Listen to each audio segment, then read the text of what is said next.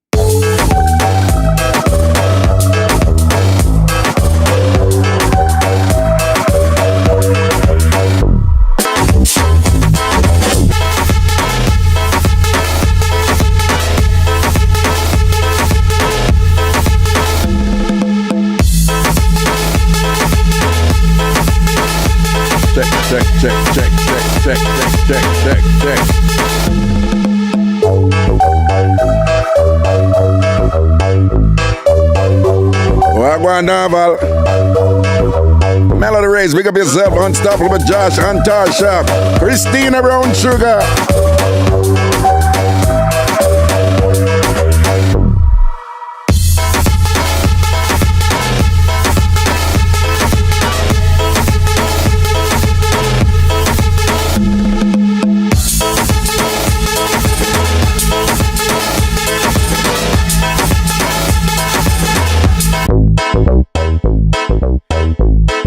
Yo.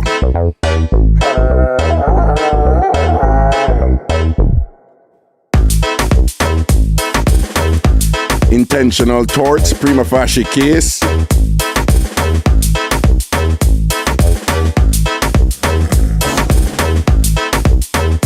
Assault. These are flashcards. Battery, or as we say in Jamaica, battery.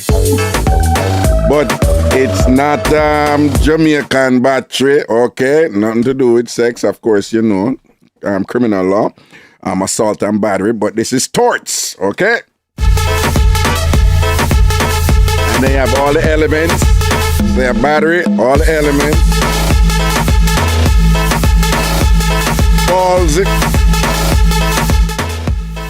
False imprisonment, all the elements.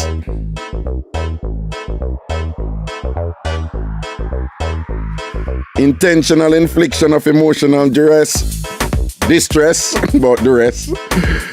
Duress is a different it's a different crime under criminal law, but this is torts, okay?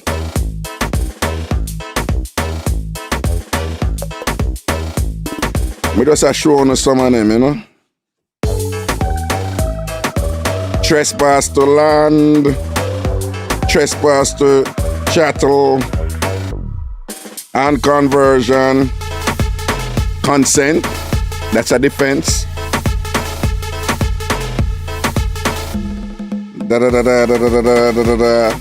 Many are familiar with this defamation. with all the elements. Defamation, constitutional considerations.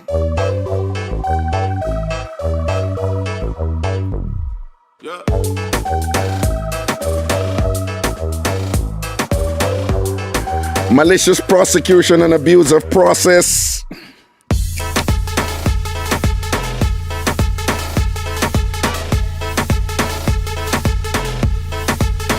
Intentional interference with business relations. Elements.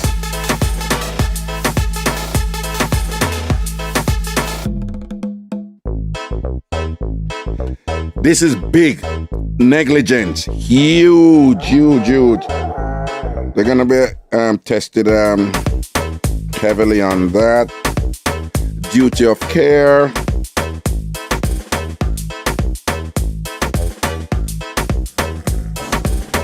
Statutory standards of care and negligence per se.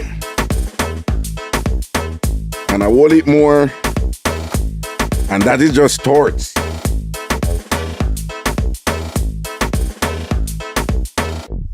These are flashcards, you know?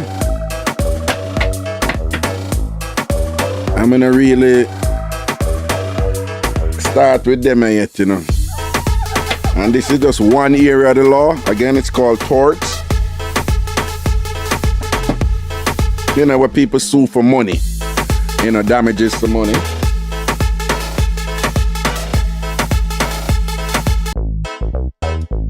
And I have 18 more areas of those. 18 more areas of those. That is just one. So you have conflict of laws, securities and transactions, family law, criminal procedure, real property, contracts and sales, constitutional law.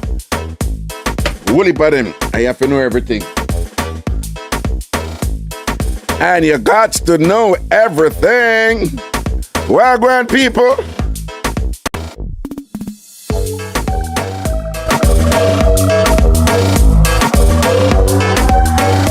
Long time I do a roll call, and a long time I do a roll call. Make make it happen. Make it happen. Make it happen. Let me say one. No, but big up yourself, you know. All TamFam TV members and things, big up on the Paulie Robinson large up. Dirty Liquid. Big up yourself, Liquid. Tambourine Welch. Whoa! How did that happen? Big up Liquid and then big up Tambourine right after. It's almost like they go together, don't it?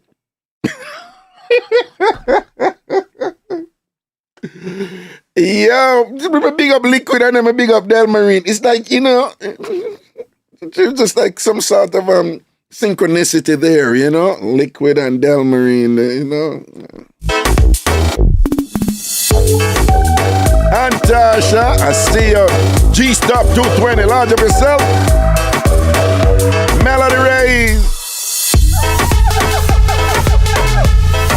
All right, roll call. We're gonna start with YouTube. Kingston, Atlanta, I see you. GS, Texas, Unstoppable Josh. Which part of Texas, Josh? Because boy, some breed I eat a reach, you know, down there now, don't it? Java Mir, what you say? It's Tambourine Welch Liquid. Tambourine Welch Liquid, that's her name, though. Harvest Wednesday, South Carolina, Interstate 95. Mile meter 160. I mean, it's easy though, that is, I mean, how specific can it? Interstate 95, mile meter 116. You miss out part though, since you're being so precise, Orville. North or south? North or south? You never make you know north or south. Antasha, Montclair, them for know. Unstoppable just say a Dallas thing there, you see it. Tambourine say Hercules. Tambourine, what you mean Hercules? What you mean by Hercules? What about Hercules? Tambourine, what you mean by Hercules? What you want Hercules have? Are you cut off Hercules here though? You're wicked. You can't help yourself. A Woolmans you go. A Woolmans you did go. Be a wicked people go Woolmans. Althea Dawkins, Vera Beach, Florida. I'm familiar with that place. Diva Frisky, Lawrenceville. Big up yourself in a Diva. Raga loves you. Claire, over there in Villa Rica in Georgia. Gina says it's really hot in Houston. Yeah, man, Texas. Them say them have like one heat dome over Texas. You might go through it. And just make sure, say, on stay hydrated down there in Texas. And don't do like Raga, when Raga did it at Jamaica.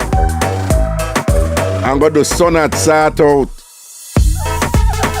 Do not do like Raga when Raga did it at Jamaica. And live in a somewhere we have zinc roof and go do sun at sort out and never hydrate and nearly faint on the work. You understand? Don't do like Raga.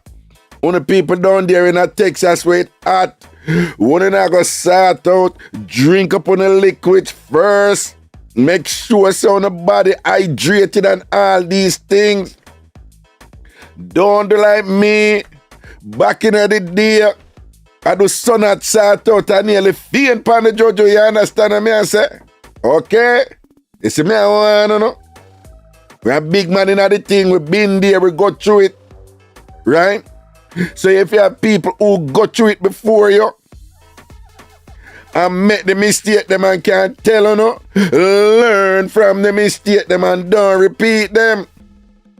That sun had sort out something there and nothing normal. Make sure you're hydrated. You know, so one time, you know, when somebody at Jamaica or whatever, she don't like sweat when she has sort out.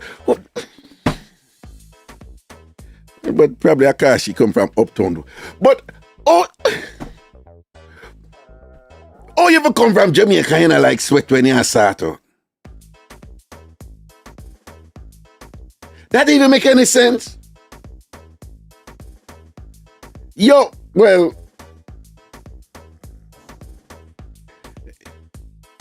when you don't know, after we, you know, look, we bus and thing and look at food did I run and whatever, and you don't know we place AC all the while, we never really did. No sweating never go on. But when you come from ghetto, you come from country, see, well, you have to be careful now, you know, because country coming like town now, you know, country people, them have up them AC, don't get it twisted. Don't get it twisted. The country people, them think turn up right, you know, that me I tell you now, yeah? Unstoppable, just big up yourself. Yeah, because when me, you know, after me did go back and thing, and you know, me go back and a teacher, you and thing. Me never have the old school sweat up, sort out there. You're still sweating, okay? You don't know, but you know. But that whole heap of sweat. Let me tell you, man. Get up people and people who come who grew up with AC, who know what we are talking about, and then who grew up in a certain house to where, because you know. When you grew up humble, you already have a little space problem in your house, right? Space, you know, things where we say chuck up. Things chuck up and we chuck up. And then on top of that, Lord Jesus, Jamaicans are cursed. You see, when you not have,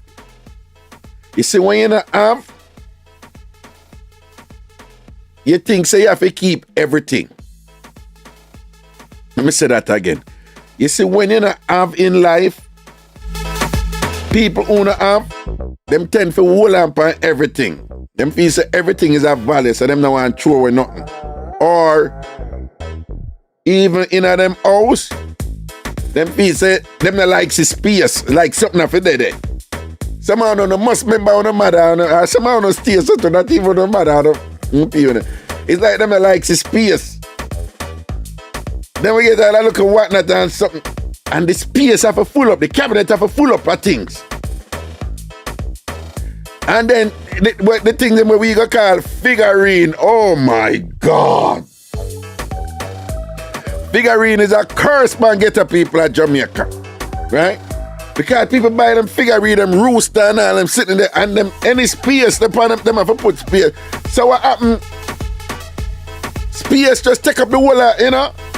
When you have no space, your ear really circulate and do a thing.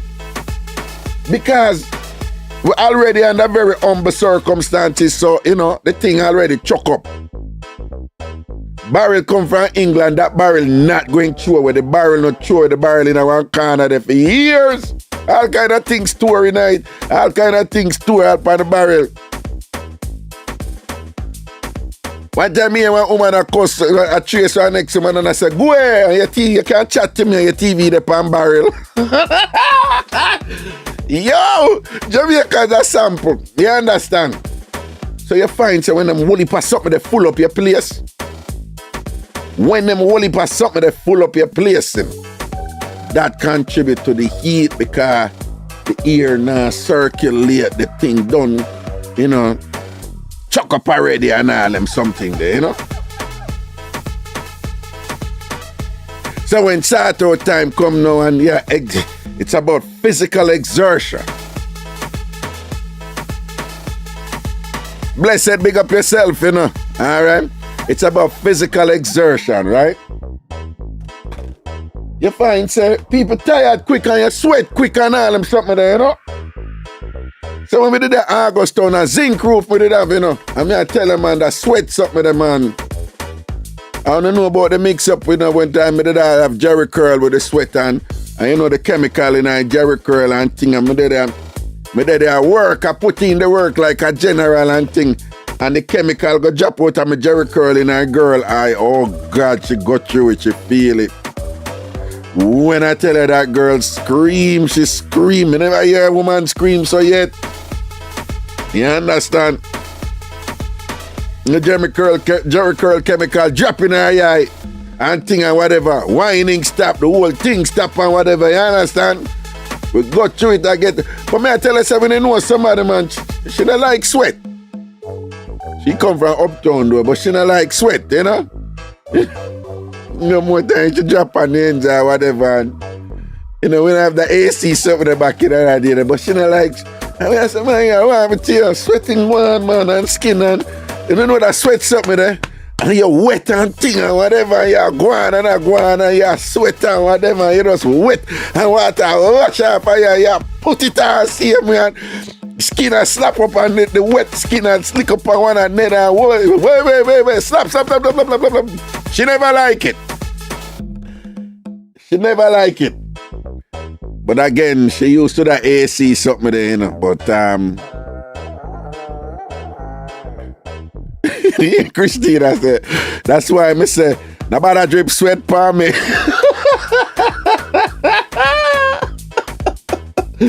Christina, how you ever do that? Christina, they never do that. Something here 20 years work and water. Oh, I shall for you. Now, seriously, who remember that something there? Who go through that something there? Yeah, work and water. That man, they must have do it. Well, Texas, they might have them AC and whatever. But they must be part of America where them still do that something there, man. Yeah.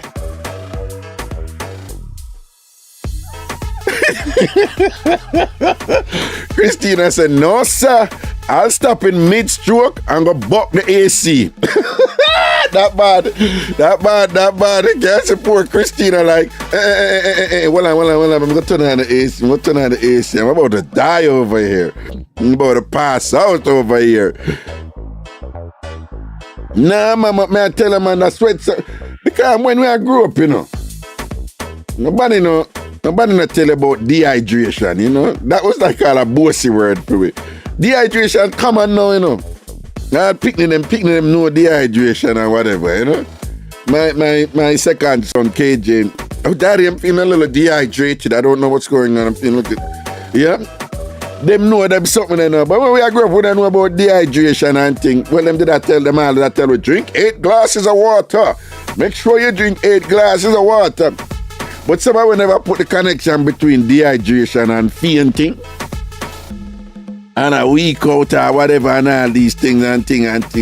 So, and we're a man too, when certain things out for run and whatever, that's all we focus on, when I think about, if I hydrate myself, we're going to a hot place, I better make sure my body hydrate. When I think about them sometimes, what my mind focus on? Jojo, send on and don't hang on and make we deal with the thing. You understand? I just that with the pan and thing, but So we just said to the Florida people and the Texas people Louisiana too, and then get some breed I eat down there too, you see, man.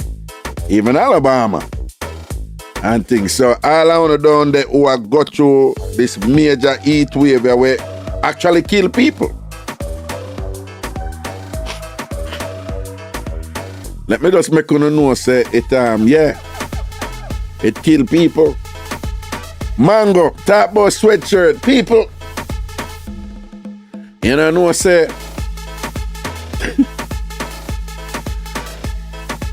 you know, when we not grow with certain things, right? And you get it. I remember last week when we look at this question and I say, you don't know about them people who them would dress a certain way, which is kind of like outrageous or totally against the norm or just like, ew. But in a fit them mind, them look good. So when them walk and them see people are stay upon them, in a fit them mind, I done the place, you know. But then when some people are stay upon them, like, oh my God, I can't believe him and wear that type of thing, you know. But so that about sweatshirt and sweat and hat. So the first time I travel to England, I go, you know. See how to big up yourself, you know. I see the thing, me G. I link you, man. Enough thanks, Yard, enough thanks. So the first time I travel to England, I go.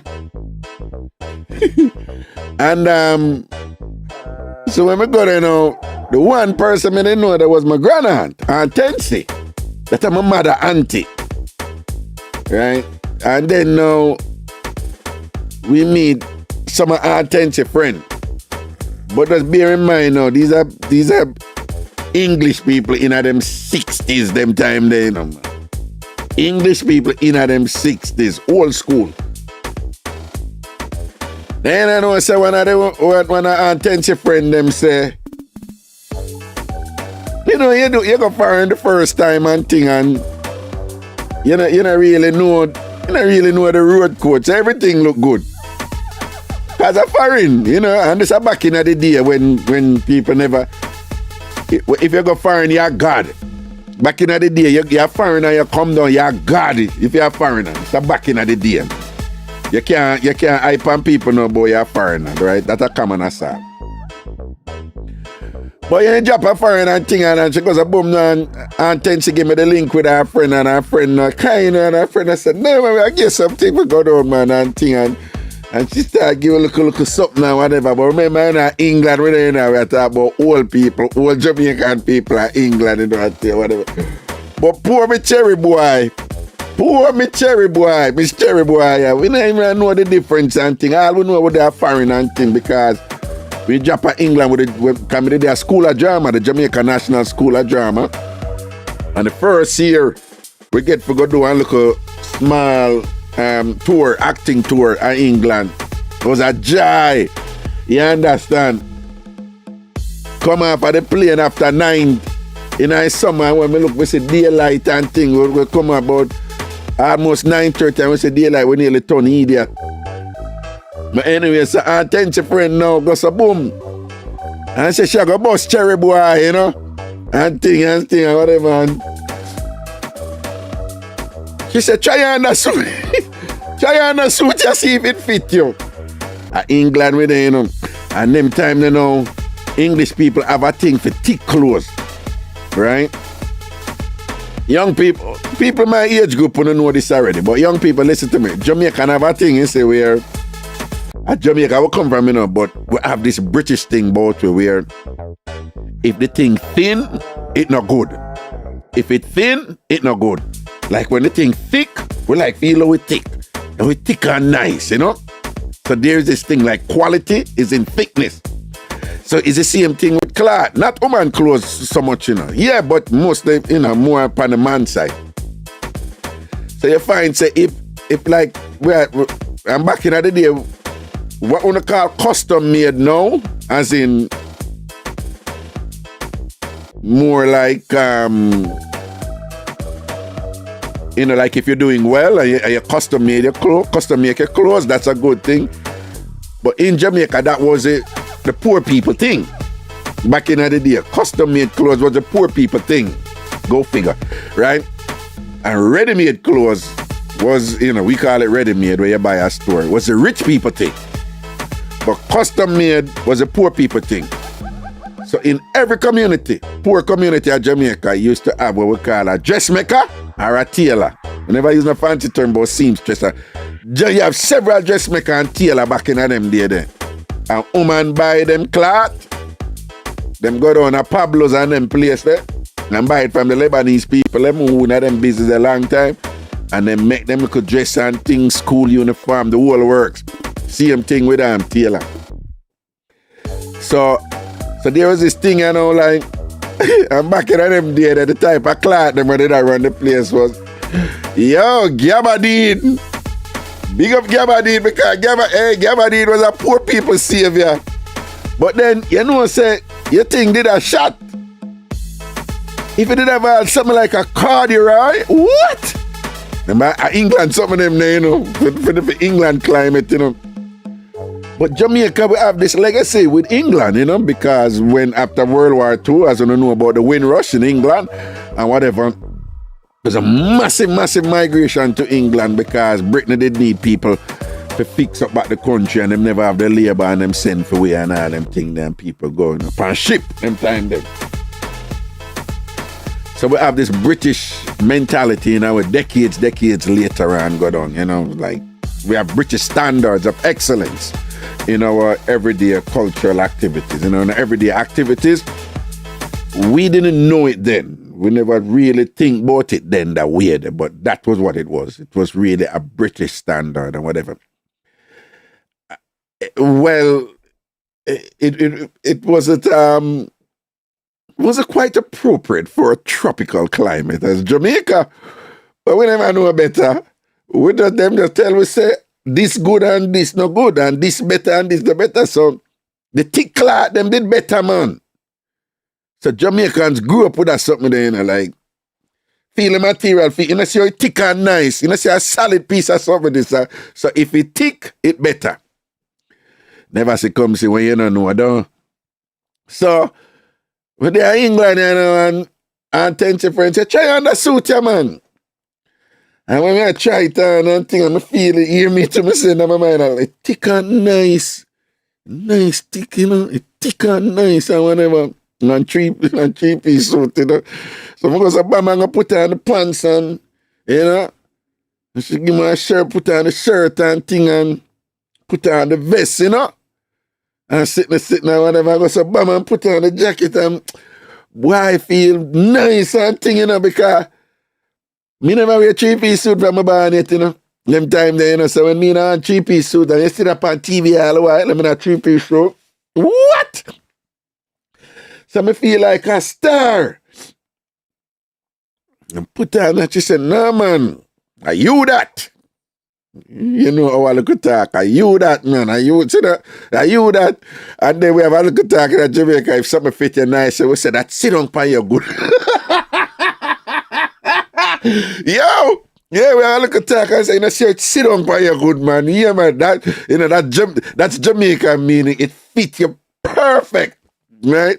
So just say, yo, it's dumb, man, that sit on your good, man. I feel good in a suit, man. I tell you, say, you couldn't chat to me, man. I feel like royalty in a suit, You understand? I say, suit just sit right for me and thing. I'm looking at dress and I say, and me that and thing. And she say, are you? Say, she tell me, say, me. You see, she tell me, say, am I suit that? The decision make, when me aware go back to Jamaica, the decision make right there, so. Right there, so. The decision making in my mind. Boy, I go back in the three-piece suit. Boy, I go back to Jamaica in him England three-piece suit. What him get? Me look a pupina, right? I own no pupina. We are geared the whole school taught them right now. You understand? Second-hand clothes, and then a name for second-hand clothes was Pupina. Because somebody did have it already and did Pupina it. So when them Pupina it and you get it, you get Pupina. All right. So me have my 3-piece poopy and I'm nice and thing and whatever. And I say, this me I go back with and she goes, boom, and bust me upon one of them old British shoes there and thing and whatever. His shoes kind of curve up like it, I think a Rumpelstiltskin. Did I care? What? Care what? Boy, at England's clothes me I wear. Allow me. Star a star. I roll, we are going to roll out. We are going to done them when we go back to Jamaica. We are going to kill people. People dead. When boy jack back to Jamaica in England, puppy in a 3-piece suit. Yeah. So people remember how the conversation start. We just a flow, you know. We do the natural thing and whatever. We do the conversation go on and whatever. Remember how the conversation start, you know. Somebody say them come from Texas. We are talking about the eat. I eat and all them something that we are talking about. Then people now, yeah, man, cream over there, you see. It name Nivea. Whether they are England, and the time cool and nice or, you know, coolish or whatever, you beard and you put on that cream there, you know, man. A cream that make you look cool and nice, you know, man. It just, the cream, they kind of, I don't know what it do. It just make your skin like your pores them open up and you feel nice, you know, man. So they fall in love with the Nivea thing, type of that cream that, you know, I look a blue container and the cream white and you whatever, wait. Anyway, come time for boy, we are going to fly back now because we did there in England whole summer, you know.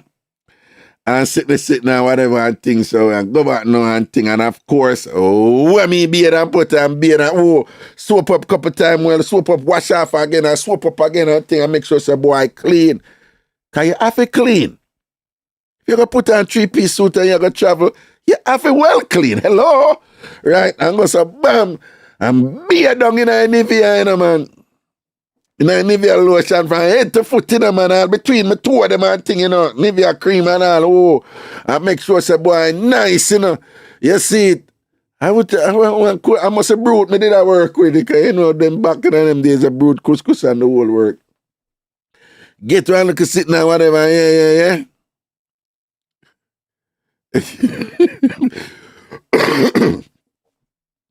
Yeah. Petrina said, go see how the suit big. No, it never big, you know. It did the right on the cusp of being too tight. You know, it never too tight, you know, but it's like it right before being too tight. But it thick. And it's 3-piece suit. And boy, I go back to Jamaica. All right.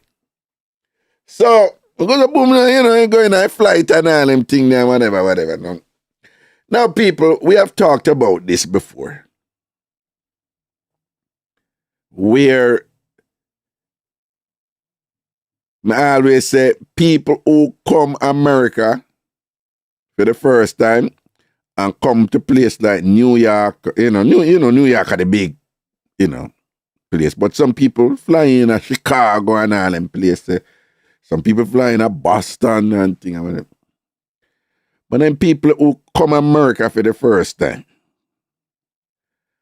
and then come like, well, the weather kind of crazy and haphazard right now, but back in them time, there was some consistency. Winter was winter.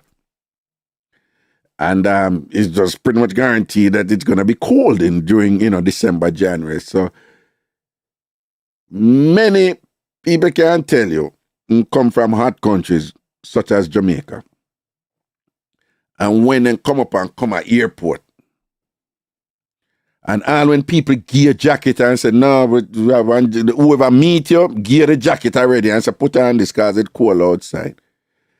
Even when them gear the jacket and gear the scarf and gear the hat and whatever, you see that first time when that door they open, and the first time the foreign ear they whoop you and thing, 99% of people who come up and that would tell you that for that moment, they had a moment of shock.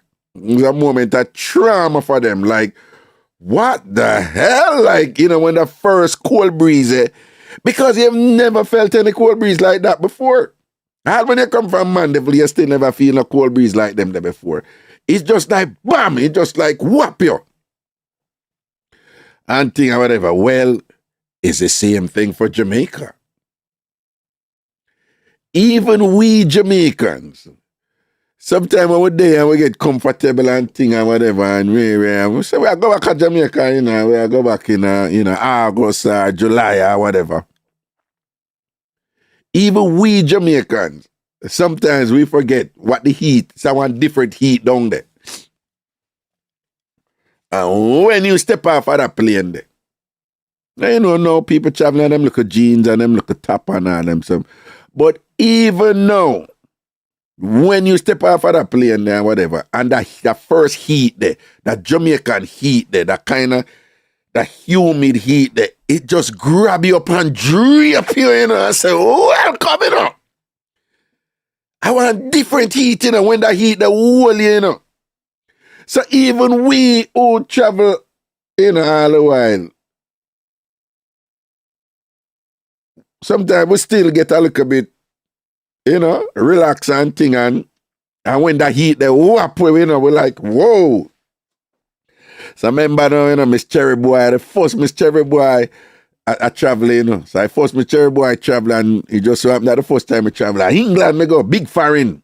Not even little foreign, a big foreign, me go. And I touch back down in a place, and thing and whatever. So, but remember, boy, and I'm 3-piece suit. I could just make it clear. Is Jesus God? No, well, I leave that. But remember, say for we, you have to wear Marina, I think you have to wear Marina, right? Them called undershirt here or wife beater or whatever. A Marina, we give the British thing, so we call it Marina. So we have a Marina. Then we have on the shirt, nice thick shirt. Then we have on the vest. Then we have on the jacket. I come back to Jamaica and thing or whatever. And them days, go through the what them call or something, where the thing will come over and attach to the door and then you walk through. I don't know what it name. Them days you don't have that. Them days you walk out of the plane and walk down the step and walk on the ground go across. Right? So when you step out, you know so that breeze, that heat, they grab you. So you see people, so me I come in and I go, so boom, I so I step out at the top of the step. Me I tell you, it's when the heat grab me. My whole a pass upon them, when the heat grab me, my whole body, it's just like, me just feel like a beer water in my suit, Right away, you just feel like, say, when you go so boom and you open some pipe and the water just rush out right there. You see, I'm step out, jet bridge, it's same one, Kev. Right? You see, I'm step out and whatever, me no know, I can just feel the water running in suit down, man. And water rush a come down, man, in the inside I suit, man. Because boy in a 3-piece suit, I come back in a summer from England and thing and whatever, and wait. And the water start take me and run and come down, and I just start walk, see me and go down the stairs and and walk, go in. You have to go in and go do immigration and them something there. So you feel look better after you go in there, so, and thing and whatever. And you go through the whole works and you get your luggage and you come on. But them days, car never come on for we, so say a bus have to do it, you understand? So you have one bus will come out at airport, public transportation, big bus, And a bus, you have to hold the bus there and thing, and we take the bus, we have to take it, go town, go Kingston, and then from Kingston you take one next bus, we go Argostown, because at Argostown, they live them time there,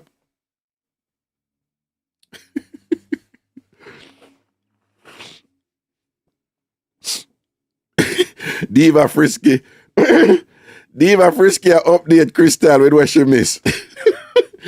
Yeah, People, you know, so I come out and I wait all, come out and, you know you go that Kingston, you come out and you see people who are waiting for people, you walk past and I have to go over the bus stop and thing and whatever, and really, I'm over there and again, you know nothing about dehydration and all them something there, you know, and thing, and boy, I wet in a 3-piece suit, you know, but we can't take off, nothing, you know.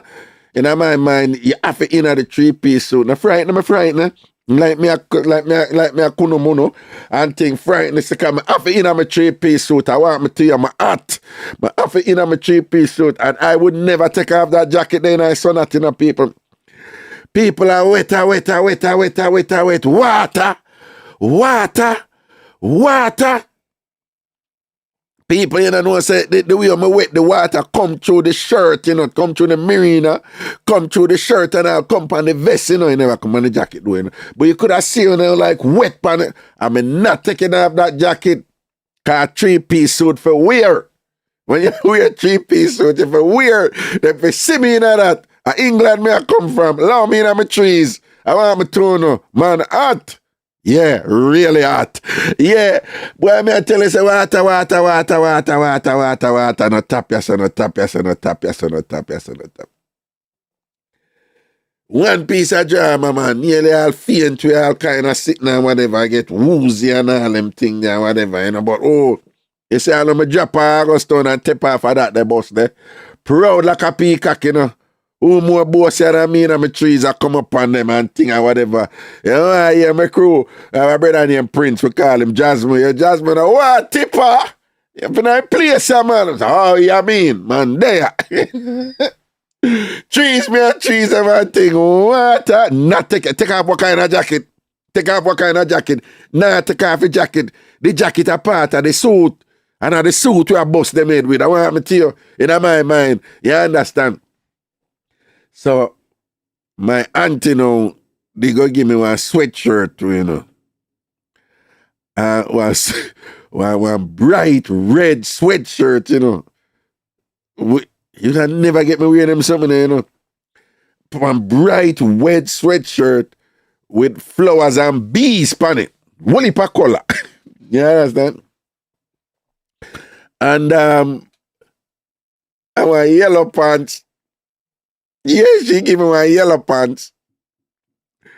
And me didn't have my yellow shoes for a long time. Yeah, them days, make people tell about travel fox days and them days. Yeah, shoes in every color. And them time we used to follow Silver Hawk sound.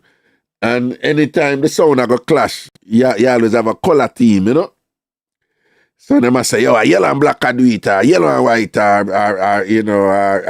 purple and white. They must say something green, you know. They might always have a color scheme. So, and the people in Jamaica, them buy the color, even the shoes, you know. So me did have one yellow boot, man. And them time, I remember say a school of drama me there, you know. And then when I go back to school now the Monday now, I go so bam and put on the yellow pants so my granddad give me from England, you know. Yeah.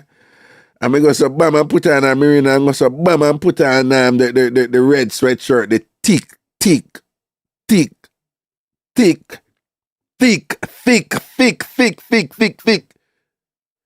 red sweatshirt, you know, man.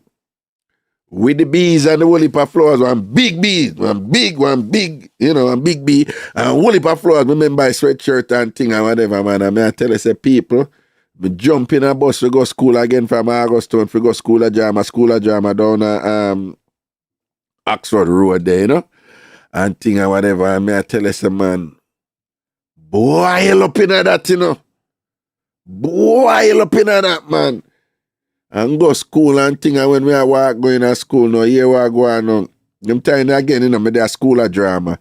But there are 4 colleges in the campus: the Jamaica School of Drama, Jamaica School of Dance, Jamaica School of Music, and the Jamaica School of Art. It is now called the Edna Malley College of the Visual and Performing Arts, but the name feed back then was CTC, Cultural Training Center. So I walk through from the Oxford Road side and I come down now. When I come down on that side and now, on that road and now, you buck up. It's almost like you buck up on all the schools on that, when you come through the back. I don't know if anybody know this, so yeah, man. one place where them repair police car, Jamaica Constable police car, where you come through that little part there, off of Oxford Road and come round through the back there and I come down. But on a particular road there, that road there, you end up as the people from all 4 schools when you walk that way there, as opposed to entering from the Arthur Wayne Drive side, where, you know, you really are coming on the art school side and the school of drama on the left, you know. But you come on the back end there. School of music is right there. School of dance right there, so a school of drama right there, so a school of art right. So the one, so when you come in there, so a crowd I see you. So you know, so when I roll in my red sweatshirt, man, I say this sweatshirt bright. And when you look on it, you're liable for blind, you know, man, the way of the red bright, you know, bright piece of red sweatshirt, you know. You know, at 12 o'clock a day, then I roll into, you know, whatever, and I'm a bright yellow sweatpants, you know, and my yellow shoes, you know, and thing, and nobody could tell me something not hot, you know. Nobody could tell me something, I tell you, say, the world I look for me, you know. The world just a look for me, say, all in my mind, and my outfit I kill them, you know. My outfit I beat them bad. You understand? My outfit have them weak. Cause man, fresh out of England in them thing, you know, you see me? Who can chat to me? Star a star. Rolling upon them. You understand? Poor me don't even know, say I laugh off of me them time there and all these things, you know, and thing and whatever, you know. Yes, Jennifer, you could have come down on Tambourine, come and turn on Arthur Drive, and then you could have entered the campus from that side. You did have one look at high school around this. I think it named Gay instead on Arthur Drive, but you have one back gate, man. You have one back gate where we the student them use mostly, you know, and thing and whatever.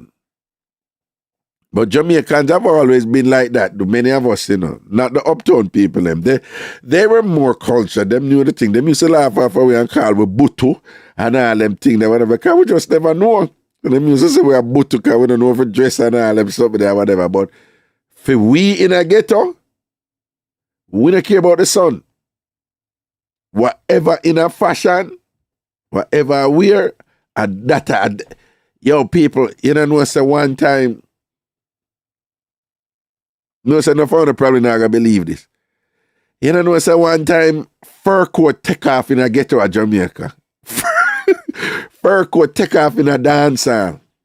Yeah, one time fur coat take off in a dance hall, man. And when me I tell you, say, you see woman a roll out in a them fur coat and all them thing there, and them a sweat and a dehydration and a kill them and them no business. You understand? All of them weak out. But tired, man, I don't know how I'm tired. So, you the damn fur coat, you're dancing a fur coat. Yeah, and then one next time again, boots. Women's boots, like long boots, will come up. One time gone that they take after. That's a long time doing, you know. Everybody remember when African crew and the Ouch girls, them and them girl or whatever did that. And them did I run the fashion thing, a dance. When you see them in some expensive leather boot we come way up past them knee, you know, and woody, because you know, you know.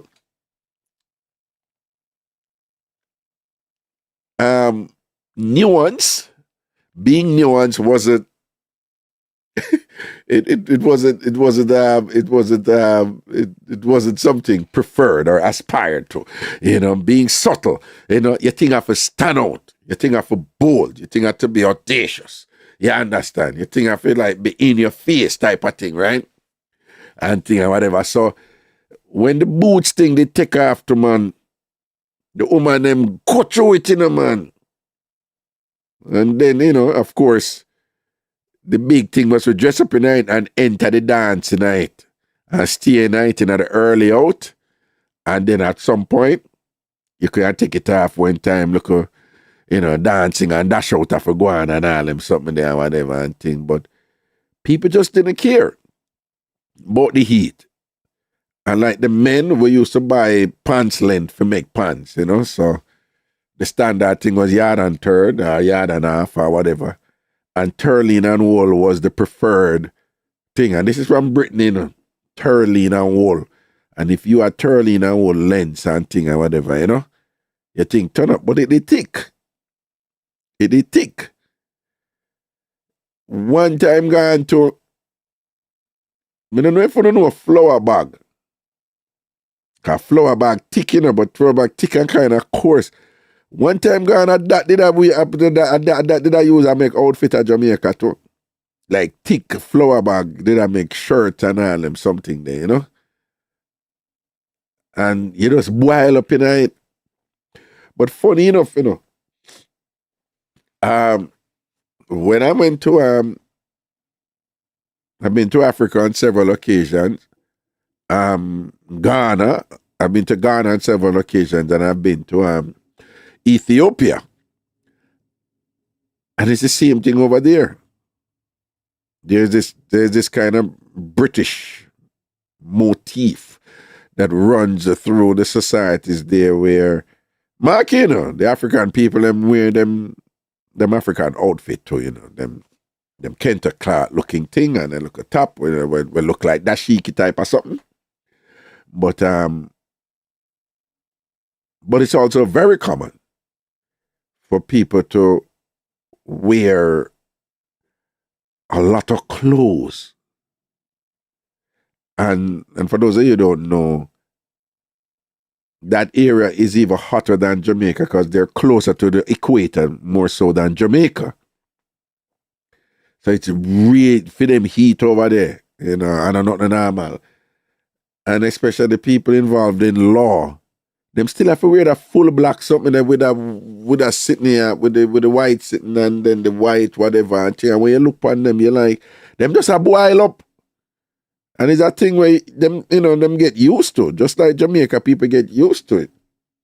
You look at most black people who go to church, and in my opinion, this is just my opinion, you can't disagree with me. But there's this thing to overdress. Right? You see that whole thing that when them have a church, black church, where them get with elaborate hats, it's all British. If you look when the British, the British aristocracy, they're really into them call it the sport of kings, horse riding, or horse race. And when them have for them big race in England, there's a big thing there about hats, women's hats. Right? It's a big thing there about women's hat. And the hats are just elaborate. Just some elaborate hats. So, in England, when people go to those type of bossy people, aristocratic events and things like that, outdoors, horse racing thing and whatever, or them have this thing with the one name when them go hunting with the fox and the fox. No, with the dog them and the dog them run down the fox and then kill the fox and them a ride and when there's this emphasis on outfits, of course, but like huge elaborate hats. And that passed on to black people. When black people go to church, it has kind of tempered somewhat now. But, when we grew up and think, you have to overdress when you go to church. It's a sign of respect. It was considered the norm. And that is the way you're supposed to dress when you go to church. But people just overdress when they go to church. It's just this elaborate thing when you go to church, It's just this big dress and big hat. The hat, them a big deal at church. And people... There was a time when it was polite to wear, when women dress up, you must have on your gloves. I have very few pictures of my mom now. But one of them, you see Miss Cherry, I thought one day in our gloves and thing, and I got do road. In our outfit and our gloves and all these things and whatever and thing. And there was this thing to wear gloves. In a hat at Jamaica, you have your gloves, your white gloves and things like that, And you see,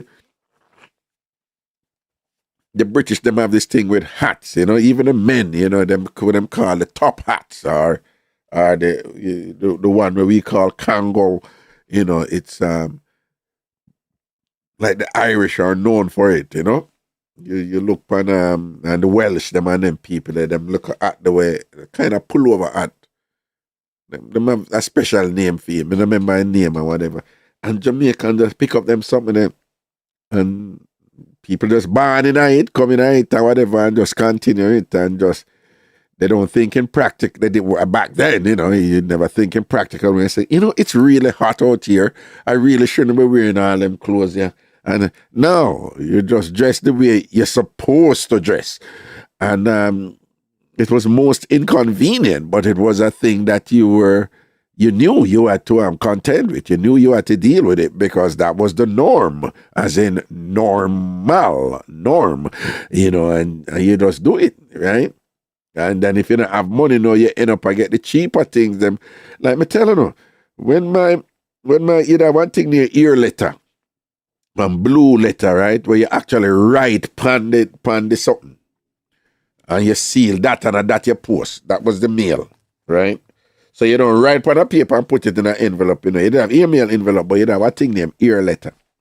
And the thing to do back then was to get an ear letter, put your foot on it, and then your mother or your father would just kind of line out your foot on the ear letter and just fold the ear letter and mail it. 2 way you mail it, and then them get that and so them send your shoe size. And thing, and my Aunt Tenty, they send back one. Remember Aunt Tenty send back one shoes, the boy, on the cheaper side, And but I one of them, we call it pleather. Them shine boot, they were on a leather, but them shine. But make I tell you, man, you see when sun catch in on them, the worse if you all have a look at 1 or 2 contour. Worse if you have a look at contour where you're there juggle with and thing and whatever, and sun go catch in on one of them boot, them, man. And all make all the contour start swell up in a boot and thing. Hey, man, tell you, man, yo, but you work with it, because of the only boot you have. Not only are the only boot you have, but even if you have another boot, that is where we in Jamaica we say, put on your good shoes.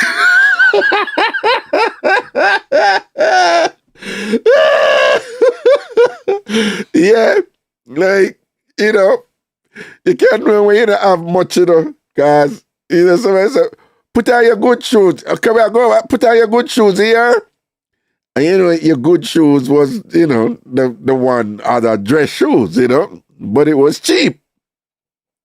And sun catching hey, me did have that done to a science, because them time one time when we did have that shoes, we did live at Olympic way, so we'd have to take 8 bus come at Kingston and then walk from town, go down East Queen Street, we go down the East Goa Church, East Queen Street Baptist Church. And me did, after a while, I have that thing down to a science, me know all of the shade them up on the road, And them time, big up yourself, Chrissy. Yeah. And them time, these annoying people at church, man. Like, church was a whole day event, but at them time, it was crazy because we had to go to morning service. Then in the afternoon, we had to come back for Sunday school. And then sometime we'd have to come back for night service. But definitely morning service and Sunday school. Most of the time, me and my sister never did have to go for night service. Like, my mother will go do sometime, But sometimes I have to come for night service, like, especially if it's something special like Harvest Sunday or them something there, or whatever. We have to come back for night service and things. So we end up I go church 3 times in a one day. And when I say go church, you go church in the morning, you leave, you take a bus, and you go back home at Waterhouse. Then you take bus again, come back down to Kingston, walk, go down to church again, go Sunday school, left again, go back to Kingston, take a 8 bus, go back to Waterhouse, then you come back for night service and thing.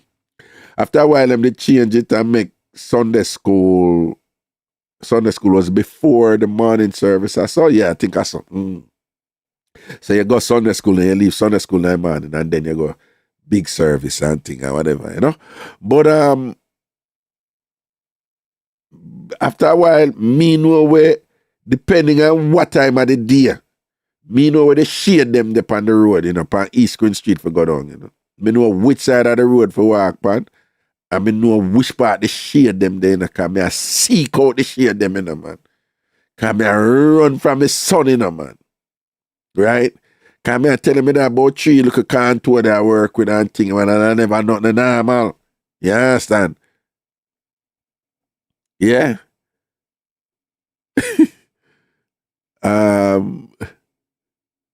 Sonia Nelson, could you imagine your foot in the shoes if you're wearing Bobby socks? I was Sonia talk about could you imagine? Eh? CRD, I was Sonia talk about could you imagine your foot in the shoes if you were wearing Bobby socks? Sonia, Bobby socks was the order of the day. Bobby socks, yeah, thick Bobby socks. Make CRD tell you, me and CRD in the same age group and thing. Make CRD tell you, Bobby socks, what? Bobby socks was the thing.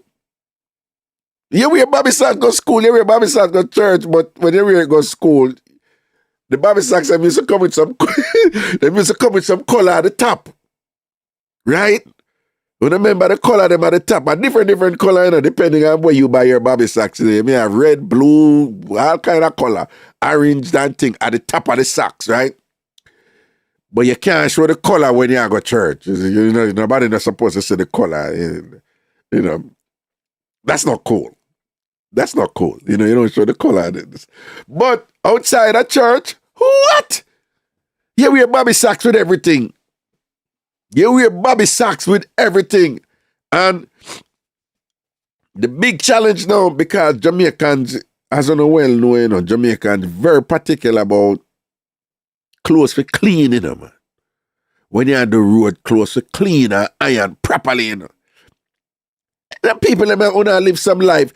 Some people that might live some life nowadays. Them don't even know what we used to go through. You couldn't leave your yard with no crush pan, none of your clothes, you know. You couldn't leave your yard and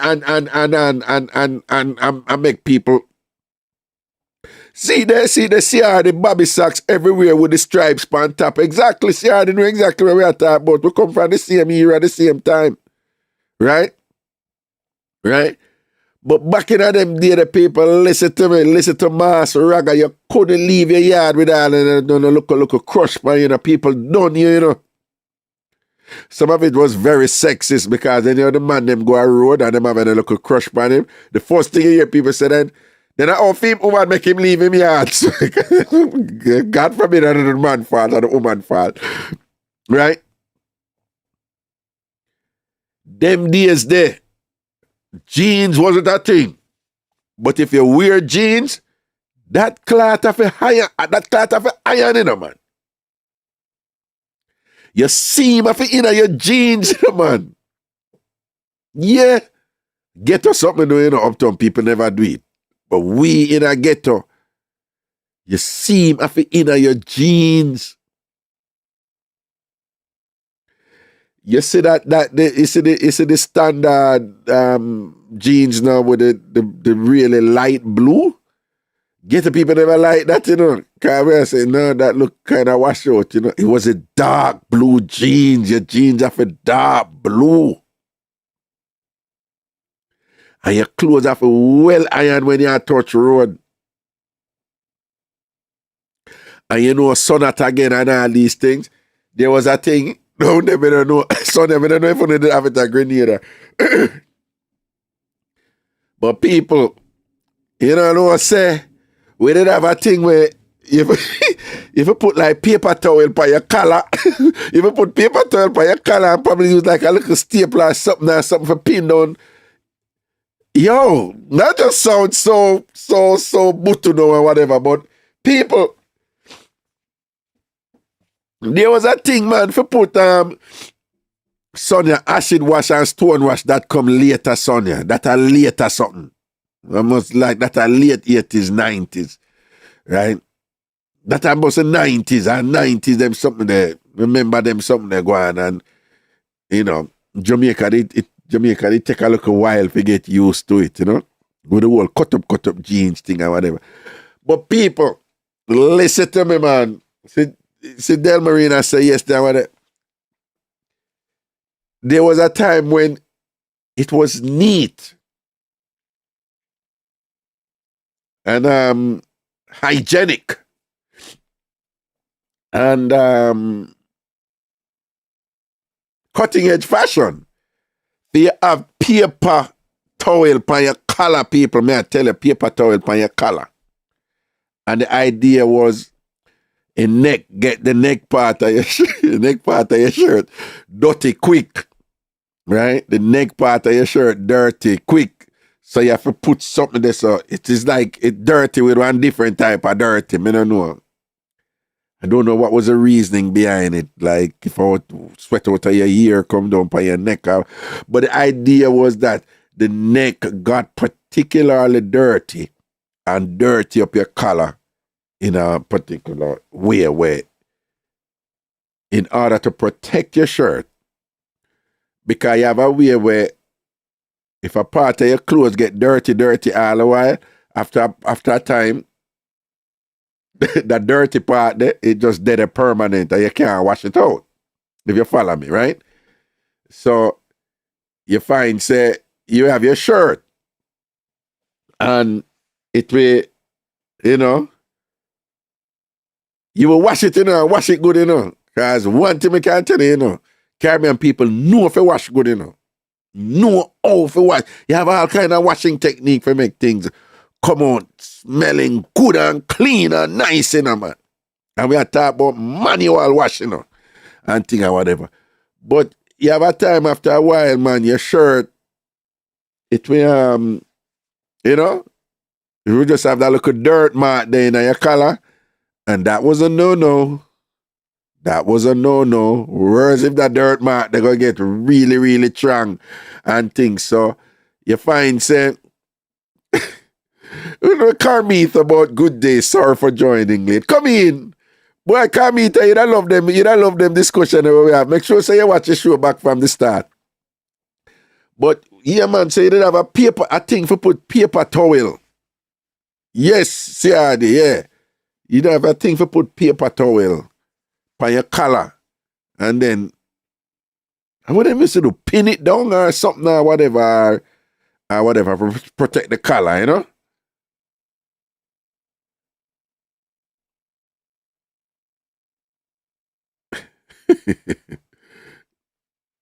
No, man, I juggle with it for that month, yeah, man. And then, after July, me go just kind of just go study right out. And then, as I tell you, the exam is the 25th and the 26th, 2 days. So after that, the 26th is a Wednesday. So after that, we're good again. We have our next exam. This is a special New York exam. It's called a New York Law exam. That is September 14th. But that exam, to me, is much easier than the bar. To everybody. But I don't like say me I sleep on it or anything or whatever. But that one day and things so for that. But yeah, man. Those are some of the little things that we need for content with and thing. And no times change now, Lois, all tape them used to use. All tape. Yeah, Carmita say paper pan collar. That me I tell them about Carmita. So we did have a little paper towel pan collar for protect your collar and all these things and whatever. Them time the woman all the woman them used to go through it with a British something too, Young ladies who are listening me now, all of you who in the 20s and in the early 30s.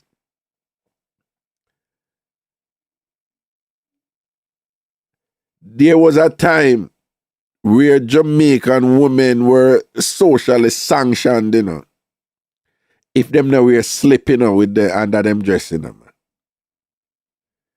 Them, them have to have panty, but then them have to have a slip, which is also an undergarment.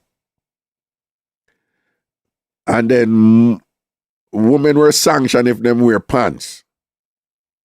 Yeah, believe it or not, there was a time when Jamaican women hardly wear pants, and when you see a woman in a pants, it was just like an exception.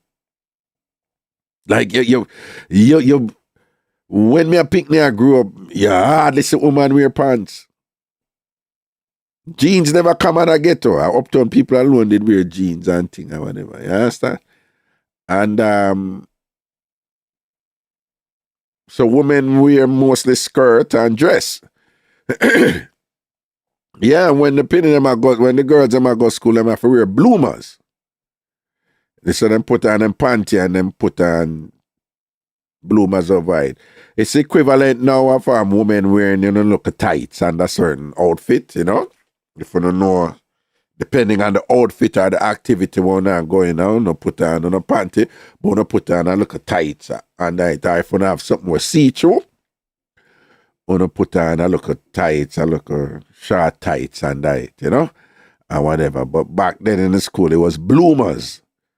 And then the bloomers, them, they thickish too, But the girl, them, did have to wear bloomers over them panty. But the big man, them, did have to wear a slip. And I remember, like, wait there. Harvey said the paper towel was also to protect the color of the shirt so you won't have to wash it as much. So your shirt will last longer. Exactly. Judith said, I use paper clip to keep the handkerchief in. Right, okay. Yeah. The Sonia said she couldn't stand slip.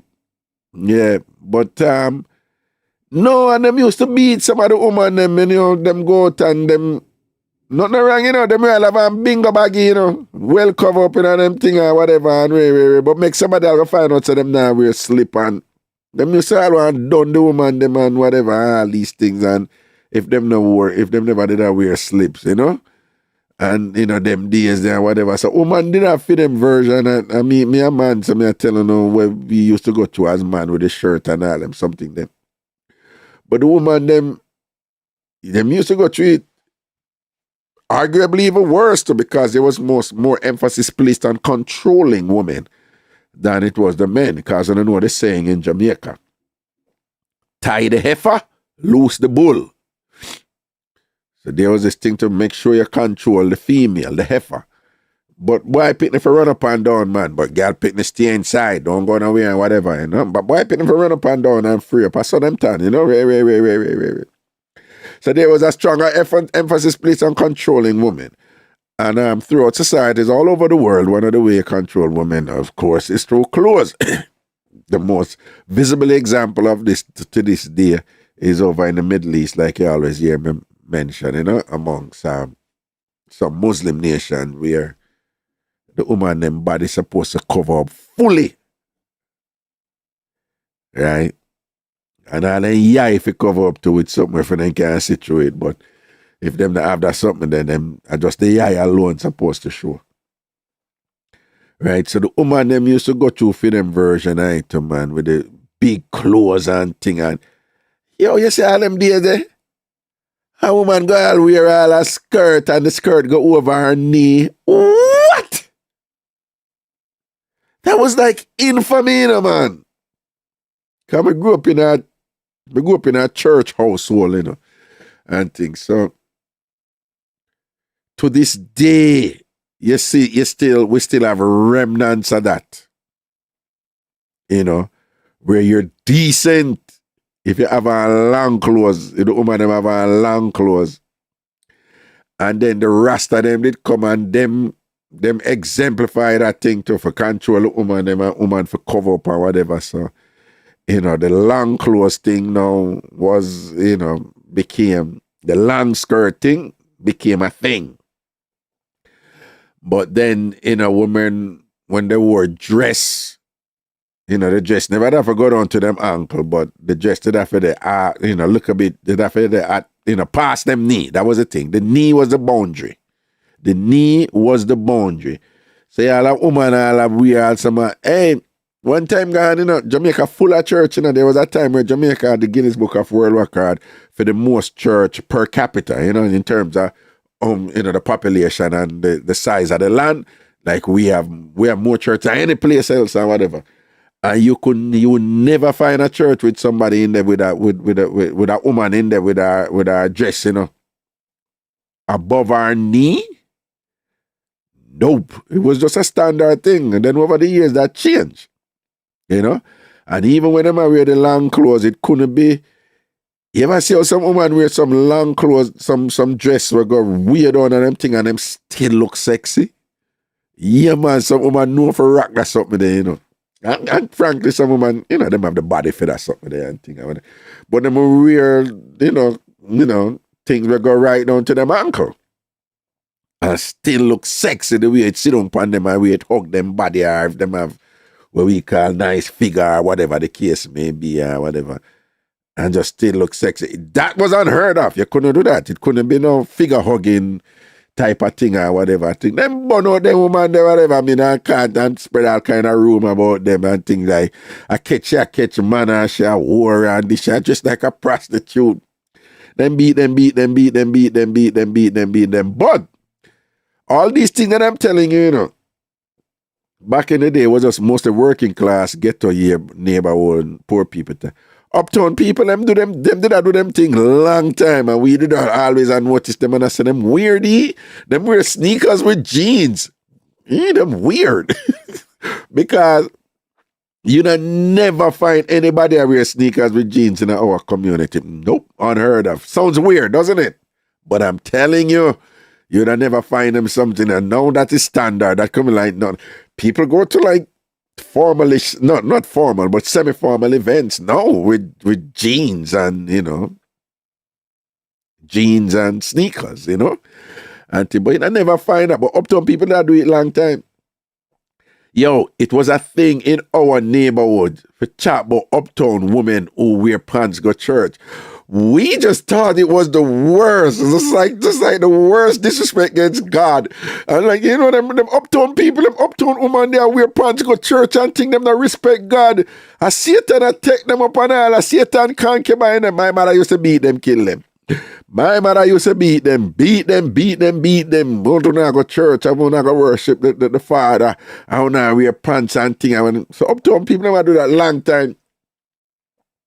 Then we're going to say uptown people that might wear jeans and sport jacket. What? To we just never see all them go together. It's like once you have on a jacket made of cloth, you can't wear that with jeans. You out of your mind? Jeans wasn't even, they want to say jeans. When jeans are coming, jeans are wear with t-shirt. You never wear jeans with shirt. That didn't look weird to it. Jeans with a dress shoes. Wait, what? Yo, when I went to Spain early out, and I saw in Europe now, everybody, impeccable dress shoes with jeans and a nice sport jacket, Usually, they look blue, they look navy blue with the gold button of them or so, a white shirt or a light blue shirt or so on. So everybody dressed and them look neat, but it was just the weirdest thing with me because I was never used to that from Jamaica. Those things are standard now, but man, telling you, back in the day, people do them something there and thing and whatever. Really. They used to beat the Rasta woman. They used to beat the Rasta woman and beat them and thing and whatever because, the whole conservative thing over that side and thing and whatever. So times have changed considerably. And I think people are more liberated now. In terms of, their choice and how they choose to, attire themselves. And I think it's for the better, frankly, because people still fashion conscious now and still put up with things where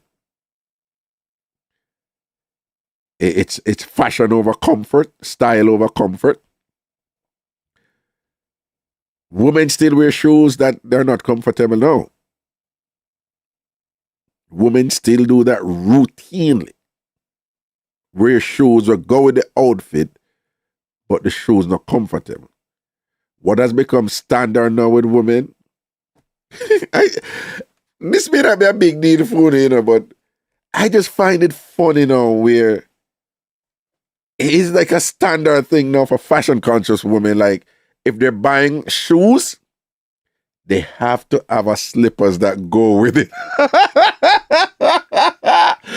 Yo, it's like you hear women talk like that. This nice shoes, but when I want to wear it, we can't find a slippers to go with it because the understanding is, yeah, I want these shoes to wear with this particular outfit to go to this particular event, but me have got to take off your shoes.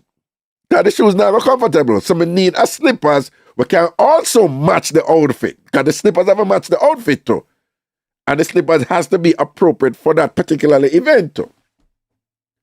So you find a lot of women now, depending on a woman will just see her shoes and just know what type of event they would wear the shoes they go.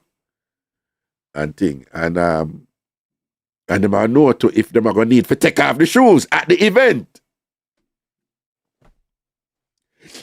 It just for me it's like if you have to there is something going on there that needs to be better understood. If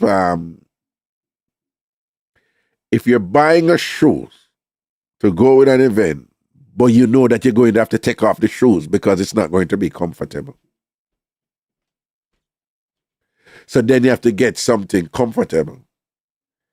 And then, so you just kind of wonder, like, so isn't there some sort of compromise in the middle between the comfortable shoes and the uncomfortable shoes where you could just buy one shoe, like you wonder? But yes, women do have that where depending on the event depending on the event, yeah, you do have, women do buy shoes where them just wear, of course, and them not take it off. But I'm saying, even now though, you have these constraints, these cultural constraints in the way we choose to adorn ourselves. And some of them, to me, they just come over a little bit impractical.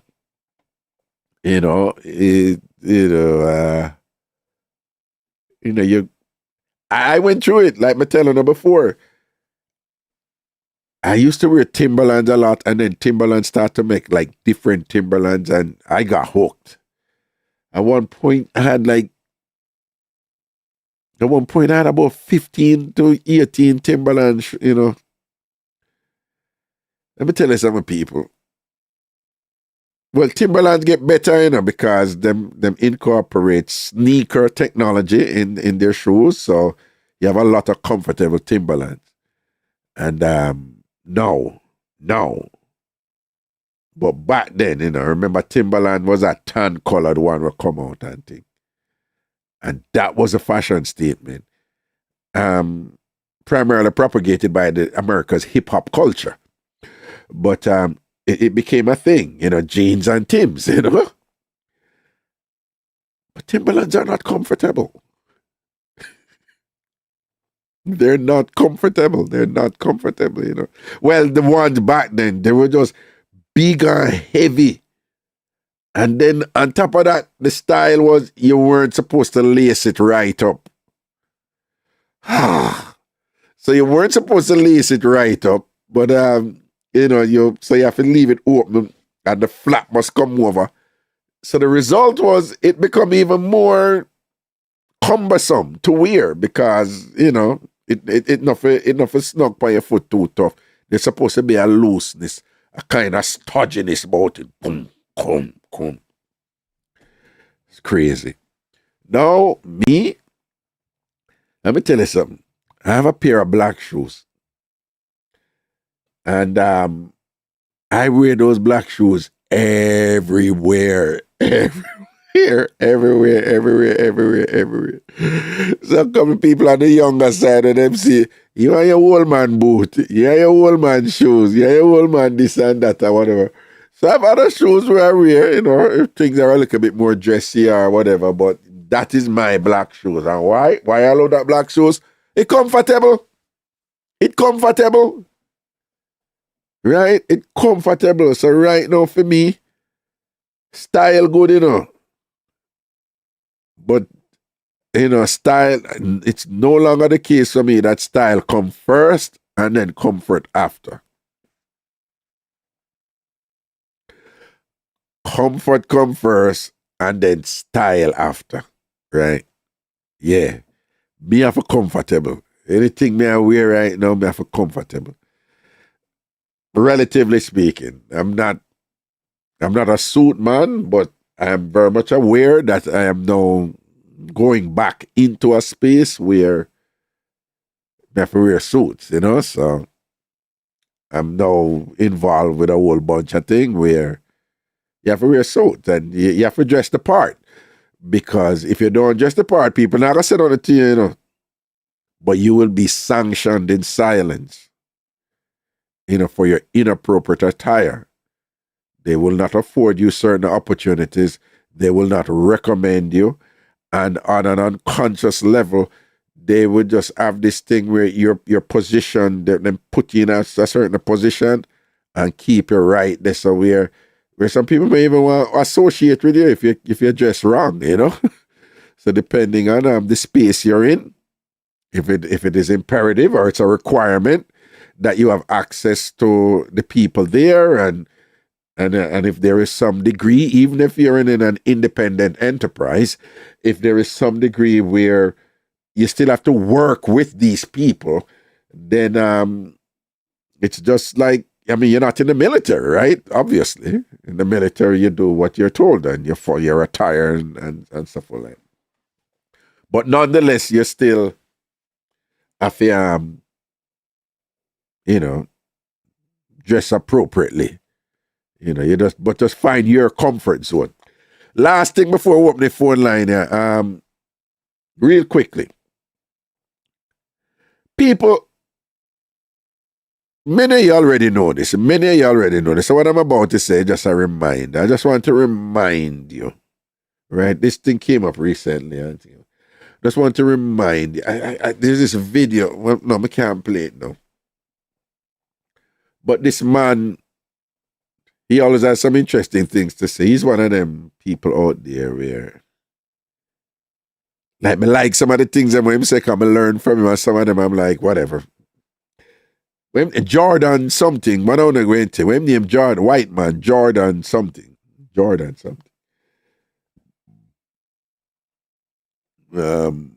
But he was speaking recent. I saw a video with him, a snippet and thing, you know, social media. Go.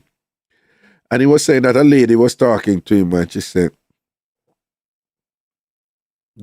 one of the most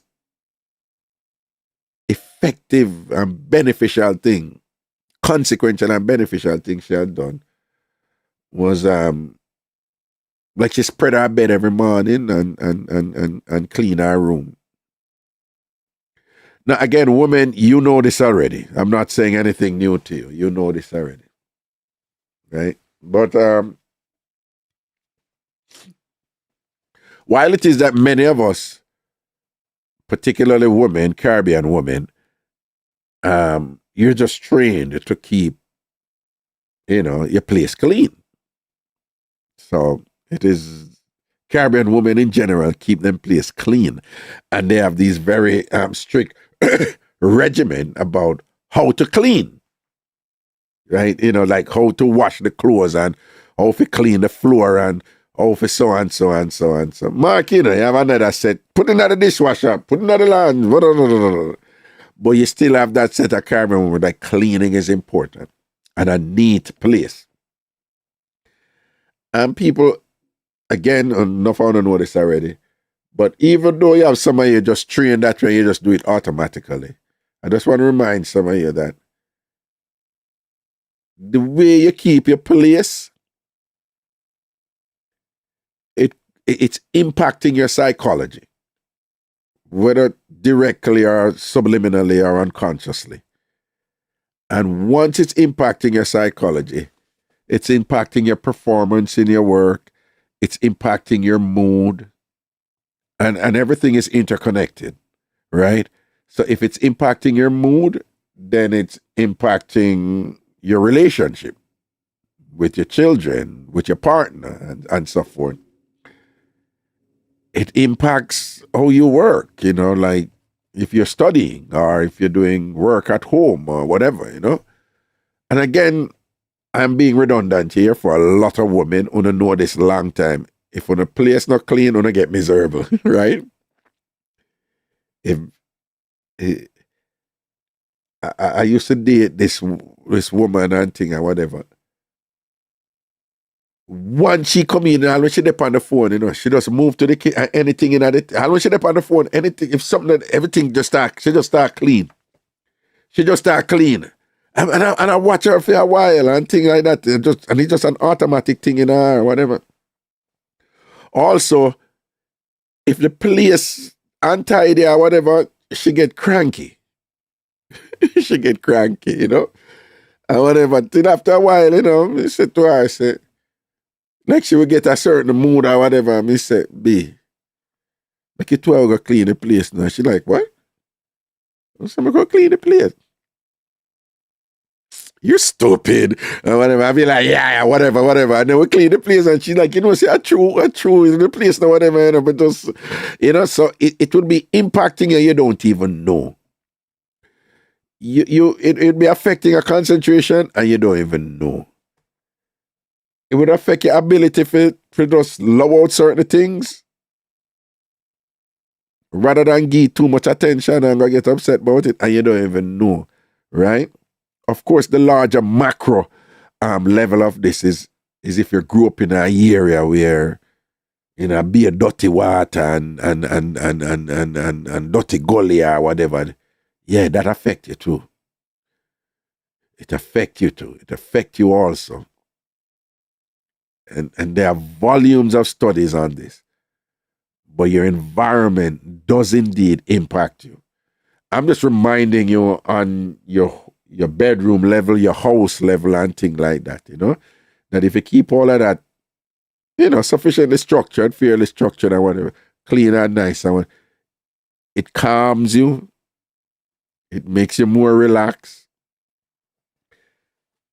If your surrounding is continually disorganized, fragmented, chaotic,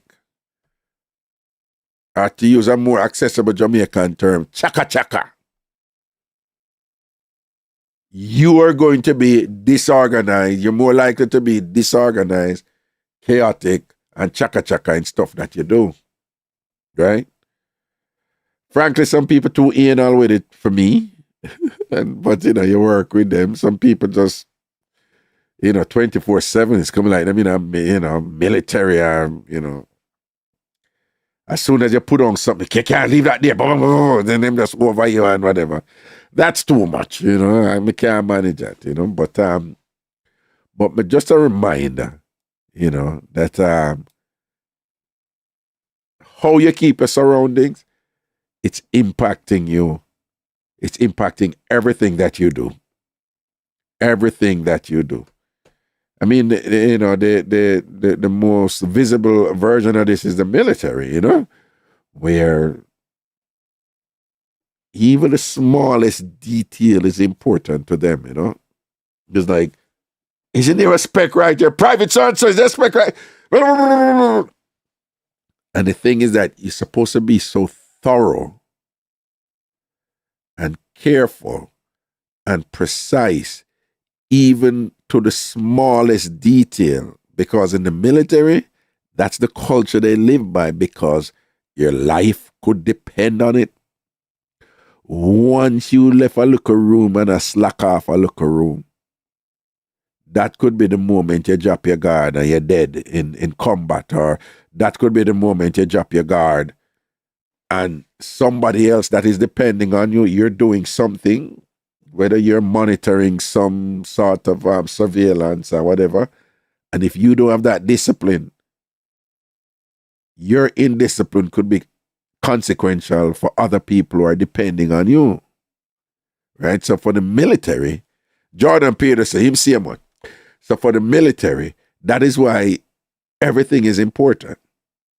Even the smallest detail. You say you clean the floor. What kind of clean you clean the floor? See a microscopic spot right there, so 200 push-up. Wait. Go clean the other one over there, so to be car.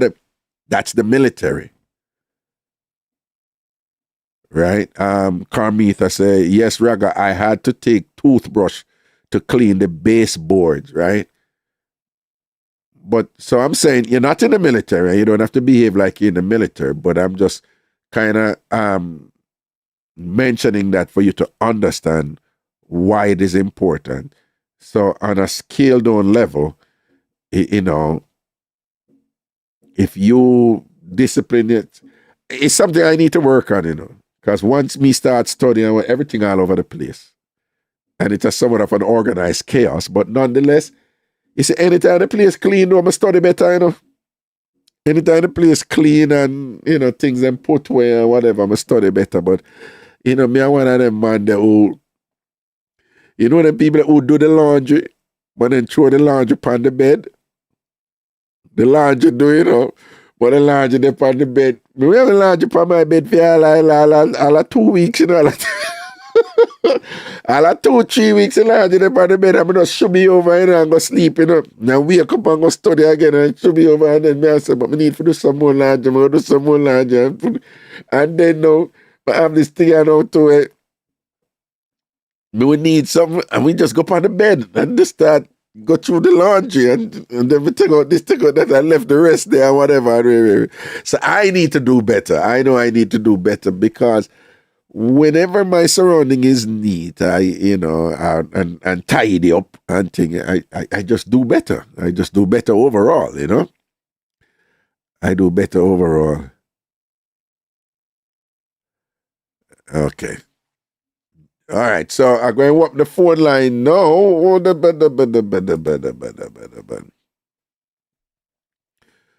June Allison, if you lose your passport and also your citizenship paper, how do I go about retrieving it?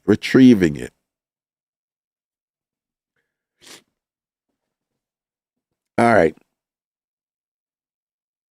Well, there's 2 ways to answer that.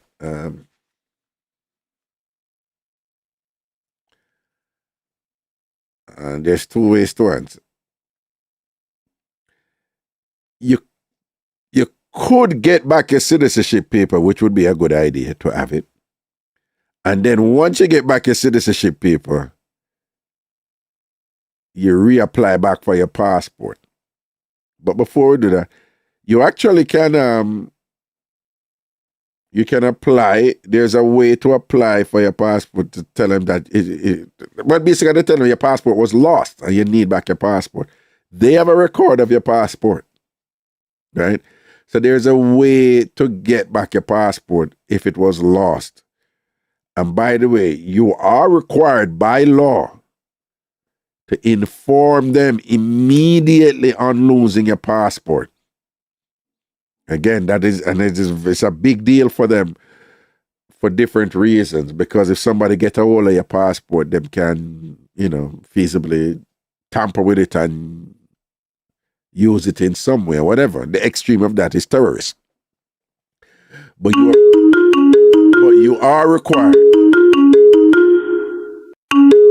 You are required to inform the authorities immediately when you lose your passport.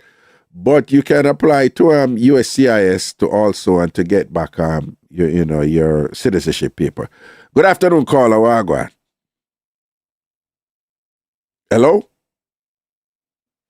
I guess that person. But yeah, you can yeah, it is Delmarine, you're right. It's important for know your passport number. But you still can retrieve it, even if you don't remember but if you just tell them say you lost your passport and you want back your passport. It's an annoying process, but there is a process to get back your passport. But again, if you get back, if you apply to USCIS, United States Citizenship and Immigration Services, you can get back another copy of your citizenship paper, which is a good idea to have. But again, they're a little bit particular about that, because nowadays scamming and everything. And wait a minute, I want to tell you about a scam, But me want to tell you about a scam. But scamming and everything, so it's kind of, it's a tedious process. But these are important documents, so you have to do it, okay? Oh, talking about passport, for whatever reason, somebody sent me something, and I made a couple of calls, and somebody says it's true. But if you're listening this and or watching this and you're on over in the England side, apparently, hello. You want to show me something? Yeah, hello. Hello, Raga. Yeah, Yes, Mr. Ragashanti. First, I have something to tell you, but first, I have to cuss you. The day we was talking about the girl, we are going to school. So you climb beside the Ministry of Education. Yeah. And you see what they got. You call everyone else, but you don't call my schooling. You call senior school. You don't call senior school. Huh? You talk about whole man. You talk about whole man. You talk about senior school you run past. Yeah, but senior the right, that's to the left. No, yeah. Yeah, name out everything. Give me what you name out everything. He pass her and she go, I don't call senior school. I want to cut him backside and make it. Anyway. I know I said the woman's girl, man, think even the woman's boy, them can't show off on it because them to through senior school, them I say, I mostly get the people go there, whatever, and them think that. Who never have problem? And I used to boss them. Who never have problem with the woman's girl, them, or the woman's boy, them, so you ever have problem with them? Listen. We use a bus to girl them out and catch them. Beat them down, beat the woman's girl them down. Come over race course.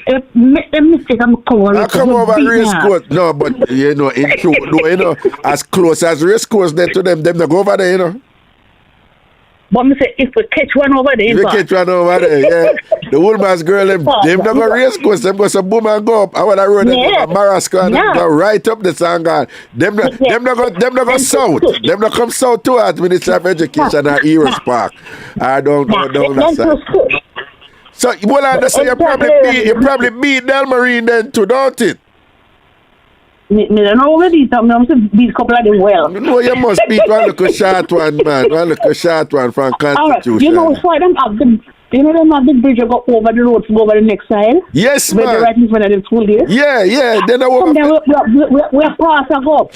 I will catch up. Now we bust their ass and we run down up the road. Bust them ass and thing and whap them up. Because she say you probably beat Delmarie because she was a little stushy, you know. She was a little stushy. Whap her clad. So them stand up them man. And we came around. Boof.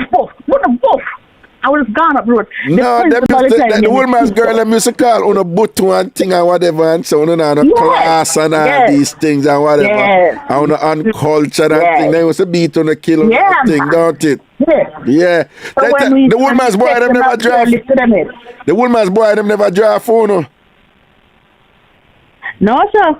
Oh, no. And we never want them. We never want them. We want the KC boy. The KC boy we want. The KC boy. Yes. Yeah. The KC boy smoke weed. The KC boy smoke weed. I bad boy them you want. Everyone want a KC boyfriend. Everybody want a KC boyfriend. No, but I like that. We don't want woman's boy. No, man. Because woman's boy them did stushy and them look stushy too, you know. Yeah. And Casey boy them was Woolman's boy them and George's boy them back in the day. I mean, it changed, you know, but Woolman's boy and George's boy them did very stush back in the day. And Casey boy them was a down that side there, Casey boy them was a bad boy, and then up on my side now, Calabar was a bad boy them. Hello? Oh, you mean? And Casey brother. Casey boy we want. We have a KC boyfriend. They sell in sports day. We have all the tie around the neck, you know. Sure. Like the purple and white tie. Sure. Everybody knows what a KC man we have. But you never have ambition, man. Why you never drive for a Calabar, man? Why you going a KC? A Calabar, you should have driven. Listen to this. When we pass Calabar bus, we never fly past. I come down Boulevard. Many times we step aside. Wait, the Calabar, the far. Them the too far. KC just down the road. Yes, you just loud. Right, yeah. So when we take the bus from the Malines and take the bus to Washington, guys, it fly past KC. It fly past Calabar. Calabar, yeah. Because you don't know up that side the our thing there, you know? Yeah. See. We have two cousins where go Calabar, so we have two cousins of Calabar. So come off the bus to go look, man. At KC we go, man. KC we go, all right. And the KC boy never come. And the KC boy never come to, you know. No, but they say nothing wrong if you start from the bottom. Be careful. Careful. No, you start from the basement and work your way up, you see me? All right, nothing wrong with that, yeah. Anyway, Yeah. we'll go for the cut. You know, it the matter about man and woman are given. Yeah. Brother, my husband did every bun in the world. Honey bun, sugar bun, hot cross bun. He bun me. Jesus. Now it's a bit. So, I don't know what to do, brother, because my parents didn't like him. You understand? Right. So when he moved out now, we're married now, you know, they have 2 kids now. And he really keep me, but if I talk to my lip boss, family, yeah, swell up. Hold on. This is going on now? No, man. Oh, back in... Brother, me 70. Oh, okay, sorry. Oh, yeah, so back in the day, okay, all right then, cool. Yeah. If I say anything to him about it, is that I get a bus lip or a black eye. Right. So I learn now not to say anything. Right. Not that I can't fight in a rock. I could have fight because me know to grab you in your collar and take the right of that bust the back up on the side. I can push the 2 point and your neck in. Wait, you say what? Other one they go? You know, if you grab him in the collar, kick your back and broke your back and push up the broke back under your neck. Lord Jesus. Yes, me left and grab the short collar him up in and take the right and bust the back up on the power and the 2 point and push up on the neck in. So I'm short in a ragga. Jesus and peace. That's how you did I live? So I know for fight. Right. Me know for fight. Right. So, but I mean, husband, me no want to fight my husband like that. Right. You understand? Right. Until, so me say, I have to find a way to solve this problem. Yes. Now, it was when I use big wheel and old spice. When am I using? It was a big wheel, man. Big wheel. Oh, the color. You know, big wheel. Big wheel. Yeah, big wheel. Remember, big wheel. So, it was a big wheel, man. And him drink Guinness and smoke. So, all right. I'm going to go buy some beer. Yeah. I'm going to buy craving. Beer and craving. People, that's cigarette. Craving is cigarette for those of you who don't know. Yeah, go on. No, man, some people don't know anything. Go in the bathroom. I go in the bathroom. Yeah. I mean, wet up my ear. Roll up the beer in my ear. Roll up my ear. Stink of beer. And throw it to the side. Smoke the cigarette and butt it on the bedside. Drop the ashes on the bedside. And put on the beer cover on the bedside, man. All right. I'm a wall of myself with Old Spice. But I mean, I a big wheel in use, you know. Right. So I smell of beer and I smell of Old Spice. And cigarette. And come in, man. Yes, and cigarette. Brother, you know them bed they say chunk at and chunk at bottom with doing? But the bed, other one they go what? It's the bed, but it have a bed head and it 2 side piece connect to the headboard and call it wing. Oh yes. The bed head, the bedside tip that connect to the to the bedboard. Yeah. Right. So that's the kind of bed we have. Yeah. So you come in and you sit down and take off your shoes. You lick him. Hear him. Like I said, Raga, come here. I said, no. Bonnie, come here. No. I said, nobody don't come here. All right. So I go on there side and see the cigarette ashes on the floor, man. And the beer cup, you know, the bucket cup. Yeah. And I said, and he lay down.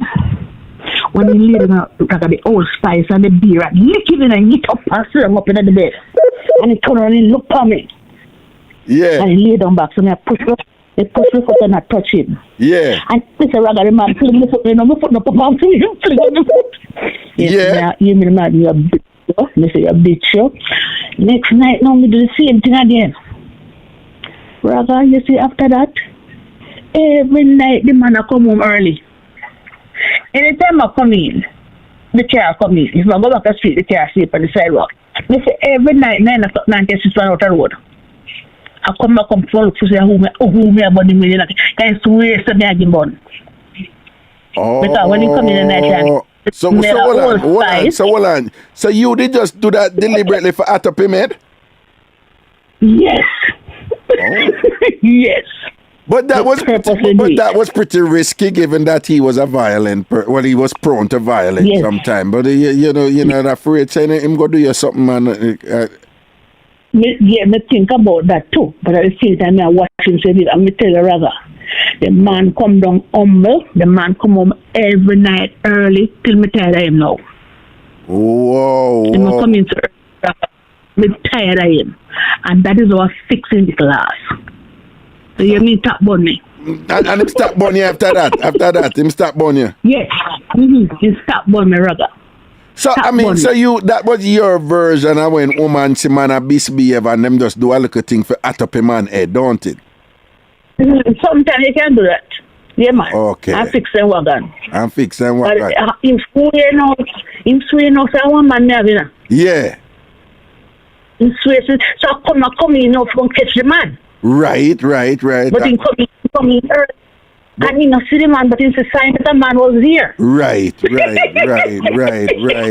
Them little thing they used to go on with back in the day for at up a man head, don't? Yeah, man. Fixing wagon. Fixing wagon for him and thing.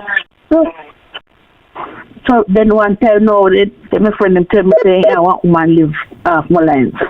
Yeah. But me used to sell even to you know, don't know. So me say to him, say, this girl owe me money, you know, and me never the road never know where it is. So carry me up the Sunday. Yeah. And say, all right. So when me reach from my lines, when they say, which part of the table? Me say, I go down Sundown, he said. Wait, and there's some uncle who live in a Sundown case we go right round our ass through circle and come right back home for more lines down. Yeah. Yes. Yeah.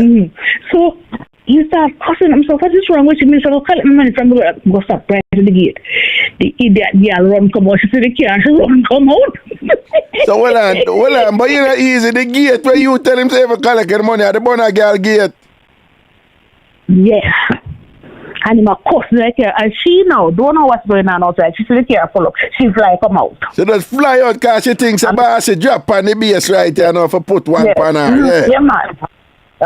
So when she come out of the car, she frightened. We say, hi, come here. I am Mrs. So-and-so. Wait, you say, I come here. Wait, you say what? You say, hi, come here. I am Mrs. Ragashanti. Yes. And this is my husband. Yes. Please leave my husband alone. Yeah. You hear me? So come deal it. Me no fight. Me no cuss. Me no go yard. No. Me just say, hi, come here. She turn back now. She see me. Say, hi, come here. I said, I am Mrs. So-and-so. Yeah. He is my husband. Yeah. Leave my husband alone. Wow. I said, I can understand sometimes man don't tell us that they have a wife. So I'm going to take that you did not know that you have a wife. Now you know I am his wife. Leave my husband alone. So you can understand when a man don't tell a woman say him have a wife. So you say you understand yes, that. I want a man tell lie. Yeah, I want a man lie. Right. I need to get born left, right, or center. But tell me something now. So when you do something like that now, you think that can stop him from born you? No, but me feel better than myself. I feel like a piece of you know what. Right, but you feel better in yourself knowing that you confront her even though you know so him not gonna stop born. Right. Even though you know him not gonna stop born you? Me not sure. Me not sure if I'm gonna stop brother.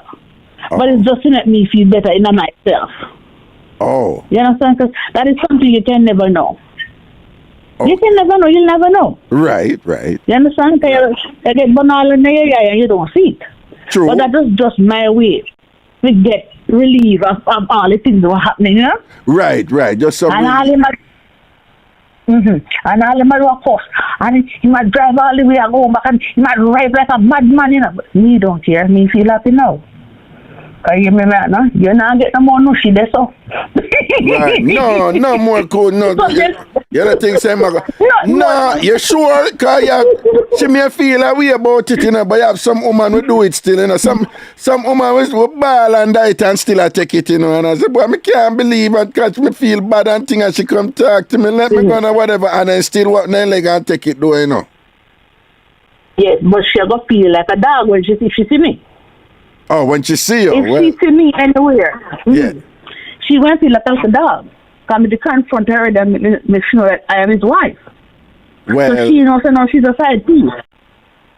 Oh, that is if she never knows him have a wife. Right. Okay, right. okay. And I was saying that these women when most work but no know they're married. Okay. Them never know them did married. Okay. Mm-hmm. Okay. So I am saying that now that you know, when him come, you going to run him. Okay. Me not have no way of making now go back. Okay? Some of them will go back. Right. Feel good. Some of them will run the man, but some of them, I'll have some of them, it's sweet them for the better. At that time, then take it, man. You know what me feel better than myself. No, but tell me something, I know. If you did young now, you say you're 70, but if you did young now and you know your 30s now with husband, you'd have do them same something they like what you used to do back then? Like the beer and the cigarette? Yeah, the beer and the cigarette and then thing that go confront the woman and go up this and tell her same about you'd have do them something they all know? No, I wouldn't do it now. No. And I am glad that I'm at the age that I am. Right. You know, when you see some things are going on, Raga, I'm glad that I am at this age. Right. Right. It's not pretty. Right. And sometimes you go confront a woman and you get beaten, you know. What? The woman confronted a woman and get beaten. Yeah, man, I see that all the while. I see they see it on the internet, woman a go over woman yard for go beat them and thing, and then that another woman they clot and send them back and them yeah. Me know somebody up here, Raga, we go rent house the boy in Jamaica, young boy. Yeah. Furnish it. Yeah. Boy have been baby mother. So every time she come down, the boy will be mother, listen to me man, the parent man I come down here. So find over your mother. She got her mother. So this thing I go on to about a year or something. So this time when she got the mother say, you know something? Me go mother, but when she go over mother, she go for her friend them. And she come back at the house and give her a piece of beat and broke her foot. Well, she come back and beat the woman who fly in? Yes, and broke her foot. And she tired of this shit. She tired of it. So every time she have over her mother. So the woman who come to him, she never even know say him have woman down the baby mother where he live within her place. She never know. No, she don't know. Because she have paid the rent and not pay the bills and all this something. But every time she have go down, him send the baby mother over for her mother. Right.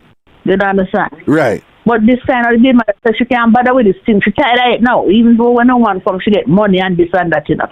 She come down, she take care of him and everything. Yeah. So she can't bother with that. Just go get her friend them man and go beat her and broke her foot. She come call the person, oh, she needs an accident and her foot broke. But sorry, I will take bad things back. But she call back apparently she mean an accident and her foot broke that time. Oh God. Yeah. Oh God, in fairness to she never know. Him go put her in another position there. She never know. And I like say she did do something deliberately. And then I fly and I take the woman man. Raga. When a woman reaches a certain age, you have no business of mine young boy at Jamaica. You live up here and you have young boy at Jamaica. No. It depends. It depends. Me not agree with it. No. What you mean? She should not do it. All the boy don't want is the money. If you come down and give him the money. That's all you want. Every meeting all you want money you want. So you go down here, your income tax money, you go and get down and give him. Oh, I pay rent every month. Income and I pay rent every month.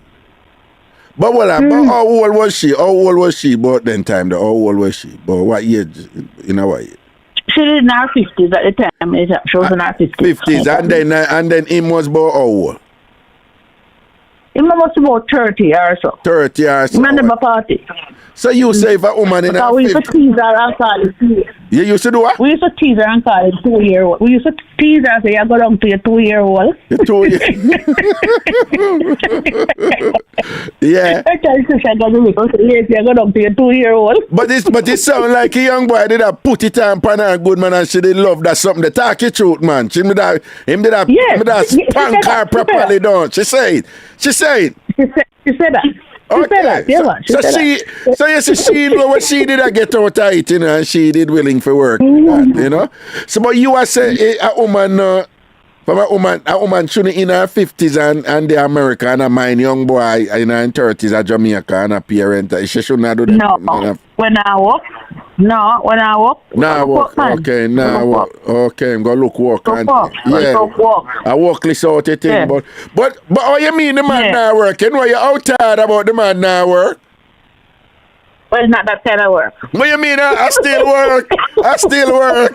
The man I put in the work. Listen to me. The man is working. The man have a quality control thing in place, you know, to make sure say him deliver. You understand? You understand? Cause him know say this is where I'm getting my income. So I have to make sure say I put it on a good. So whether the swiping or the striking, you know, say him did after put gear the must come back because she always a fly go back down the door. So he must do that. So how you go like you want devalue the man work?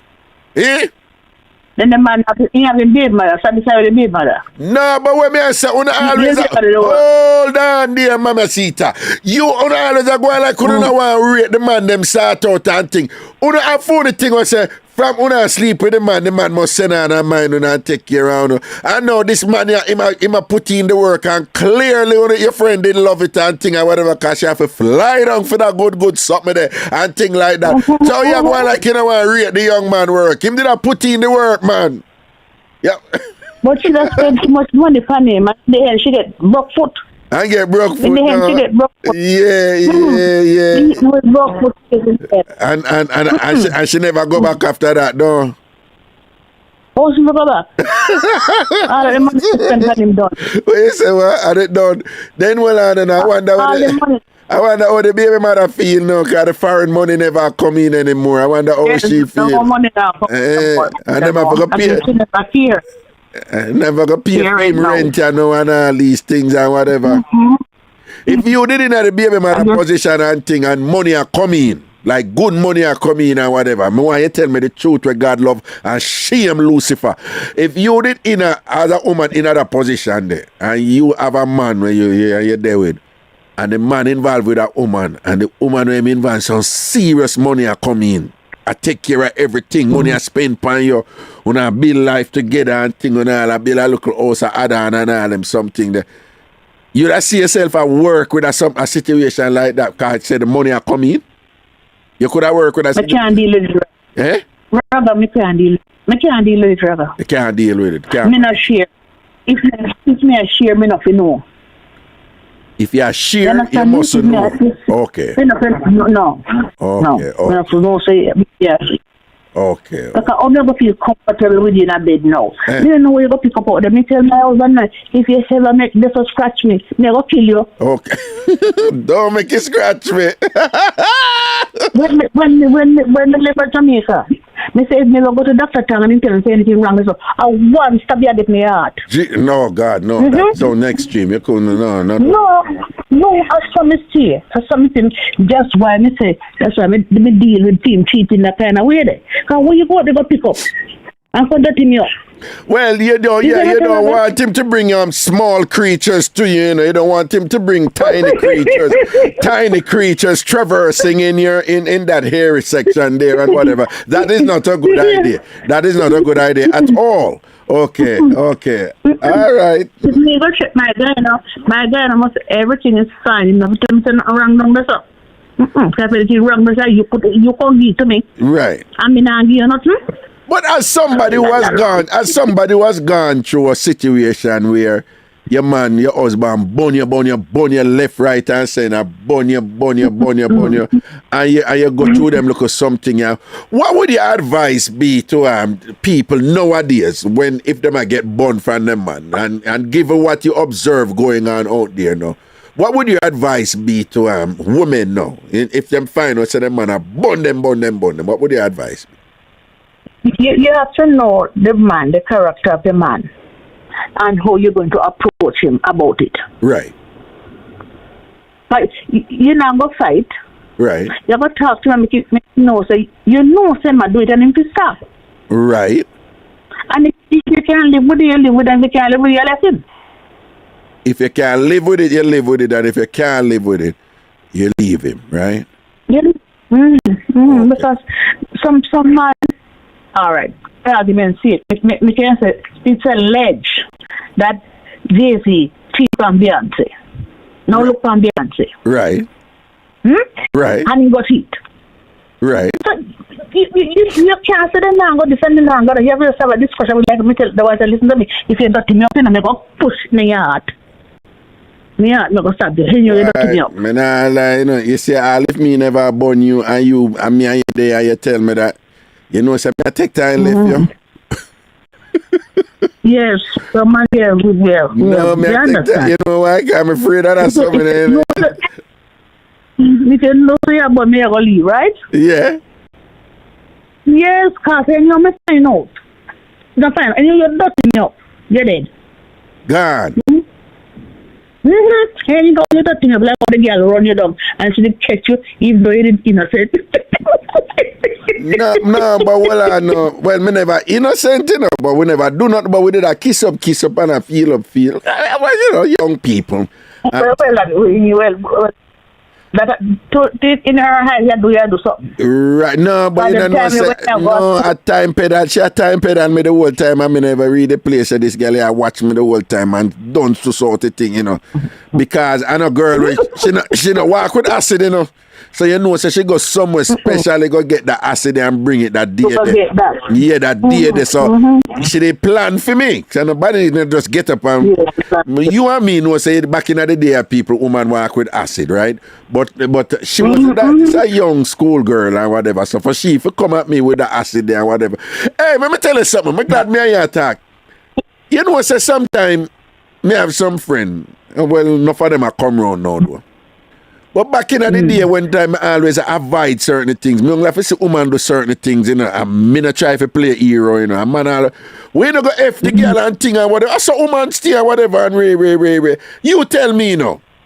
For somebody like that at my young age, where woman run me down with acid, me have to chuck over police counter and stay in there afraid to come out and think. It make sense if me a chat to somebody now and she go say something like, you say, and ever do something stabbing in your heart, and me like, my God, don't that make sense to me that do that, don't it? Yeah. Lift clutch and man, yeah. Lift clutch, man. Because you were told. Exactly. You can't say you never know. Thank you. So lift clutch. Thank you. Lift clutch. And the way my mind work is like, so you basically I say, if someone so happen or whatever, you'd have stabbed me in my heart when me asleep, obviously. So if something for happen, where you think say, someone so happen when it never happened, you know, but you believe say it happen, you could have potentially still stab me in my heart, you know. No, you hear what me say? Me say, if you dirty me up, I mean, I say if you go do it, you know, can give me left, right, and center. But if you dirty me up. No, hold on then. Let me tell you something.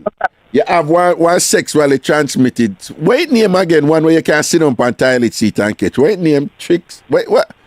Yeah, what? Jesus, you have one man. No, man, I'm not ticks and a chlamydia. I want.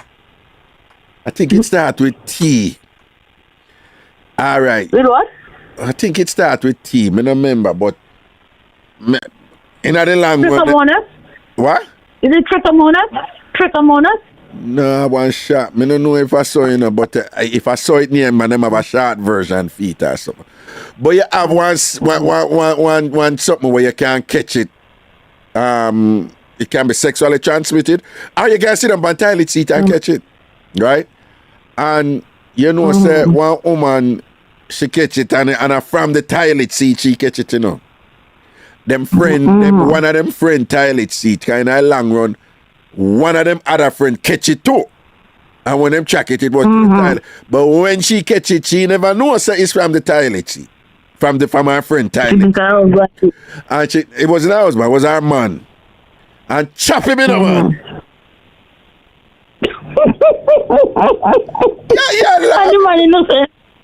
Yeah, laugh and whatever. Chop him and tell him, say you never if you bring home nothing to come give me, you know, respect me and this and that. I see me, you could have come kill me and way. And chop him, man, you know. At them look at some of them. Well, you see. Yeah, go on. You see what happened? She knows that she not cheat on him, and when she gets something, she obviously she knows where it come from. Exactly. But I never aim it was from them friend toilet seat up at Poughkeepsie, New York. It was from the friend toilet seat. Me don't even know say you could have catch sitting from toilet seat them way there. Would you believe say you can't catch crab louse on toilet seat? Yes, because that's something I can move. Right, and you can't catch crab louse from a different thing to whatever. So you can't catch crab louse and it's not your partner bring it come give you. No, but so me I tell you, say, if you care how many things come dirty me say, me go for Dr. Tang. Yeah. My scratch and me go for Dr. Tang and he tell me, say, I sinking like a die. You're dead. You're dead. You're dead. Why, You're dead. Because, yeah, she probably, you know, and me I take the treated, me know you about me. Me know you about me. Yeah. Me not even say nothing to you about it. But as long as it's clean, you bring it home clean. Me not pursue you. Okay. If me pursue you, you're going to do it until you're ready to stop. Until you want to stop. Not your because I'm not going to make my house miserable because of you. Out the way my jump on. Me go miserable my yard. Me not make my yard miserable. So when you say if you know say your man a cheat, right? But him a govern him thing and a take care of business otherwise and certain, you know, everything else balance up and thing. And him them dirty up and thing or whatever. And you don't know. But you when you say you don't know, you mean say you know him a cheat, but you don't have no proof say him a cheat, right? Thank you. So you say you will work with a situation like that. As long as him angling business and make sure you don't catch nothing, you will work with that. Okay. Now make my house miserable because well, do you understand what I'm saying? You say that again? You now make your house miserable because of what? Because of where my door there.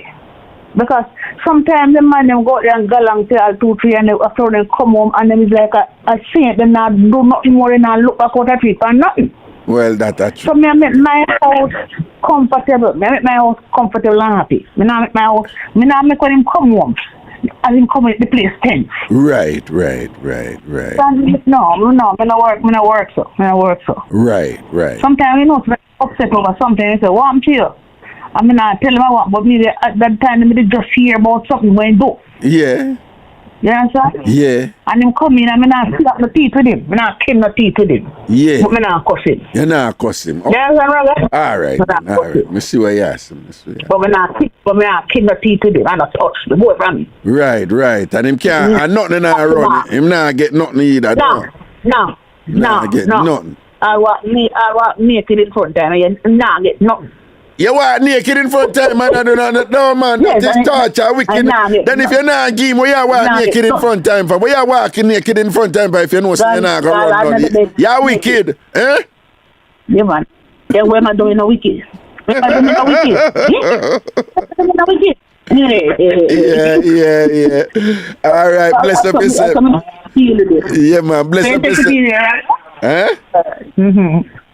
Take it easy. Yeah, man. Take it easy, put us. Blessings. All right. And congratulations. Thank you, darling. Blessings. Yeah. I am a Virgo now. I am a Virgo now. Yeah, Virgo? Yes. Sure.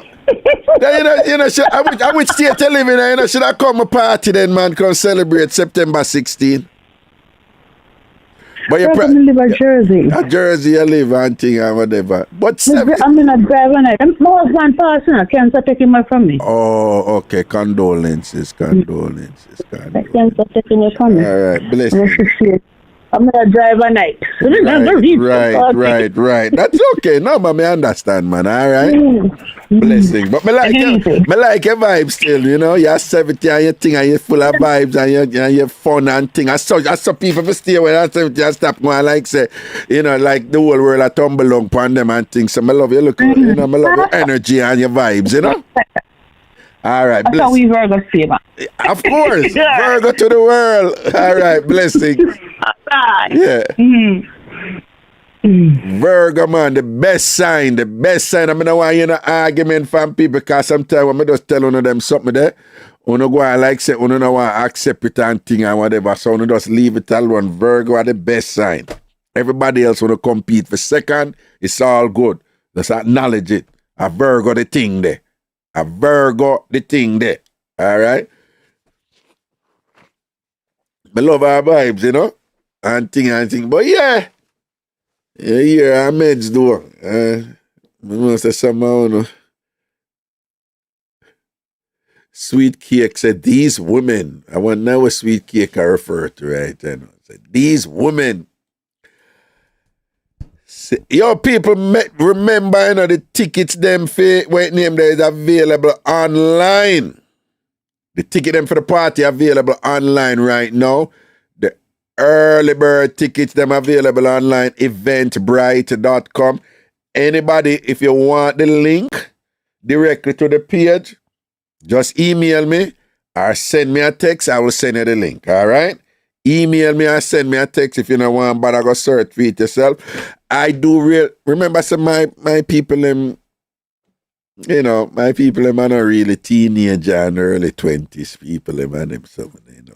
More so, you know, a big people something like, you know. So somehow don't want to do that thing that we go online and go search for this and that and whatever. Uno just want something simple. I will get some regular early bird tickets. One can pick up from store or them place there. You know, I got put some People's Choice Furniture, Genesis Restaurant, and eventually, all right, when I get them yet. But, and all the other tickets too. But, the early bird ticket them I sell online, you know. Everybody have them phone nowadays, them digital thing and them on do them thing and whatever. So if you want to get the early bird $40 tickets, then you need to get it online because it's a set amount. You know, you incentivize these things, that's how it is. You don't know, so anytime I keep me event, them I always put a set amount of early bird tickets. So again, you have to go to eventbrite.com. Go under New York and then just put in Laugh and Dance and it will come up on a bite right there. Eventbrite.com, eventbrite.com, eventbrite.com, right? And then go under New York, that's a state, and then just put in Laugh and Dance. And you can buy a ticket right there. Or if you want me to send you the link directly, DM me, email me, or WhatsApp me, or text me. Right? So when you don't know the number, one you can text me. It's right there. 929-400-1249. Don't text me at the 646 number.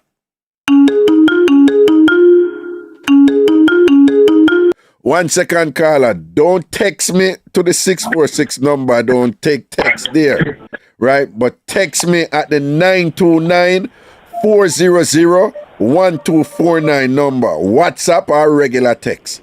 929-400-1249. It's right there on the screen. 929-400-1249. You can text me there and I'll send you the link directly for you to buy your ticket online. Or you can email me, ragashanti@gmail.com, ragashanti@gmail.com, ragashanti@gmail.com. And of course, that's Ragashanti with 1G. Some people don't want to spell it 2G. So send you something and you answer me. No, I never see it. What kind of email you use? But right, IrieJam, stop right there, so. I want G in my Ragashanti, right? Okay? So it's RAGASHANTI@gmail.com. That is even on the screen also in terms of the PayPal link. It's right there, ragashanti@gmail.com. You can just link me and I'll send you the link directly if you prefer to do it that way. All right? Hello. Hello. Wagwan, man. Wagwan, Erie Mango. Oh, God. My thing said upgrade me to East Indian. Oh, you always a downgrade, Mr. Raga. No, but how you for downgrade when you're already the right at that grade there? You can't go below Erie Mango. No, Erie Mango, you're there long time, so how you forget down? No, sir, because never Erie down there. It's shaved, so East Indian nice and smooth. God bless you, darling. God bless you, because you know, say you have some woman, them still a whole out and now shave, you know. Yeah. No, sir. No, sir. I'm going to stop work. I don't know, they burn too much, so. What, you did what? You did stop shave one time? Yeah, kind of give me razor bump, but me get this new razor is for women that it don't, razor bump or nothing. Cause me stop wax. No, I but must burn up myself one time. yeah. You stop wax because you almost burn up.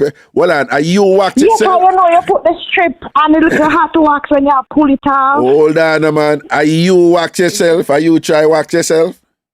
Yeah, you're mad because I have that woman down there, so no, Ragashanti. I take the mirror and do my thing myself. But what you mean for have woman down there? So, Mango. But there's not a woman gynecologist, Raga. A man, sorry. If I laugh, I poop. If I laugh, I poop. Tell me something. Listen to me. It is quite normal. I put it. Do you know that most women prefer their gynecologist to be a woman? Not this one here, not Mango. No. Man, gynecologist. Dr. Epstein, big up anyway you're there. I'm here to tell you. Dr. So, well, you don't want no woman down there, so you don't want no woman to touch you now down there, so? No, so me don't feel uncomfortable. I find it interesting because most women, they prefer a woman because they, them thinks that them have less for fear, girls, being girls or women being women, type of thing or whatever. But here you are saying that, we're more comfortable and, the nurse in the room with us, you understand me? There's nothing going on. No, nothing on, right, yeah, but still. Right, but I've never had a woman, well, I don't know what it would be like. I never had a woman gynecologist, is big up Dr. Epstein, yeah. But what about the reasoning where some people say, at the end of the day, the women, them understand women better for obvious reason. They're women, so them go through the same thing too, so, and them know they're more gentle to the doctor. Well, when Dr. Epstein touch your juju, he's gentle and thing and smooth and thing and them something. Yeah, man. And, relax me and him talk and get jokes and stuff like that, Yeah. For real? Yeah, man. So, Mango, you just like... him for a long time. What? No, he's been my gynecologist, a long time. I'm a doctor, Dr. Mangra. Doctor, my internal doctor, because your gynecologist and your internal doctor is different. Right. Yeah. All right, come over from doctor. Mango. Yeah. It's a common thing right now for woman go get them waxing done and it's a woman do it. Mango, that is a common thing. Most waxing around the place now and mostly a woman do it. Why she never make me feel comfortable? I mean, they could do it a couple times, but never feel comfortable at all. Why you never feel comfortable? Why about it? Like certain touch, show she did a touch me and thing, and probably did a parade on my head or something.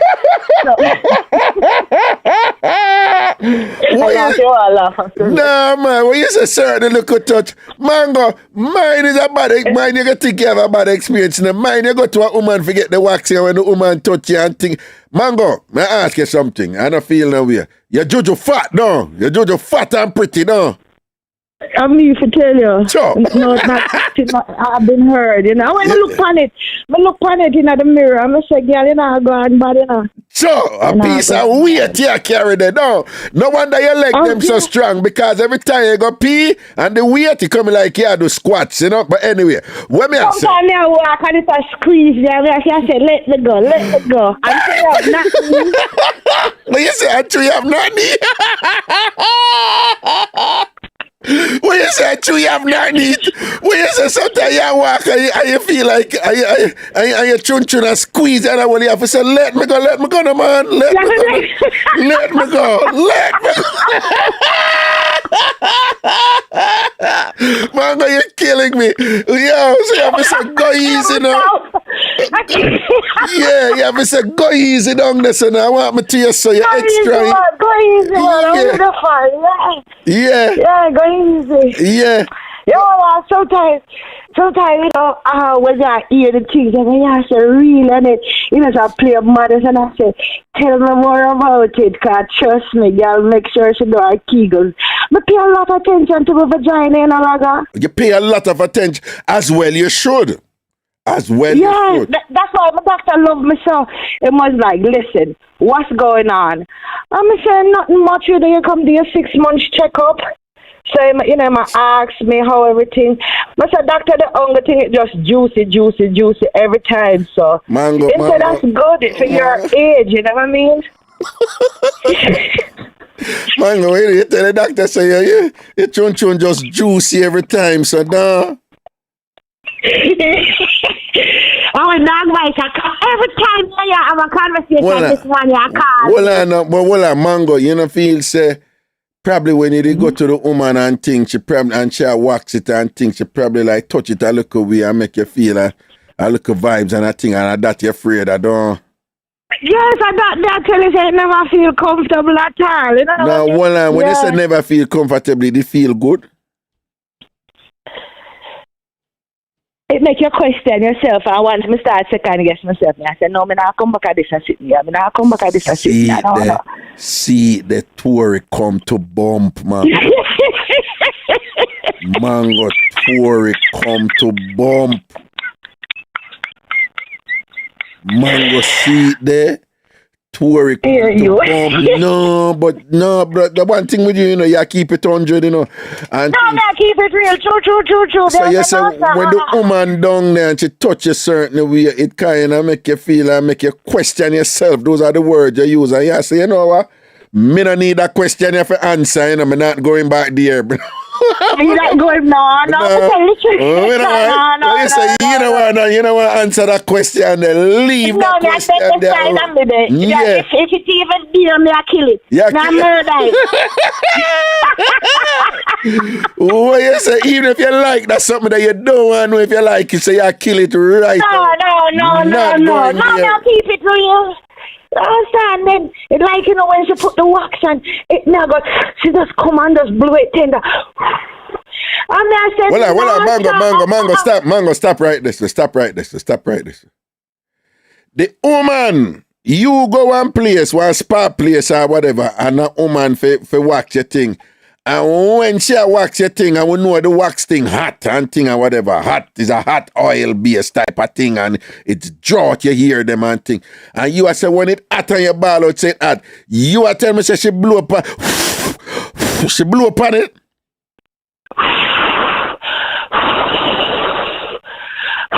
So she a go on and I take you know like a you know pat it and and I said no.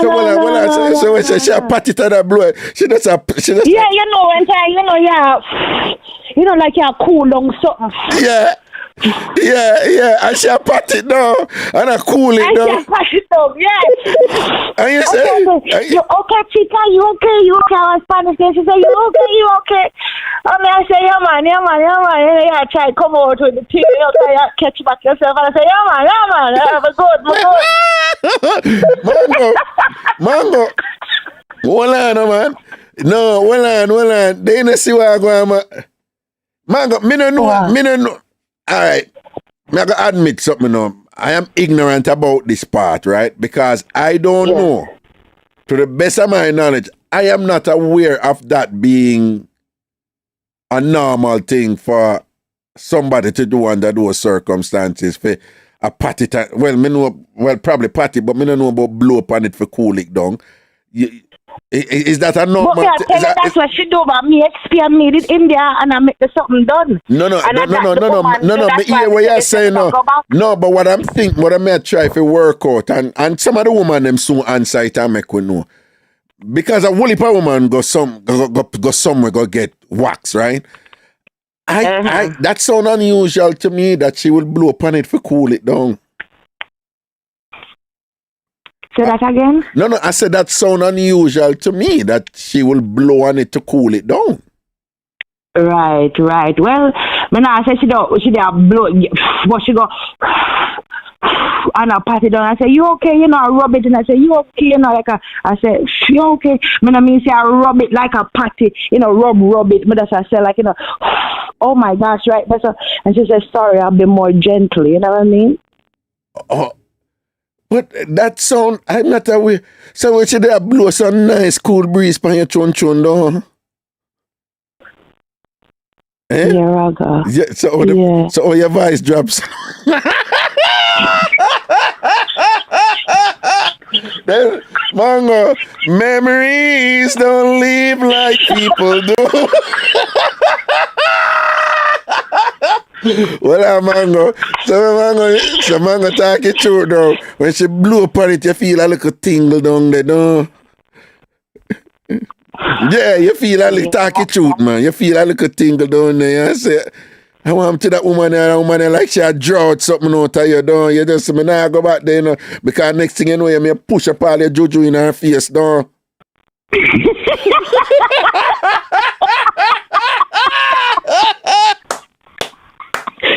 I like to put it down a sweat. The fifth amendment, right here, so. Well, you say, what I want to go? What? We could talk about something else, no? Down the sand, we could talk about something else. Nah, man. And you there turn me on. I want me to you.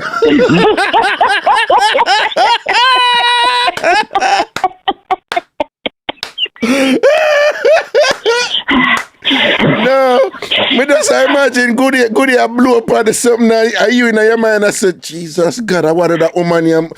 Me not come back here, but not coming back here. I hope she not blow upon it again, you know, Miss Lady, don't blow upon it. I want it, God. What you say? What you say?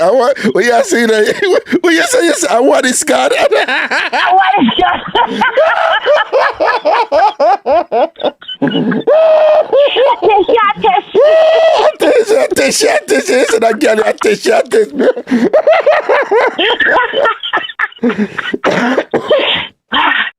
So you say, I said, what is man? I wonder if I test me and think. Yeah, you know. So from that you said, no more woman down there. But Mango, based on what me know about you, you know, you should not wax yourself. No wonder you turn off from it, you know, because Mango, you have that strong, aggressive something about you, you know, Mango. So, you know, I don't know if you know how to even wax yourself gently, you know. No, man, I tell you, so when I take care of this, so certain things we know for anger. Come on, we know for anger, but when you come on to this, it have to be nice and gentle. You know what I mean? No, but waxing by definition have a pain element. It's like a bad man. You think in that bed is a teddy bear. Yes, certain part me gentle. Right, but okay, what I'm saying is waxing by definition, it has a pain element to it. We all know that. It is. But what I'm saying is, that's the reason why I went back to razor, sir, because it wasn't working out. I have the patience for them something. Well, just so you know, you are not the only woman out there who refused. Some women not do it. Some women try it 1 or 2 times and them cut it out too because them just can't manage it. So there's nothing wrong. I just can't manage it. There's just nothing wrong with that. But you know, there are benefits to it. You know, when you wax the ear, take long for grow back and them thing and all them. Yes, and then you don't get that ingrown nail, and then you see when you shave. Ingrown here, ingrown here, yeah. Yeah, ingrown here, yeah. When you shave my hair, grow back, want me juke you up, no? You know, juke you up. Juke you up. Yeah. And so that's the only thing. And your probably not really sad. Probably have that strong black woman ear that will just juke out your cloth when it grow back, no? Unfortunately, to tell you, we're half-breed. It go mess with my mother and things. So, no, we kind of have like a soft, curly ear, sir. Very good. You never call it pretty ear and thing like what a lot of Jamaicans. No, curly ear. Curly ear. Okay, you have a look softer ear and whatever this and that. So you say right, I know. A razor you work with. Texture here. Okay. Yeah. So what about what about Veet and Nair? You know, use them something. No, me dear, they're sitting there, Lord of mercy. I laugh after me the first time they go use that. They're sitting there called neat. Raga, I know my trauma. Yeah, wait, what you say name? What, near or neat or whatever. A Veet, I think I must have Veet. So what you do? So when you use it, what? Boy, and you put it on and you want it well, smooth and thing. And, your friend them introduce you to it. I never really know about it. Yeah, if you make it soak a little bit. You have to make it soak a little bit, Yeah, some of I make it soak a little bit. still me just feel this burning thing. Yo, at the worst, I like when perm your ear. Oh. And the perm stay upon it too long. Yeah, man. I couldn't get nothing for 2 days because I tell you, so there's something, rush up. Tender up, yeah. Yeah, well, it sound like you're look a bit down there, so it really tender, so. Thin skin, like that keloid skin is sitting cut you. It wilt up really. Now have really tender skin. Okay. Yeah, me have with them skin the way. Okay. Me don't even can do piercing. If me do piercing, although I did have one. But yeah, not even. Oh, you did pierce down there, so with what? What you did have as a design? No, Mr. Ragashanti, me pierced my earlobe, sir. No, sir, I didn't pierce down there, sir. Then Verona Mendez, she did that. And Navlet Howard, sir. Those are the ones in the class that do those things, Verona, sir. okay, so Ver and Navlet them pierce down there, sir? Yeah, Navlet Howard, yeah. A fax tell me, I never really come back and talk people business. But well, fax we know, because fax know where the most woman something. Of course, fax we know, of course. No, I believe you. Yeah. And I can't see Navleta do it too. I can't see Navleta do it. Trust me, that the freak, the Navlet, wait till she catch me in September. Today was the class. Yeah, my Ragashanti tell life and whap. So just say, she had be right by the door. She had catch you before you come in. You don't know. No. What I'm hearing, it seems like what I'm hearing is a confirmation that you're flying up from Florida for my party on September 16th. That is what I'm hearing. Yes, I am. Oh, wow. Thank you, baby. So long. Yes, my dear. Everything booked already. All right. Here we go. You know the family thing go. So when you come at one point, do you mind if I just call and say, people say mango, yeah, whatever, do you mind? I have to ask a permission from no. It's not big. I like going at the car. When you come around, I want car, you're fine. But you say no. You see, my thing run. People like, and say, oh, are you? Well, me know you're not exposed between anybody. So yeah, man. No, me type on the stage. Me type on the stage at the party. Jesus Christ, Ragashanti. I want to expose it to anybody. No, man. No. No, if you don't want to do it, we don't have to do it. I'm just asking. Let me come, we'll see. All right, then. All right. I tell you, man. New York, here I come. Proper. Trust me, I'm a pin begging you for this. I show you, Jaja. Yeah, man. No, Shen and them I say, you know long and whatever me cause Shen, Yeah, let me tell you how the thing set up. I buy 2 outfits already. I'm gonna know which one never wear. Typical woman. You're liable to buy a next one too. And whatever before the time too and whatever. Typical woman. So I watch the party which clothes are weird trend. You have trend but me I set my own style. You know what I mean? Yeah. Go see that thing or whatever. So tell me, hold on, Craig Tam post and say him a flying straight from London. Which one be the first? Oh, good. Hold on, it wouldn't be the first. Him flying from London for 2 of me event them already before. No, 3 I think. Yeah, man, Craig Tam it up on the boat ride too. Yeah, so say a regular thing that theme. A regular thing for you, man, to come over. Yeah, no, man. Let me tell you, man. You have a bunch of people out there, a good amount, Them. Hold on. Them the party, But them come my events.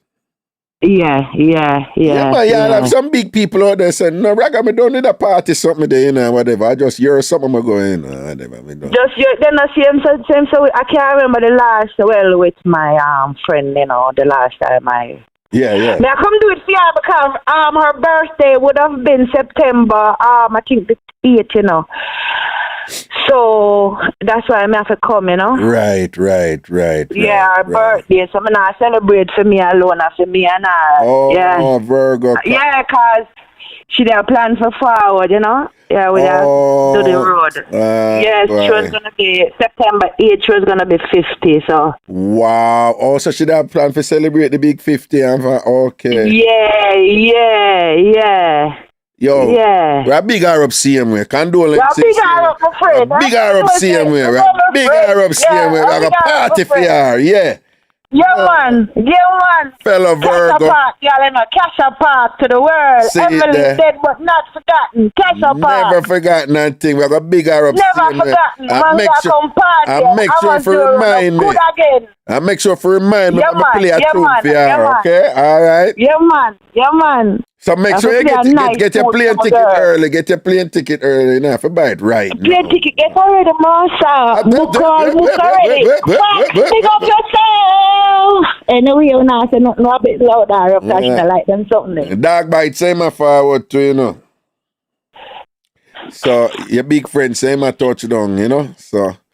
Alright, I'll be a trouble that I can't give. Oh, you mean then a trouble dog bite? Get speng a forward in my place. Dog bite, now let's go bite her. That's all me have to say, yeah. Speng a flying from Atlanta and thing. You see it? Yeah, man, I'm coming, yeah. Yeah? I'm big up Chris at Georgia. I'm flying to my shutting business. Anyway, I'm gone. I check nobody else's business. Alright, now say a word, man. Couple people, I say, yo, we are forward in a mango. I say, what you mean? Look, a nice up Amazoro. You hear me? Mad thing. Ready for them. Yeah. Ready for them. Yes. All right. Raga to the world. Big up Ragashanti. Love you. Give thanks. But here one now. But when me I said what? You can still go back and make the woman blow up on your front and wax your man and thing. You're not afraid, man. No, Raga. We can't find a man to do it for me. Nothing more sexy than a man a shave you in a Raga. Me know that when woman shave me.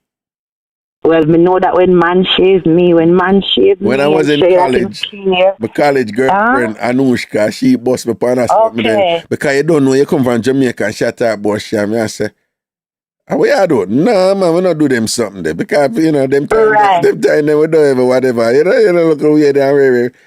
And I know enough man I go say rare, but men listen.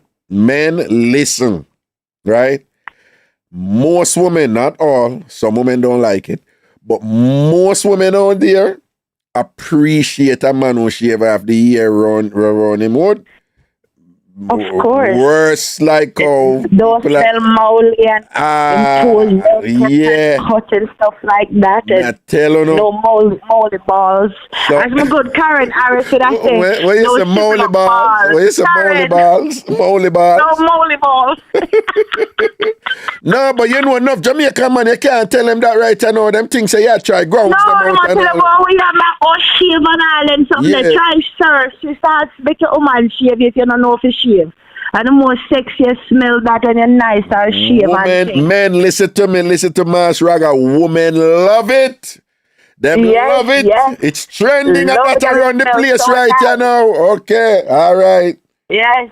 And it from what I have read also, if you shave, it encourages the woman to be more enthusiastic in certain activities. That I'm just saying, I've read that, okay?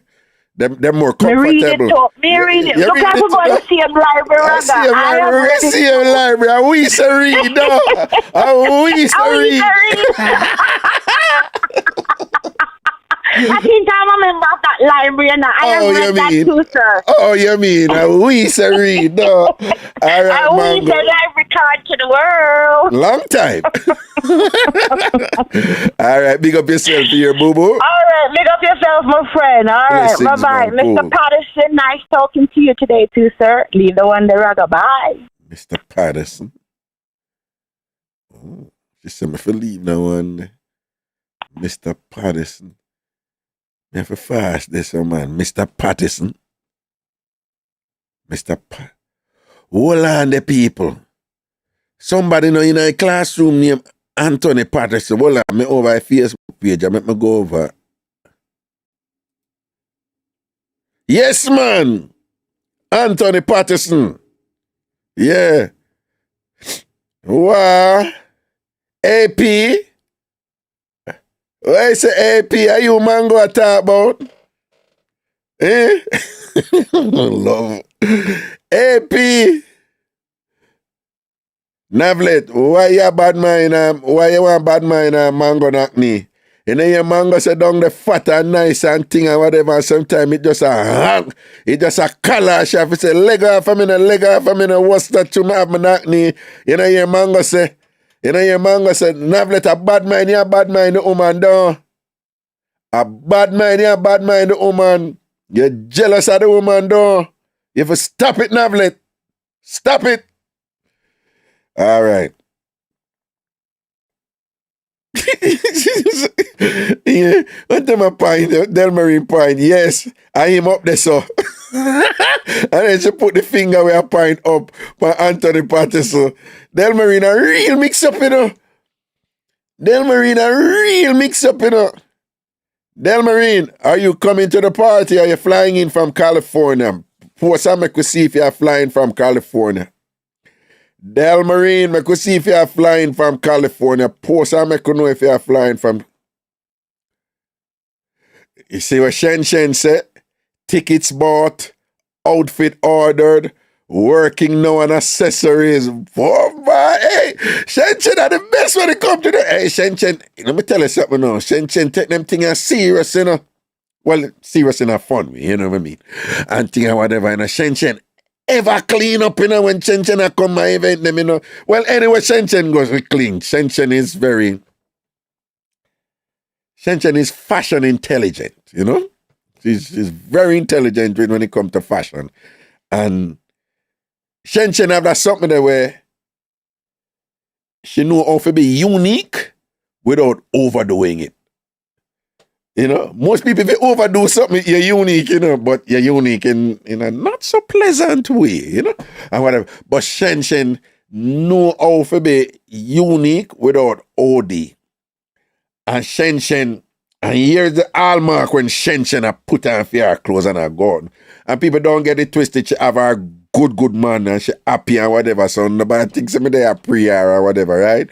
She have her good man, Shen. Happy, right? I know I'm happy for her. But Shen, I one of them women that who know how to balance sexy with class. That's something there. You have some women them have that.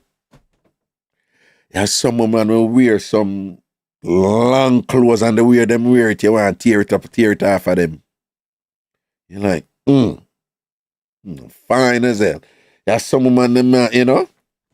You have some women who wear some short, sexy clothes and thing and whatever, and them just do it a way where it just have a little class thing about it and whatever, you know. Just have a little majesty about it. That is just, you know. Shen have that something there.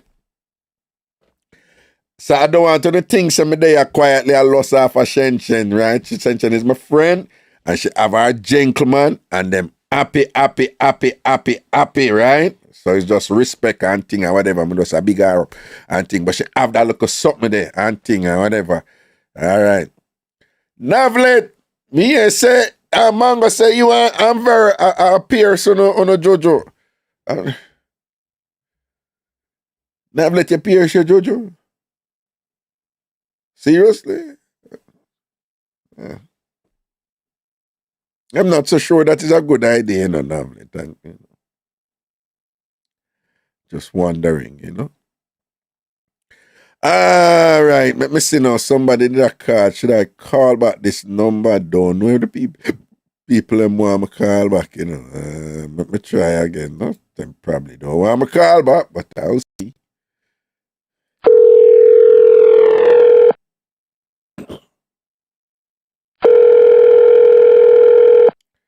Philip Williams says, Shen, a hot as long time.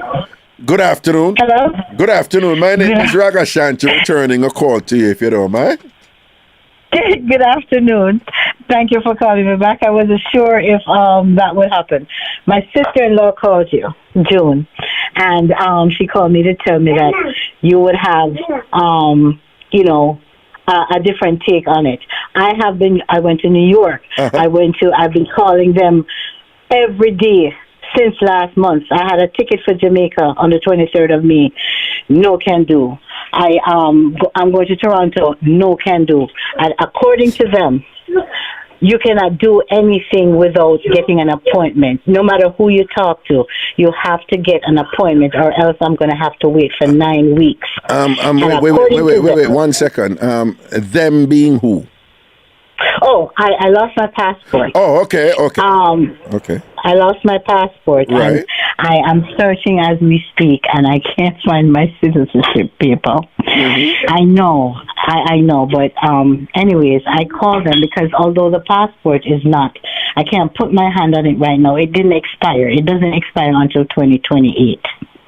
Right. According to them, because I'm an American citizen, if I don't have that proof of citizenship, I am not able to go anywhere for a year because I'm going to have to file for the citizenship papers, and the waiting period is a year. Although my son went online and they say 5 to 8 months, but when I was in Manhattan, they told me a year. I'm saying, I spoke to a military personnel, and she told me that she had gotten a copy of her citizenship paper when she got there. I asked them about that. One, I'm not in the military, and two, nobody will take a copy. A copy is not feasible. But anyways, today I talked to somebody, and this white gentleman told me that if I have my green card, since I was born and raised in Jamaica, if I have a green card, I can go anywhere. But because I am now a nationalized citizen, if I don't have my things, my paperwork, I cannot leave the country.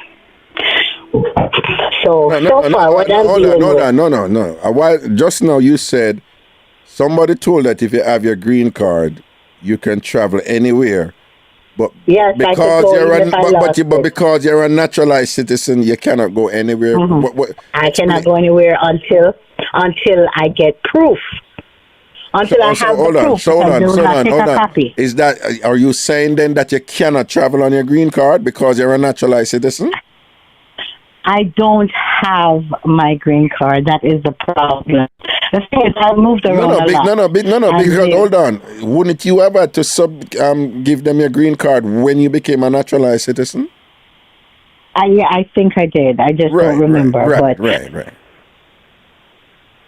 But what he's saying is that I'm between a rock and a hard place. No. But hold on. One step about So when you contacted them or you went online and they said it takes a year for you to if you lost your certificate of naturalization, that it takes a year to get that back if you lost it? I went into Manhattan. I didn't go online. My son, when he went online, he said, "Mommy, I don't know why they told you that in Manhattan, because it says online 5 to 8 months." The kicker is, I didn't get to travel last month. I can't get to travel the end of the month. The person I was going to go see died on Tuesday, so I can't get to travel. And I also have a ticket to travel in the middle of July. So at the end of the day, when I went down to Manhattan, desperately trying to see if I can find somebody who, I can talk to and tell me what to do, it is security guards all around. You can't even get to speak to anybody. But the gentleman at the front says, what? You don't have your naturalization papers? Well, it takes a year to be expedited. So I said, does that mean I can't travel or go anywhere? No, if I don't have it, I cannot get the passport. It's like, what comes first, the chicken or the egg? You have to have it to get the passport. You have to... You know what I'm saying. But the the main problem is, I cannot get an appointment because at first they said Seattle, Washington. I am nowhere near there. The next time they said New Mexico. I'm nowhere near there. And yesterday they told me the only place I could go for an appointment to even talk to anybody about getting my passport expedited is Hawaii. I am retired. I'm on a fixed income. I can't afford a ticket to go to Hawaii to pick up a passport. Darling, I don't know who is telling you about all these options, but to the best of my knowledge, Is the passport place telling you this? Yes, and the 800-877, whatever that number is, when you call them, they ask you, are you traveling within 2 weeks or are you whatever? That place that they said you're supposed to call for them to expedite a passport for you. That 800 number, that's the one I've been calling since last month. So they're saying if you want to get an emergency interview, so they're giving you the options, for an emergency interview. Oh, I see what you're saying. Because, I know in general, that's not how it works. Where you live, you have a specific place where you go based on where you live, what region of the country you live. That is how it is general, but perhaps these are some, for emergency situations, they give you the option to go order. So is the process here that you have to be interviewed to get a replacement for it? Is that what it is? Or you can just apply for it? From what I understand, so far I've when I applied the first time, when my passport needed to be renewed, you get your forms, you fill them out, you send them in. You're looking at 8 to 10 weeks, and you get your passport back, and everything is good. I've never had the experience of losing it and then having to try and get it because I am going to travel. So because of this experience now, I was given the 800. I call my local post office, because you have 3 post offices in my area that you can go in and you take them to them and they send it off. In around where I live, if I need to go to an embassy, it would be either New York, Philadelphia, or Connecticut is there, but it's a ways away, but New York or Philadelphia. Well, according to them, since I wanted it expedited and didn't want to wait 10 weeks, I have to get an appointment before I can go in and talk to anybody. So the kicker is right now, I cannot get that appointment because the only places, according to them, is Hawaii. Now I understand. So here's what it sounds like to me. I know you say you have a ticket. You couldn't get to travel with for the person who just passed, and you have another ticket for July. I don't want to be the pessimist here, but from what I'm hearing, you probably have to kind of forget that July trip and then focus on securing, your passport so that can serve you for your future, the rest of your future. But I think it sounds to me like what I'm hearing in terms of, you want to go on this the July trip? Well, you have to use the expedited process for people who have lost their passport or lost their so-and-so. And in doing so, you have to try and get an appointment. And then, the appointments are not available right now. You probably can get one in Hawaii. So it's just, that whole... I'm familiar with them, and it just sounds them say give you the run around and stretch out things and delay and back and all them something there. So because it sound to me that your best bet right now is to, and I don't know it change, because every day them have something new with immigration nowadays, But anyway, but it sound to me like your best bet right now is to apply, they have a process there when you lose your passport to apply for that. And I don't know if that, if you put a cover letter in it and thing and say, listen, I lost my passport, and this is my name, this is my address, this is what was in it. You probably don't remember your passport number, but just to put information in there. And when you send in these things, and I don't know if they still do this right now, they will send you back something to say that they receive it, and then there's a way for you to check it online. I don't know if they still do it that way. But it sounds to me like your best bet right now is to... the expedited process is going to be too much right now, it sounds to me, to get it before July. And that your best bet right now is to go through the process to replace your lost passport. Now, I am aware that, and I'm sure there are some of my listeners Googling it right now, but I am aware that there's a way for you to get back your lost passport.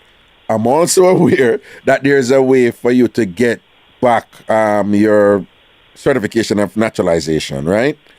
And I'm not sure which one though would be more efficient right now, or would be quicker, because what they're telling you about it take a year, and that is not unusual for them to put online that something takes 5 to 8 months. But when you talk to an immigration lawyer, talk to somebody, they say, yeah, they put 5 to 8 months, but it's really taking about a year. They're backed up, you know? So that's not unusual. But it sounds to me like you want to go through, and why not go through both? You can go through the process to get back your passport and to get back your certification of naturalization. You can do both.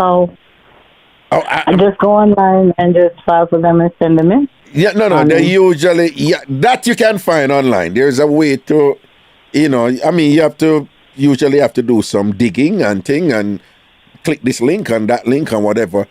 And they change all the time. So I don't want to tell you, I'm sure what it is now is not what I know it was back in the day. I've never had to use that and thing, whatever. But I am pretty sure there is a step-by-step process in terms of what is needed, what you have to provide and so forth. When you lose your passport and you want back one, and when you lose your certificate of naturalization and things. They've always had that. To replace your green card, your passport, anything issued, you can get it replaced. It's going to be a yes, because they have that. Yeah, go on. They have that information on file. They have my fingerprints on file. Somebody told me in the military that one of the reasons why you have to jump through hoops is because of identity theft and all of that. But my question is, why don't they have fingerprinting machines set up in the federal buildings? So if there's any doubt of hold on. Let me tell you what I see people posting. So one of our listeners says, I went, got an emergency appointment in Philly and got the passport the same day. I just showed my driver's license and my social security card. Another person said, same day is possible via the passport agency. The challenge is to get an appointment for the agency, which is next to impossible in New York. So apparently I don't know, apparently there's ways for you to get it out there, and it could be quicker too, Somebody suggested something, the real ID, because since one of the places that I had to go was Toronto. So they said the real ID. I called the DMV in my area just to ask them if I can use it to cross the border, because I've been told that people do. And they're telling me, no, it's just for traveling in America and in and around Mexico and I guess Puerto Rico. So I'm confused because I keep hearing different things, because I thought I heard that with a real ID, I called the DMV and I said to them, what would I need to bring in to get a real ID? They said my passport, and I'm just stuck. I'm done because I don't have the passport. So it's like every time I talk to somebody on the phone, for instance, I got an appointment for New York, and 2 hours later, somebody called me to tell me, I'm sorry, you got the wrong appointment. Because according to them... I don't think you absolutely need a passport to get a real ID, if you know what a real ID... And just so you know, the real ID statute has not been implemented yet. They keep delaying it, so it's not in effect yet. But going to Canada now, they have passport cards now, that you can use to cross to Canada and Mexico. So when you get your passport, you have the option just to get a card like a driver's license now, so you don't have to walk with your passport. Those can only be used to cross the border by car, right, with your passport. Well, to go into Canada and Mexico, put it that way, right? But you can't really use it elsewhere. But can't use it to Jamaica. I would not advise you to do that. Listen, I will say, hold on. I will say this. I have known of people who lose them passport and them tell them all this thing. And you know what them do? Them fly go Jamaica. When them come back, them say, I'm a U.S. citizen. I lost my passport, but I had to go because of so and so. Then them carry go around a back room, and you probably have to spend a few hours around there and whatever, but them get let in back. Because but rather, at this point, if you're a U.S. citizen, them know if you're a U.S. citizen, that can't happen. At this point, I don't, I'm at the point where I don't care. But my question is, when you go through the process, let me ask you a passport. So I'm going to go through for Jamaica if them are going to ask me for the passport. Oh, well, yeah, 'cause you can't travel go Jamaica without it, then. That's what you're saying, right? But, yes, but if I go to Jamaica and them tell me, say, me can't come back, it's okay. It's okay. I'm my yard. Well, me not think, well, let me be careful because there's some people I've been to, yeah, them, you know, them a turn back people for all kind of foolishness now, you'd be surprised. I'm not sure. I don't want to give you any advice just because, to be honest, I don't know definitively what to tell you here. But I'm surprised that they're telling you need to have a passport to get a real ID. That's not true. Yes, that's what the DMV. I call them and that's what they tell me, and it's like No. I just me just No. That, Let me tell you why that don't make sense, right? Getting a passport is an option, you know. Ostensibly, one could stay in the country and say, I don't want to travel, so I'm not going to get a passport. But you still need ID and whatever for go on and things like that. So to say that you need a passport to get a real ID, that don't it make more sense to say you need such and such an ID to get a passport than to say you need a passport to get such and such an passport to get yeah, a real that don't make, ID. no. Some miscommunication occurred there. I think these people see me coming. Me not know what else to say because Them a like you, them a fight you, them a like you. Because I say, if I'm not telling you, this is the truth. Had I known all of this was going to happen, me keep my green card, man, because I don't know why I did give it up. Sure. Anyways, Mr. Ragashanti, it has been a pleasure because I don't know if I get the passport anytime soon. Jamaica was out last month. I wanted to go to the Vinyl Record Association thing. I never get to go. And 2019 was the last time they had it in Miami. So I wanted to go so badly, and I couldn't go. Okay. And here we have to go to Toronto at the end of the month. Apparently, I'm not going to be able to go. So, what other ID you have? What other ID you have?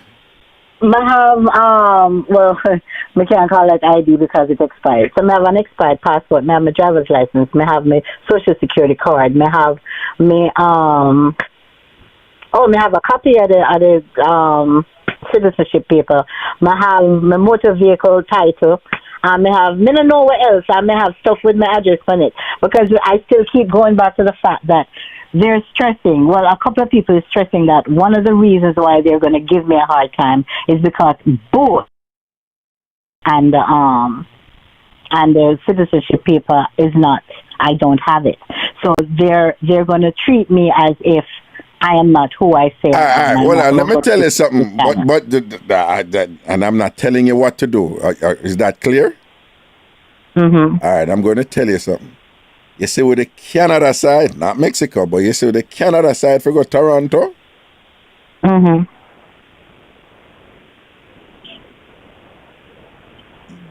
Hello? Me not tell you what you have to do, you know. But the Canada side, you should know. As a U.S. citizen, them can't turn you, them not go fling you away and whatever. And this, if you're coming in from Canada and come as a U.S. citizen, you know, you may. No, the kicker is to get through. Because just with my driver's license, if I was born American, I could have a birth certificate and a driver's license because that used to happen back when. Yeah, back in the day, At this point, if you're on a Greyhound bus, and if you get to Albany, or I'm not even sure if it's Schenectady or where, because I saw it happen. You have these border police that comes on, border guards, police, whatever. They come on the bus and they start telling everybody, get your documents out. And if they think that you don't have what is needed, they're taking you off the bus. Because I got in an argument with one of them because I'm saying, you're not immigration, it's not your job. But then, according to them, it prevents the holdup at the border. So it's like, it's hit or miss. But at the end of the day, my question is, since I am now a citizen, you think we could go to the Jamaican embassy and tell them I want back a passport and go get a visa, put in an 8 hours, get something? You think that would have worked? You don't have a Jamaican passport now, right? No? No, me not have it. because it's been such a long time, and moving back and forth and getting the family picking up, moving, and all the stuff them get, I can't find No, it. them have it in the system too, so you, I know them.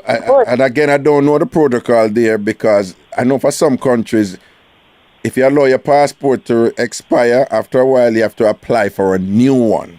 They will tell you that. Mm-hmm. So I don't know, but you have some other countries now, if your passport expire, there's a process for you to renew your expired passport. So you're not applying for a new one. So I don't know how Jamaica do it right now, but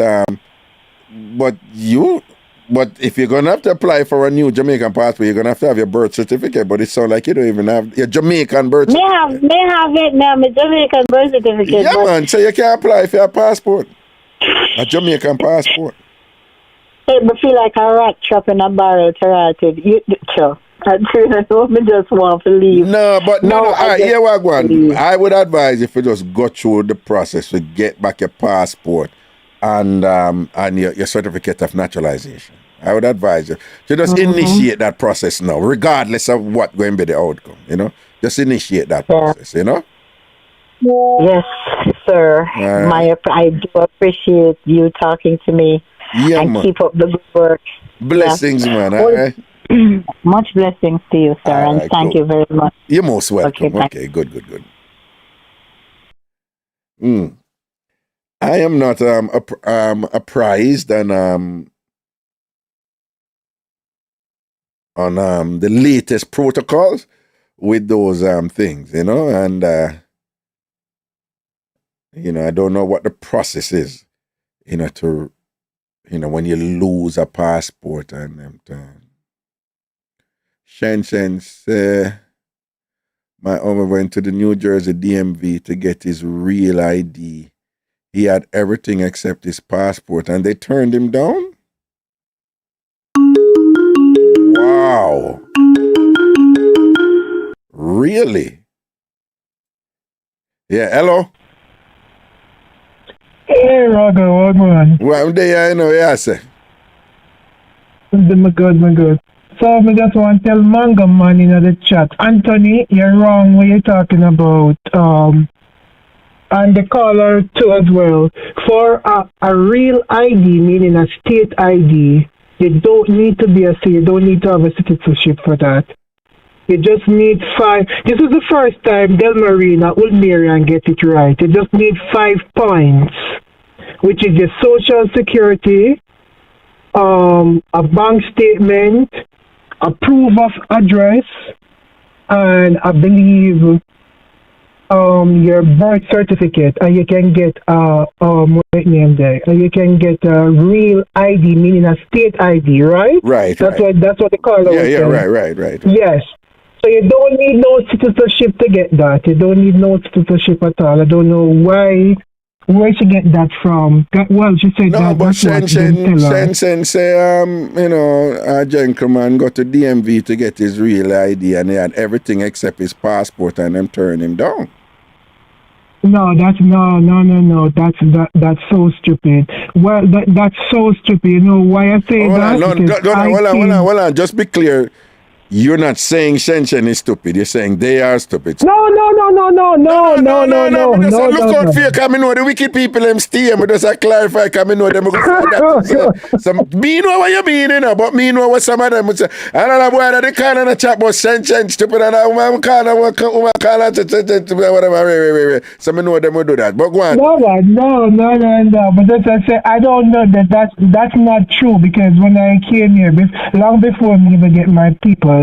Long before me an evil green card holder. Yeah. Now I'm a citizen, and I got my white name. And a matter of fact, before I am even a green card holder, I got I have the DMV have the 5-point system. Right. Where you have to have 5 points to get a state ID. And I got a state ID on my real driver's license before I became a green card holder. So I just wanted to correct that, because I see where Anthony said it. Okay. Yeah. So it's a 5-point system they use. I think they give you 3 points. The social security card worth 3 points. Your a bank statement or a electricity bill work 1 point together, and you can use your foreign passport. Your passport from a foreign country worth another 1 point as well. So everything, but you know, but your social security worth 3 points, either 3 or 4 points, something of the sort like that. But you don't need a passport, but you can use your passport from a different country. You can use that as a point system. Right. It worth 1 point. And the lady, I just want to tell her that once I don't know how she said that they're calling her, because the other day I had to go down. Shortly after me became a citizen, I became a citizen on the 15th of March, and my mother died on the 17th of March. Mm-hmm. And I had to go to Jamaica for it, and I called the 1-800 number, and I got a date. Once them give you a date, I don't know how she said that they're calling her back and tell her. That sounds strange to me, totally. Once they give you a date, because you have to have the flight, you have to have the flight number, and you have to have a copy of the death certificate and everything. You have to book the flight before and everything. And I went in and I got the passport within the same day, because I did the expedite service, and I got the passport within the same day. I think you're right, because somebody posted and said that the passport just give you more points towards the 5 points. So I see what. Okay, all right. Blessed said. Yes, so I got the. So the passport can help, but it's not dispositive. It's not like if you don't have the passport, you can't get it. So, but it can help also. I see. Okay, good. Yes. So I went in and I got the passport within the same day. But that I don't know where. Wait one second. Anthea Lawrence, I see you posting that you need the passport. No. You know, again, as the caller here is explaining, which make more sense than anything I've heard. Put it another way. It cannot be the case that to get a real ID, you must have a passport. Not everybody have a passport, right? So it cannot. Exactly. It just cannot be the case that you have to have this document that is really optional. It cannot be the case that you have to have this critical document that is optional, you know? So what they're saying is that the passport can be used to get towards getting a real ID, because the point system is such that in the passport we give you the points, right? But to Delmarine, they're saying that she got hers and she never used her passport. All right? So I don't want people to be reading the thread and then be confused with what some people are posting, right? So we want to read and analyze and then coalesce up everything and bring it together and reach as best a conclusion as possible. Yeah. And what we can ascertain up to this point from the input from you all, which I really appreciate, is that the passport can be used towards getting a real ID, and it can give you a good amount of points. But if you don't have the passport, it doesn't mean you cannot get a real ID, right? We want to be clear about that. Okay, go on. So that's pretty much it. So I got mine I got mine the same day, but the waiting period is very long, because I have to stay there and wait for like maybe 5 hours, and you can't come out the building. And I got mine the same day, and that's how I could able to travel to Jamaica. But I don't know about okay, which is consistent, because several people are posting and saying, we did lose mine and we get mine the same day and we travel, but them get it the same day, and you were saying the same thing too, yeah. No. I never lose mine, I never lose mine. What? I never lose mine. I apply. What happened? The same day I become citizen, you have to say my mother died. So I wanted to go to Jamaica for the funeral. So I did the same thing what the lady told you, where I called for the expedite. I never lose my passport. Right. You just called for the expedited service. Yes, the expedite. But why I'm saying it, because she said that she got the date and somebody else called her and tell her that she it's wrong or whatever, which to me somewhat, I am somewhat lost in that chain of thought, because once you get the date, they lock you in the system and they give you a confirmation number, and that's the confirmation number you show up with in Manhattan, and which is Manhattan Sugar, which is the same place, because they send you according to where you live. So it's either if you live in New Jersey, then they send you to Philadelphia, Connecticut, or Manhattan. That is the area they will send you for when you're expediting for the passport. Right. Following me? Right. Yeah. So I never lost my passport. That's not that wasn't an issue. I just wanted for the expediting of it, but I never lost my passport. But which is well, we have to be careful then, because they might have an expedited process that has nothing to do with if you lost your passport. Right? So. And would have a different protocol. Yeah. Them have both for that. I get it, they have to have it for that. Both if you lost your passport, or as I said, me who just become a citizen, like, because you have a lot of people here, as you know, Raga, a lot of Americans who don't have no passport, and you're big enough people. Funny enough, one of my co-workers, she born in America, born here, and she almost 50 years old. And when you look about my passport, and they travel so much and so forth, and you say, you know what? No, I can't make another person from another country come here and look about their passport. And she look about her passport after, and now she went there, she started to travel, and it's just because of me. Listen, so I know people who live in their states all their lives and them never leave them state. No, yeah. I say with my co-worker.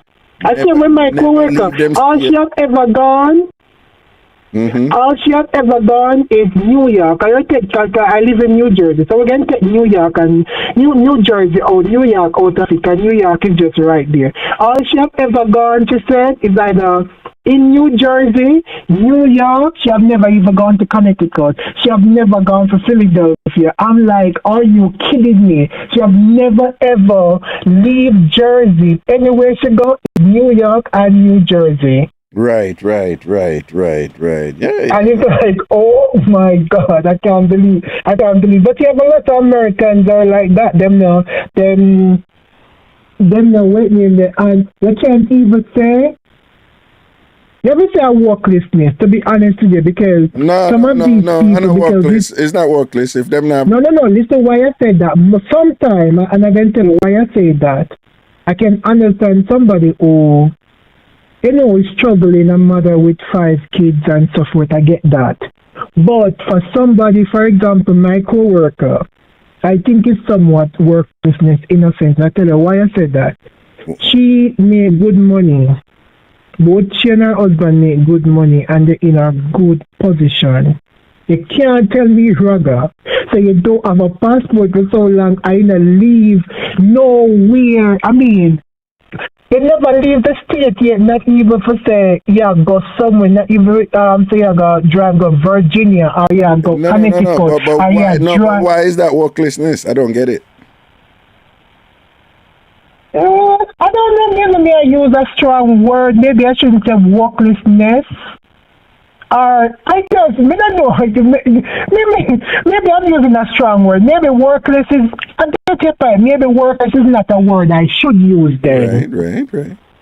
No, you get what I'm saying? Maybe workless is not. No. If we ground the analysis from the perspective that if you had no reason to go someplace, why should you force yourself to go someplace? Well, Right, you know what you're saying. Right, and I just want you to know that there are people like that all over. I still recall when I was on an outside broadcast in St. Elizabeth, and I met a woman who was at the time 57 years old, and she has never passed Clarendon. And at the time it was a shock to me, and I remember like, whoa, you know, the things we take for granted. Like I just, you know, and you know what is funny? I remember a certain point when I was broadcasting that time. Raga, sorry, all that thought. Anthony, for the last time, you don't need an American passport for a driver's license. Stop put it in the chat. You're coming like a Republican. You're coming like a hard-headed Republican. Wait. Raga, it is true. You need your American passport to get. No, Anthony, that is not true. You don't need it, Anthony. You don't need it. Remember, Anthony, a driver's license is a real ID, you know. Right? A real ID is not a special type of ID, you know. It's just certain IDs they put on the real ID. So you can't use your school ID, you know, for real ID purposes, but you can use a driver's license. You can use a passport or whatever. Anthony, you don't post that because you're going to confuse people, right? You don't need a passport to get a real ID. And again, if you just reason it out, it couldn't be the case that they made it compulsory for you to get an optional document in order to prove something needed. You know, that wouldn't make any sense, you know, type of thing, you know. Come on, Anthony. Come over yourself. In other words, you'd be saying to people, say, but me don't want to travel. Oh, but you have to get a passport even if you don't want to travel. It just don't make sense, you know. Anthony, nobody be a Britney now, you know. Nobody be a Britney. Right, you know. So and I'm probably it's something I'm going to check out. And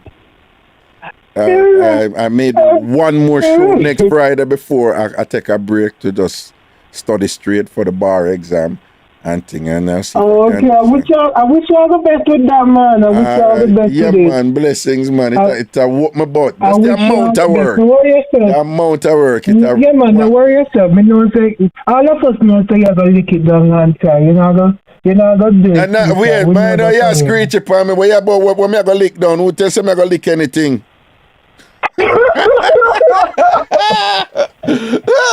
No, man. And them things that the youth them they put in a crisscross and Jimmy the young youth them you know, they say, yo, so you're gonna lick down that. No, Father Raga, just up your time. I want to tell you Raga. I want to tell you now. But when I lick nothing. No, I want to tell you now as you talk about that. No, you're a 4-3 because me think I couldn't manage Britney either, you know. So no, you're at 4-3. No, 4-2. 4-2? Okay, so somebody has to come already. Okay, 4-2. Okay, man, did I leave 4-1? Me did almost win him then, but I ask a further question, me get back the win, you know, and thing. But say I couldn't manage her. No. Seriously, I think as much as she start late, and she thinks as she experienced, I think I could have managed her. No, and then the other person who said she didn't think we could have managed her, her point was, nah, man, Brittany should have come with an aggressive mash up something and whatever, and you couldn't manage that thing. I'm saying, you're right. No, I think I could have managed her. No. What I'm asking though is, you know, think we could have managed her because your impression of her is that she's a highly skilled, experienced lover, or is it that should have come with a kind of power and force thing? Which one is it? Yeah, but I don't think that she's a highly skilled lover, but it's a power and force. Yeah. And and the aggression that she gonna come with and the energy and so forth. No, sir, not to mention pussy. Not even I don't even think pussy could have managed her with she laying down on her back and in between her and in space between her. No, but you know, let me tell you something. You are 100% correct, because when I tell you, I am not that guy. You know, the aggressive. No, you see the aggressive stuff there were enough Jamaican man love and whatever. Not me. You know that. Yo, years ago when I was much younger, I be link a look at something I go on. And let me tell you, she calm and peaceful the whole time, you know. When I put arguments to her, we are date. But tell her she calm and peaceful the whole time, and we are reasoning. You know, I kick my game and we are laugh and whatever, and this and that, and the seduction I kick in and whatever. Bam, so now I go so another time reach and over job and my base and thing and whatever. We're going in my flat, you know, Jamaicans flat, British thing. So we're going in my flat and thing and whatever. And she's still calm and whatever. We have reason, whatever. Blah, blah, blah, blah. We did like some wine. And she's like, no, whatever. We talk good. And she wants some something. So when we get down to thing, and we had kissed before. And when we kissed before, she was just very calm. And, you know, it was just nice and whatever. But now, we knew that the kiss now was just a precursor. Because we are going to do the things. All right?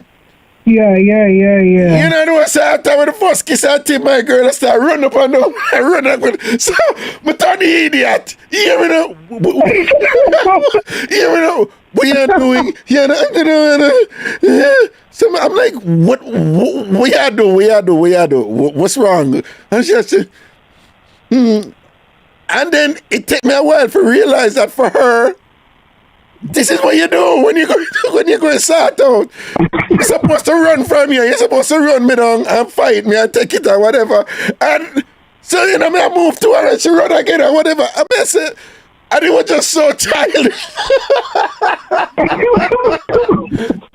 Well, I don't know. It was just so childish to me, but she come from the setting there where apparently that is what you're supposed to do. And then the man's supposed to batter her up and take it and it's just this whole game. No, if you didn't tell me, say we're going to play a little game and you're going to go on, then I might be game for that, you know, because nothing wrong if you play a little games and, you know, you go on, you look a role play and all them something. But if you just have flow ordinarily and you think, say, oh, having sex means me must run up and down all about the place, and you must run off of me and think or whatever. Yeah, but I tired me before me start. No. Me not the part of something that. When me I tell some of my brethren them now, them I said that they don't know I saw the woman them stay. And I'm like, no.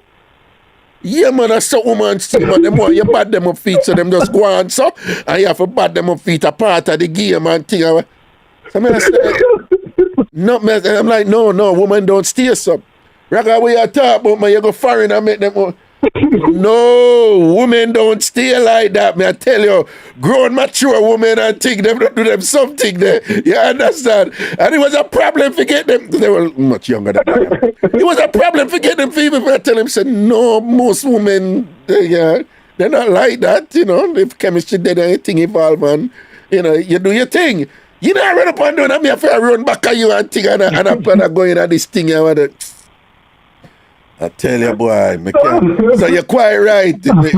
Hey, man, and at this stage of my life, you come with all them fool shit. I say, hey, what about I do not, you know? We're not bad. We're not bad at doing nothing. We're not foolishness, you know. We're not running up and down and foolishness, you know. But not bad at doing anything. Because that's what turned me off. You understand? Oh, God. But you're right. No, she come over that way then, you know, because remember, I said she characterized everything in terms of mash off that. No, sir. Not even my boy from England. We always are going like him white name there. Liquid?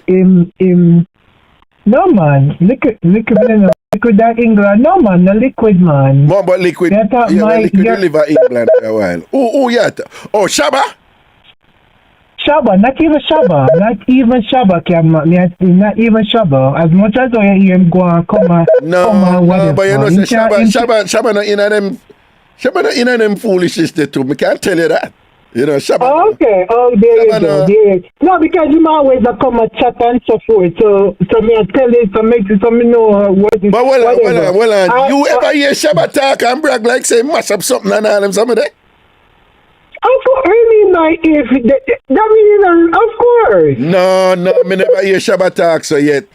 No, of course, him all like me never hear Shabba talk so yet, but he mash up something. All right, listen to me, now, brother, listen.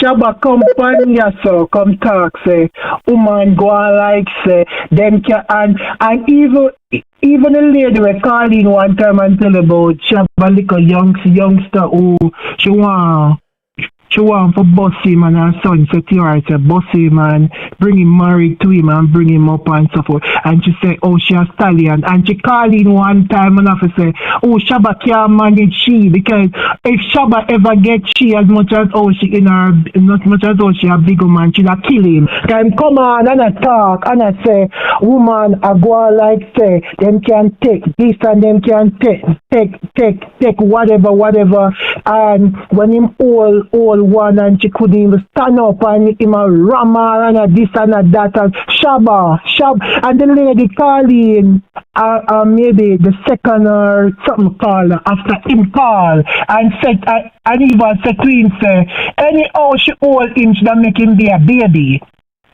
Shabba, yeah, Shabba, Shabba. That because let me tell you, but Shabba I'm a bona fide. Yeah, no, but here where me I come from with it.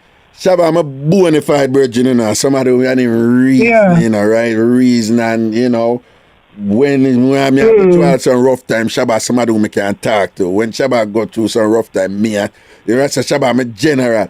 So, we talk and whatever. And me, you ever, outside that joke, you know, like joke. You ever hear me talk about me mash up something and No. But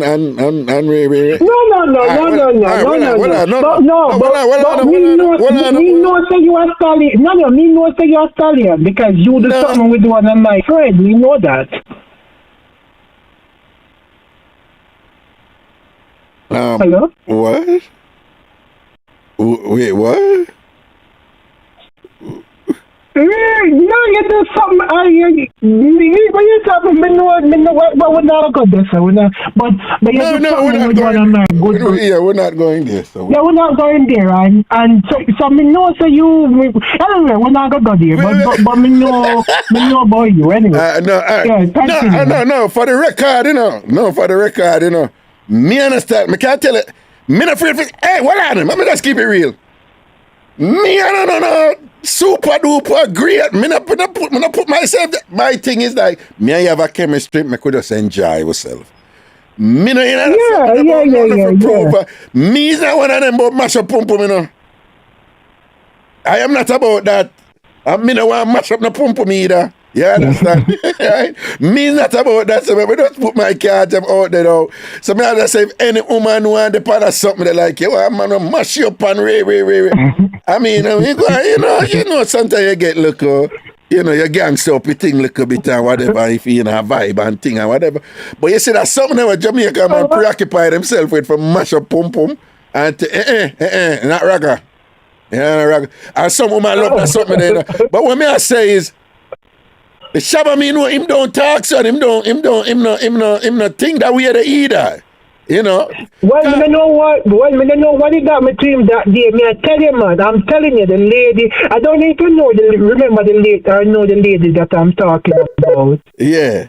I don't know if you even remember the lady that I'm talking about. But she came on and she had to say to him, say, I want me to Shabba, and that's why she thought wicked. So I want me to Shabba. I want me to Shabba. Me ride him off and him come and don't even know say him come. What I want me to Shabba. Yeah, me I tell you, he came on here and was talking and I said, some woman this and whatever and him did wait name and then she come on after. Grant you, I'm not saying come on all the time talking about that. Right. Don't get me wrong, I'm not saying that. But in come on, I think maybe... But here one, let me tell you this. Alright, just so you know, Shabba and I, we find it amusing when we hear men talk like that, right?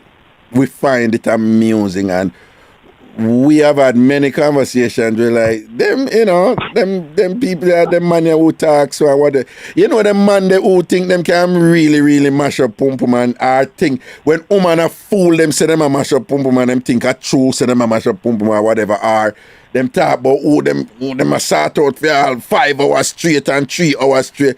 Like Shabba and I, we have routinely laugh off of them man there, you know. Whatever. So some know say him not stay. Oh, okay. Yeah, I understand. Some know him not stay. So we say, you know, so me and him we always say, yeah, man run up him mouth. You can't know say him no know woman, him no man don't understand woman and whatever, you know. Cause we always a laugh off of them. You see somebody in the chat, the name Jack Bowen. The Jack spelled Jacqueus, right? Jack Bowen, right? No, man, him in a chat, man. I'm a general. Okay, right? okay. Me and him too. We are when we hear young boy, when we hear them a chat or whatever, I mean, I say, them boy here, whatever, and you know, talk and regular, we say, yo, 40 minutes I sort out or a good half hour, a long time that, you know, and whatever. You know, I will mash up that time, and sometimes you listen to them talk and you say, do you hear them talk with them aggressive about mash up pum pum? You cannot tell say them don't know how to make love to a woman mind. Them don't know how to make love to a woman. Them don't know you know, we just drop back and listen to them and think and whatever. But Shabba is like that too. So that's why when you say it, I'm surprised come here and say, no, Shabba not stay so. You know? But anyway. I mean, I don't know what they get to them is that day or what, or if him not drink before him come on. Mind him did I say, oh yeah, and when you hold them and so them can't do so, you know, in a kind of hypothetical conditional thing, as opposed to saying, yo, me are the general, you know, when me hold them and thing and put it on them ball and thing and whatever, you know. I don't know. No, man. No, him did allude to the fact that some of them women you can't take it and when him put it on and him even go as far as say I believe him say him did a muscle there with this woman or did a date this woman in Manchester, something like that, and him go there and him ready for perform and him a put it on pan her and she a ball and say, oh, she can't bother and this and that and this and this. Me I tell you, if you go back and you listen, me not got to because it happened so wet name. But me I one of them listener. Me I like cute too cute, who not forget. Who remember these stuff like too cute where we can tell you. Yeah. Because I tell you, the lady Colleen, same time, the lady Colleen, around 2 callers after him. And I say, I want me to Shabba, and then know say more ride him off and make him come. I don't even know say him not come. I don't even make him realize that him not come. Right. I want me to him. Colin Shabba, come defend yourself. All right. All right. That's your word, man. See it? Bless you. All right, man. Take it. Yeah, man. Respect and blessings, man. Right. Cool. Yeah, man. Have a wonderful weekend. All right. Protection. People, make sure to buy on the early bird tickets them from a party, a celebration party, September 16. Somebody was asking the date. It's September 16 at Amazura in Queens. I want you to come out and support. Good afternoon. Good evening, Carla. Wagwan.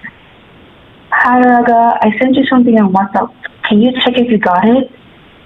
I just sent it. All right, is something I can look on after the show? No, I want you to read it to the listeners.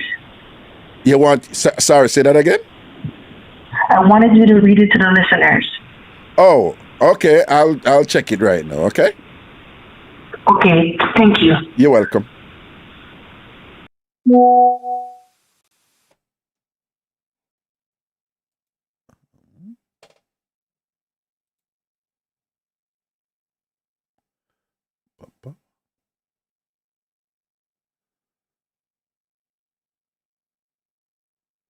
All right. Well on. Give me a second, people. Let me read this for the lady, you know.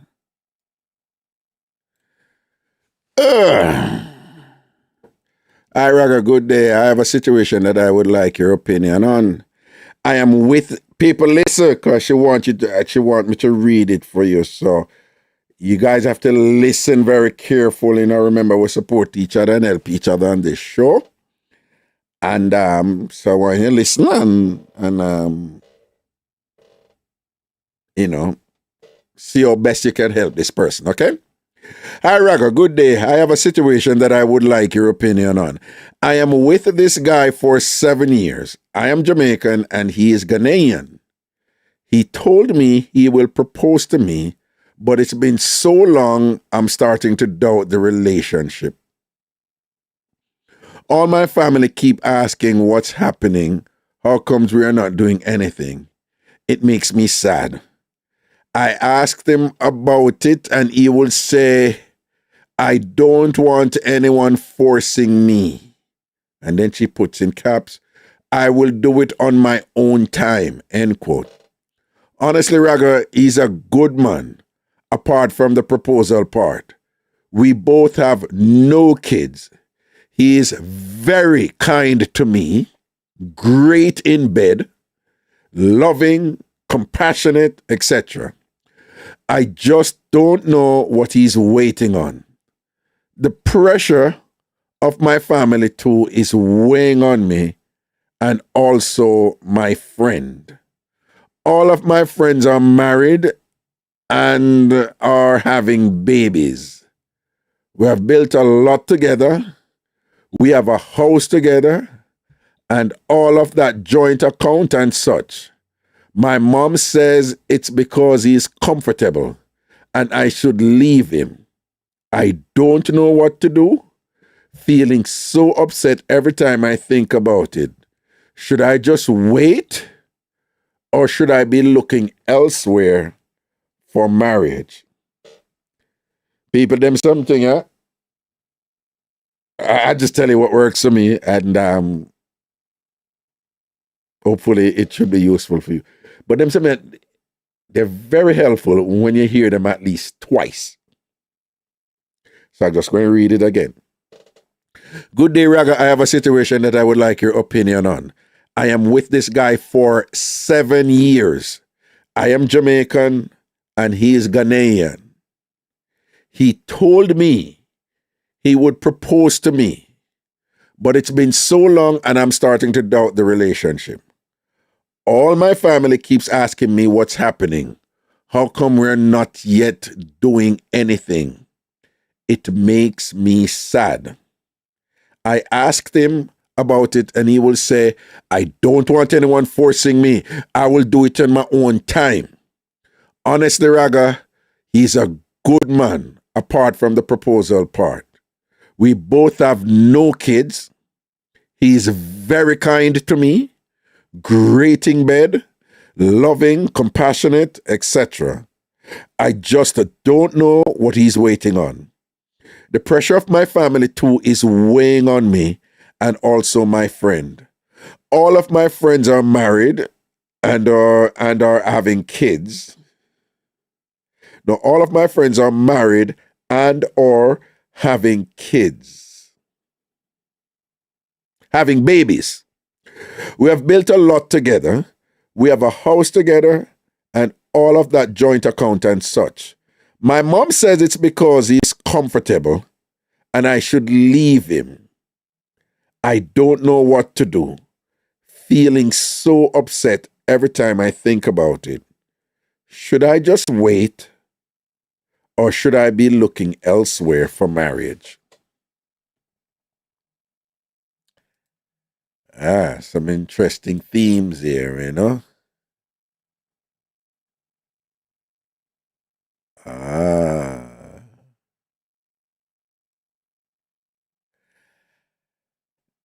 There's several things for me that pop out there, a whole bunch. One I will say, I'm going to say this one, you know, You see this whole thing about your parents and everybody keep on a pressure you and ask you wagwan and this and that and I don't know if you are the one engaging them in that type of conversation or they initiate it and you just listen to them and go along. But I cannot overemphasize this.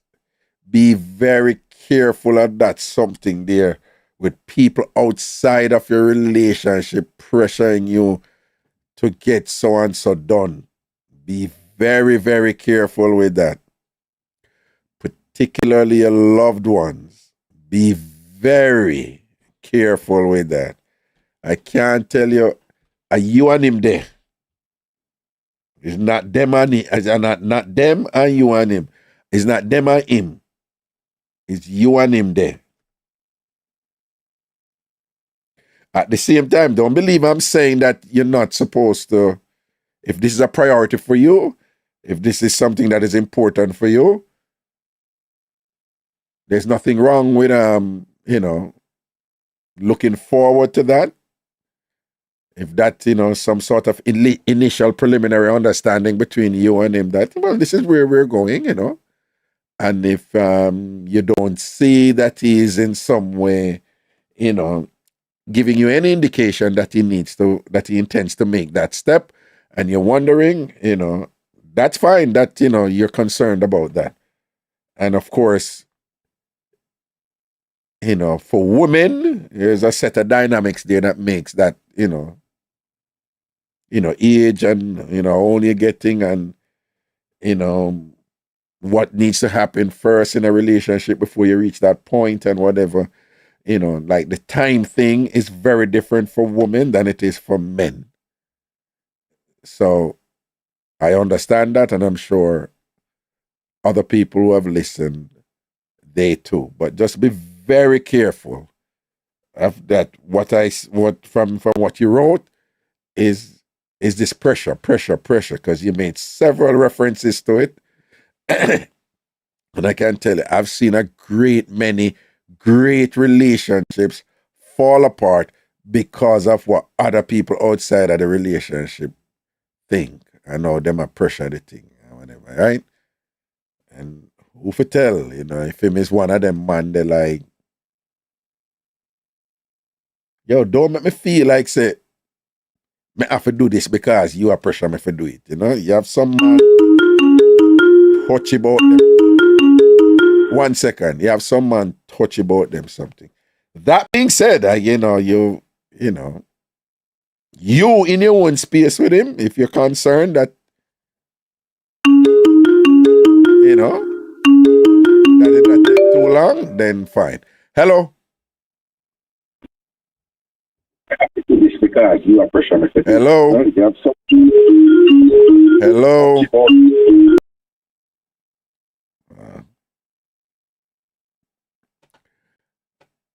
Okay, but there's some other things there, so let's see if let me see what people have to say about it. And people can call in, please too, and let me see from where people start. Okay, sis, he may have all those qualities, except he's just not ready to marry you. Okay. Another woman says, do not leave. The dating scene is crap. Hold on to your good man. That's a woman who said that,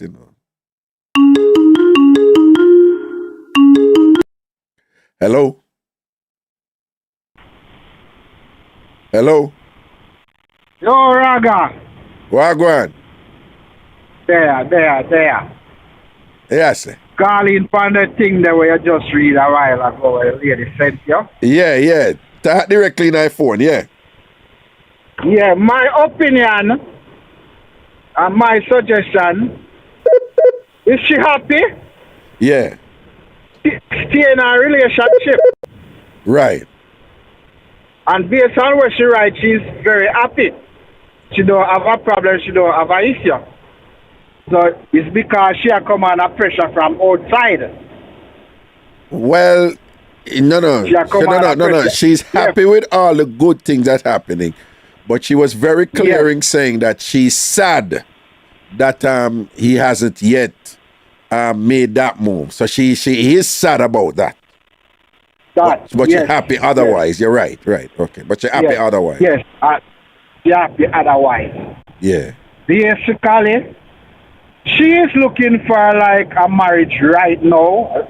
Looking for something right now. Right. Which the man have a reason why him not ready for it yet. But some data come down the line. Yeah. As when she said the man said no one like nobody force him to do it, we do it in due time. Right. Sometimes marriage is not all everything. You rush into a marriage and then further down the line the relationship will work out, the marriage break. See? So sometimes some people need time to think and know the right road where to take on, the right route where to travel before they rush into things. I kind of understand her frustration, like she want to get married and she want to start having kids, and like the man now look the direction they right now. Mother need grand picnic, that I mean thing that mother pressure. Mother tell her straight she need grandchild. That's what I mean. But you're in a relationship and you're happy otherwise, and that need to sit down with the husband to be or your boyfriend or your fiancé and sit down and talk it over and get it to come from the same understanding. And then if things decide to continue from this, they continue and work on. Okay. But real quickly though, we'll take some other call. Her concern is them happy and thing and whatever, but him probably just don't want to cross that line. So her concern is he may just not want to get married and thing and reach a level of and she could have happy and respectful and thing and whatever. In that state. Yeah. She waste her time because she want that. Yeah. And him may not want that. So what you think about that? What you think about that? She kind of feel insecure when it come on to that side with that point, as you say. She could have believed she just a waste her time. Correct. When she would have really move on. Correct. But for the next and again, she can move on, go outside her marriage and the marriage, work out. True. Get the benefit where she usually get here, so without marriage. So we all have it kind of be skeptic and be careful and whatever we choose. So you say outside of the fact say him not married yet, him not bring up the marriage thing. She's in a real good situation now with a really nice man. So say it's like enjoy this, because you can go out this one thing and you get something even near as good as this, even without marriage too. And at the same time, there's no guarantee here that him absolutely not gonna marry. She can't say that definitively, say him absolutely not gonna marry. They may still get married and thing and them have them kids or whatever, and may just not ready yet. But while there's no guarantee, you're saying that she have a good thing now. So she must just go and enjoy this and thing and okay. Yes, enjoy life. And that is what it's all about. Probably that the man are doing say whenever I'm married, life change. So I'm try to enjoy before I go down in the road. Because when I'm married, it's a big commitment you make. And if you really married somebody out of love and to spend the rest of your life with that person, remember say it's a big risk you take where you do everything. You're going to do everything a lot of time. So you go on, get a little enjoyment at your younger stage of life first before you go down that road. Because you go down that road and go down the turn back. Right. Okay. We'll see what some other people say about this. All right, bye-bye. All right. Yeah, people, and I'm going to suggest something to you now, right? Whenever you're helping somebody with advice, particularly on something like this, express yourself, give your opinions, and that's fine. I would encourage you all, though, that one of the things that you must try. 1 second, caller. One of the things that I would. 1 second, caller. Oh, what happened there? One of the things that I want you to try to do, and it's a very, very hard thing to do. Don't believe that it's easy. And don't believe that it's easy. Is 1 second, callers are coming to now. Be careful you don't project your experiences, your insecurities, your viewpoint onto the person you're trying to help. It's one of the hardest things to do in counseling. To divorce yourself from your opinions about something, whether the helpee, the person seeking the help, has asked. It's hard. It's even so much more difficult in that many of us, when we try to help somebody, you have not even gone through the process of helping yourself with your insecurities or your discomforts or your experiences or what you have gone through. And you unknowingly project your thing onto the person you're trying to help. So I'm going to ask you all to try your best and be as objective as possible, as opposed to subjective. And I know I'm just asking you to do it in the conscious, because we all have stuff deep inside of us that we're not even aware of. Everybody.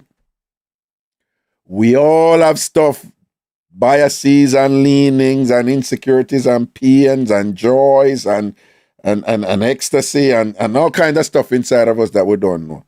But be careful of knee-jerk reactions. Be careful of, you hear something, you don't even take time to think about it, boom, you just put out a definitive conclusion, a conclusionary statement and things like that. Which would suggest like you really never take the time to think about it. You just hear something, boom. A this a go on, a that a go on, a this a go on. Right? So again, when you're helping someone, one of the hardest things, it was so difficult for me when I was training as a counselor, is to listen. Listen what you hear, listen what you don't hear. And be careful of knee-jerk, spontaneous, sometimes judgmental, definitive statements where you feel like you have seen it clearly. And this is what is going on. Be careful. Be careful you don't throw your pain, your hurt, your insecurity, your discomfort on a vulnerable person seeking help. It's the easiest thing to do.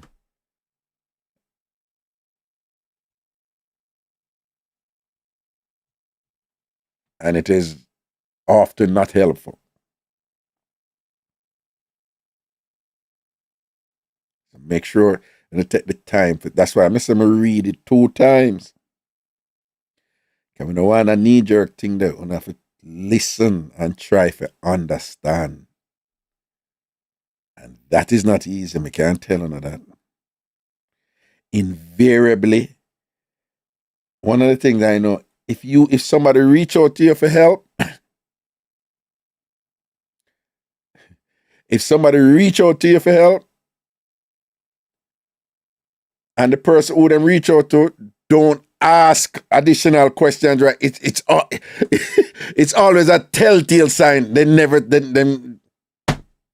think it through. They never take the time for whatever source they come from. When them come out with a statement where judge definitively say it's this or it's that or whatever, always. Again, if somebody reach out for help to you for something, I say so and so and so and so. And if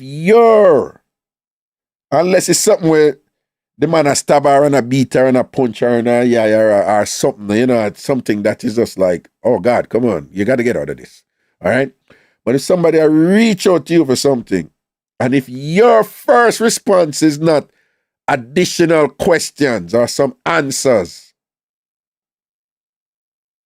to further understand what is going on, almost always that means that you never take the time to really think it through, or you're just throwing out an opinion out there that is framed as a definitive statement and whatever, and that is not necessarily helpful. All right?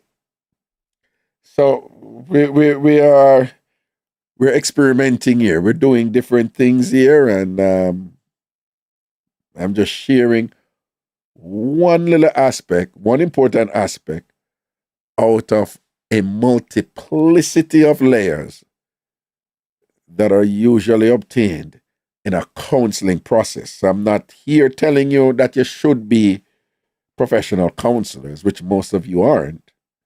And that would be unfair of me to have those expectations of you. But in terms of fundamentals, and to kind of make this process useful on a show like this, think. Divorce your feelings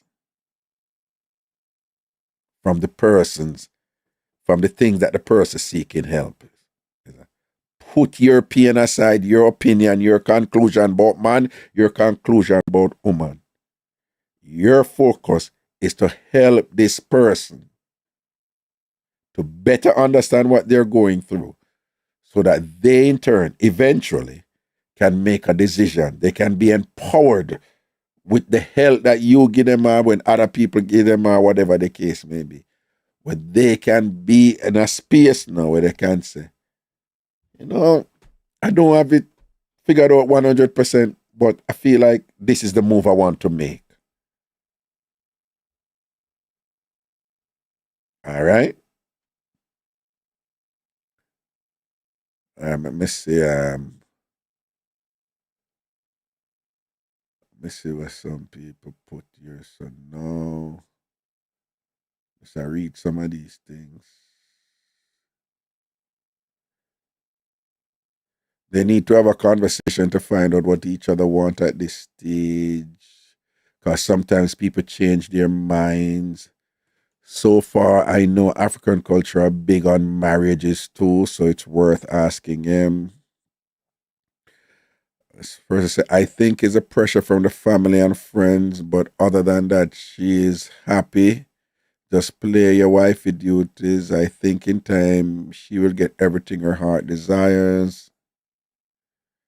Yeah, because it's a tricky thing, you know, because she's in that classic case where all my friends are either married or having babies. You know, that kind of left out thing, and that's something that where women go through, like, so what wrong with me type of thing, you know. It's a very strong, it's a very strong like ethos. It's a very strong, it's very influential, you know. And you know, like she said, it makes her sad. Absolutely, Raga, no projecting. She sounds confused and needs some support to move forward. Right, just be careful of definitive negative statements. For if I'm to be blunt, right? Just be careful of definitive negative statements. And whatever you say, think about what impact it's going to have on her. Whatever you produce in a situation like this, she's in a vulnerable position. Think of what you say and how it will impact her.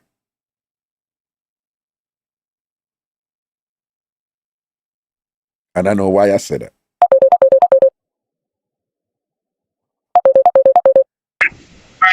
Hello, caller. Ragashanti. Well, I make a turn down this a little bit. Yeah, what go on? You don't know what's me walk to my party. Arizona, me man, but yeah, I have to give me, guys, they say online, the ticket online, but you have to give me the link when we can get online. Oh, yeah, man. Me get the link, man, because Yeah, man, just give me the link. Hey, you know, first me come on and show me. Ever listen, right now, me not chat there, I listen Mango. Well, you just hear Mango? Yeah, because me just go on the phone, because you a chapter me drive, so me can't put it on the phone more time. Right. So for those, You know, them big, hold up, them one big second. chapter there, you know? For those of you listening and you're confused, when people are listening the show and like if them stop it and thing and whatever, the show will start back from where them stop it and them thing there. So don't get confused like him saying just a listen Mango here. I just that's him the in the show. All right, yeah. Yeah, man, yeah, man. All right. So we not a big chapter. I can't really use the phone unless depends on when me I do still, you know? Saying. So yeah, forward come to Yeah, man, so, you're from Arizona. How you ask man? You just send the link, man. Yo, send the link and the address. Let me know exactly where I go. Let me know which airport to fly in at. Yeah, man, I'm gonna send you the is it LaGuardia or JFK? But I'm gonna send you the flyer and the link and everything, yeah? So yes, man. Let me get it right away, man. Send it to that number, yeah? Yeah, this is a number, yeah. Alright. Yeah, man. That is it. Yeah, man, I say a word here. Yo, man, I was listen. Hey, man, I was listening show, man. You make me laugh, man. What's your name again? When I leave them, come on and say, me now tell about the show right now. Well, yeah, that lady. Me now call on you because I said that lady. You see, anytime you want to get back to you, you start telling where you want here. Oh, China, that sure. You don't wait over it. You're not too bad. Other one they go. That's it. And want to get back in our show to talk to you, but in disrespect your way where he should know. You know what I mean? See. She want to come back to talk to you on the show. So him come and him start say, Raga, you can't manage me, no Raga, you know, you can't manage me. But you don't know, say, you want to come back in the show. Raga, come on. We are Jamaican, we know all of them or something like.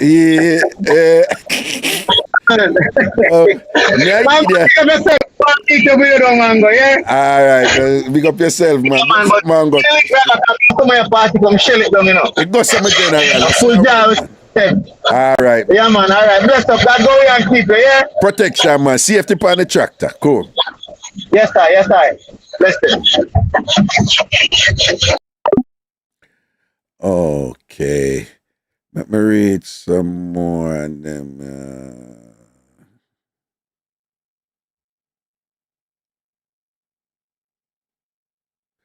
as person said, as long as she and him don't live together, then cool. But if they live under the same roof, then she do the. I don't really understand that, you know. Majestic, Gabby, I'm not sure what you're saying right there. As long as them don't live under the same roof, it's cool. But if them live under the same roof, then like,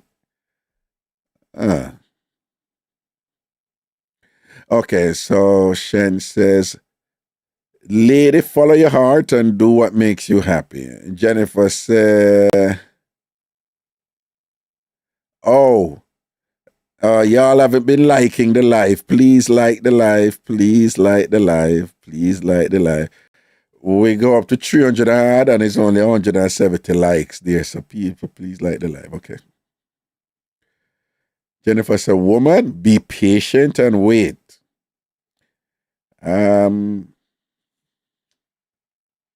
Yeah, but she thinks that 7 years is too long. I have to say, though, you know,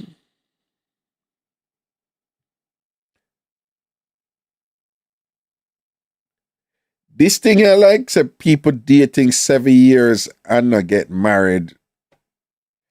This is a fairly modern thing, you know. It's a fairly nowadays thing. Right? You have many instances culturally, including West Africa, which I know.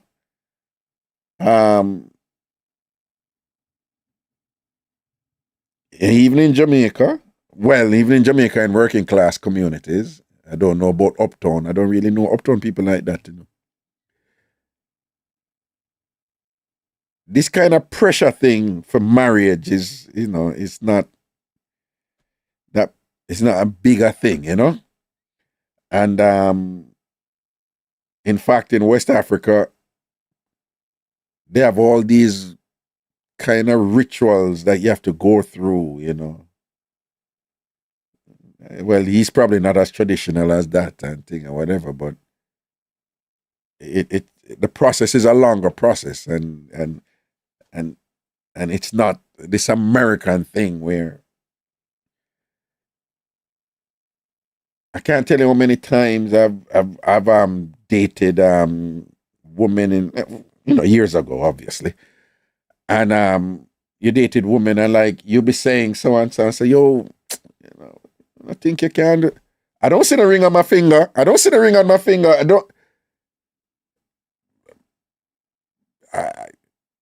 As a Jamaican man, and I know she's Jamaican, but and I know it's different for the younger generation of Jamaicans now, but we weren't raised like that, for the marriage thing to be like, that is the goal. The goal is marriage. The goal is the wedding, this whole thing like what's happening and this pressure and all them something or whatever, Most of the time when it happens, it's like, yeah, the person there for a while and I go through so and so and so, and you reach a point where you're like, yo, we should get married, man, But again, you have all these cultural things there, because one of the things I noticed, is as I mentioned this before, and remember again, this probably doesn't apply. She's Jamaican, he's Ghanaian, but they're still here in this culture, and surrounded by these pressures. But like I told you before, there are these people who did this research to find out why Caribbean people. Wait 1 second. Why Caribbean people stay married so much longer? And it was a whole bunch of things, but to cut long story short, what they found out was that here in America, people marry to prove, while Caribbean people marry after it's proven. So here in America, people marry to prove, while Caribbean people are more likely to marry after it's proven. It is not absolute on either side. Remember, Caribbean people are notorious, like especially the religious one. You can't live together until you're married and all this thing and whatever. So they know, say, we have our share of that too. So that is married to prove.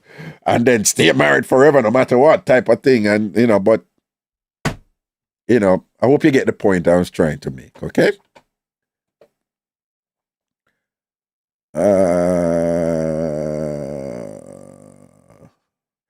Then all along your counselor Raga me there need some good up count.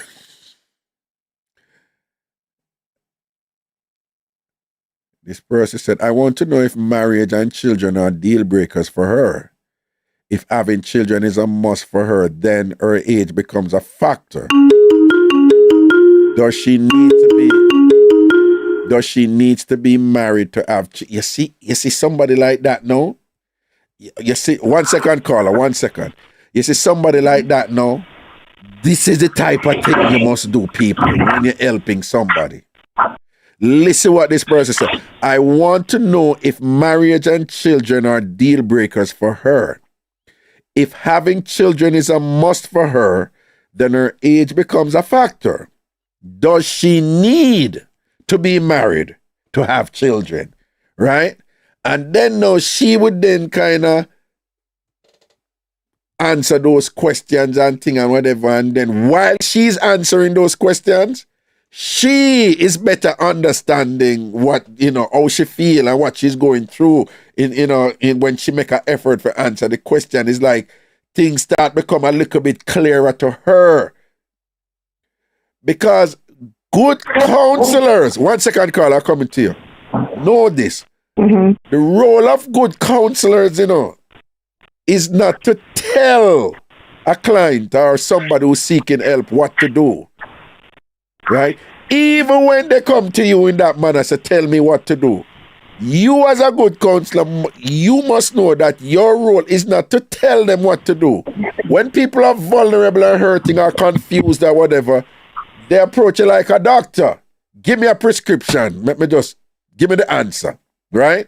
But you're not supposed to do that. You know what your role as a good counselor is supposed to do? You have to be empathetic, compassionate, sincere. But your role is to ask the right questions.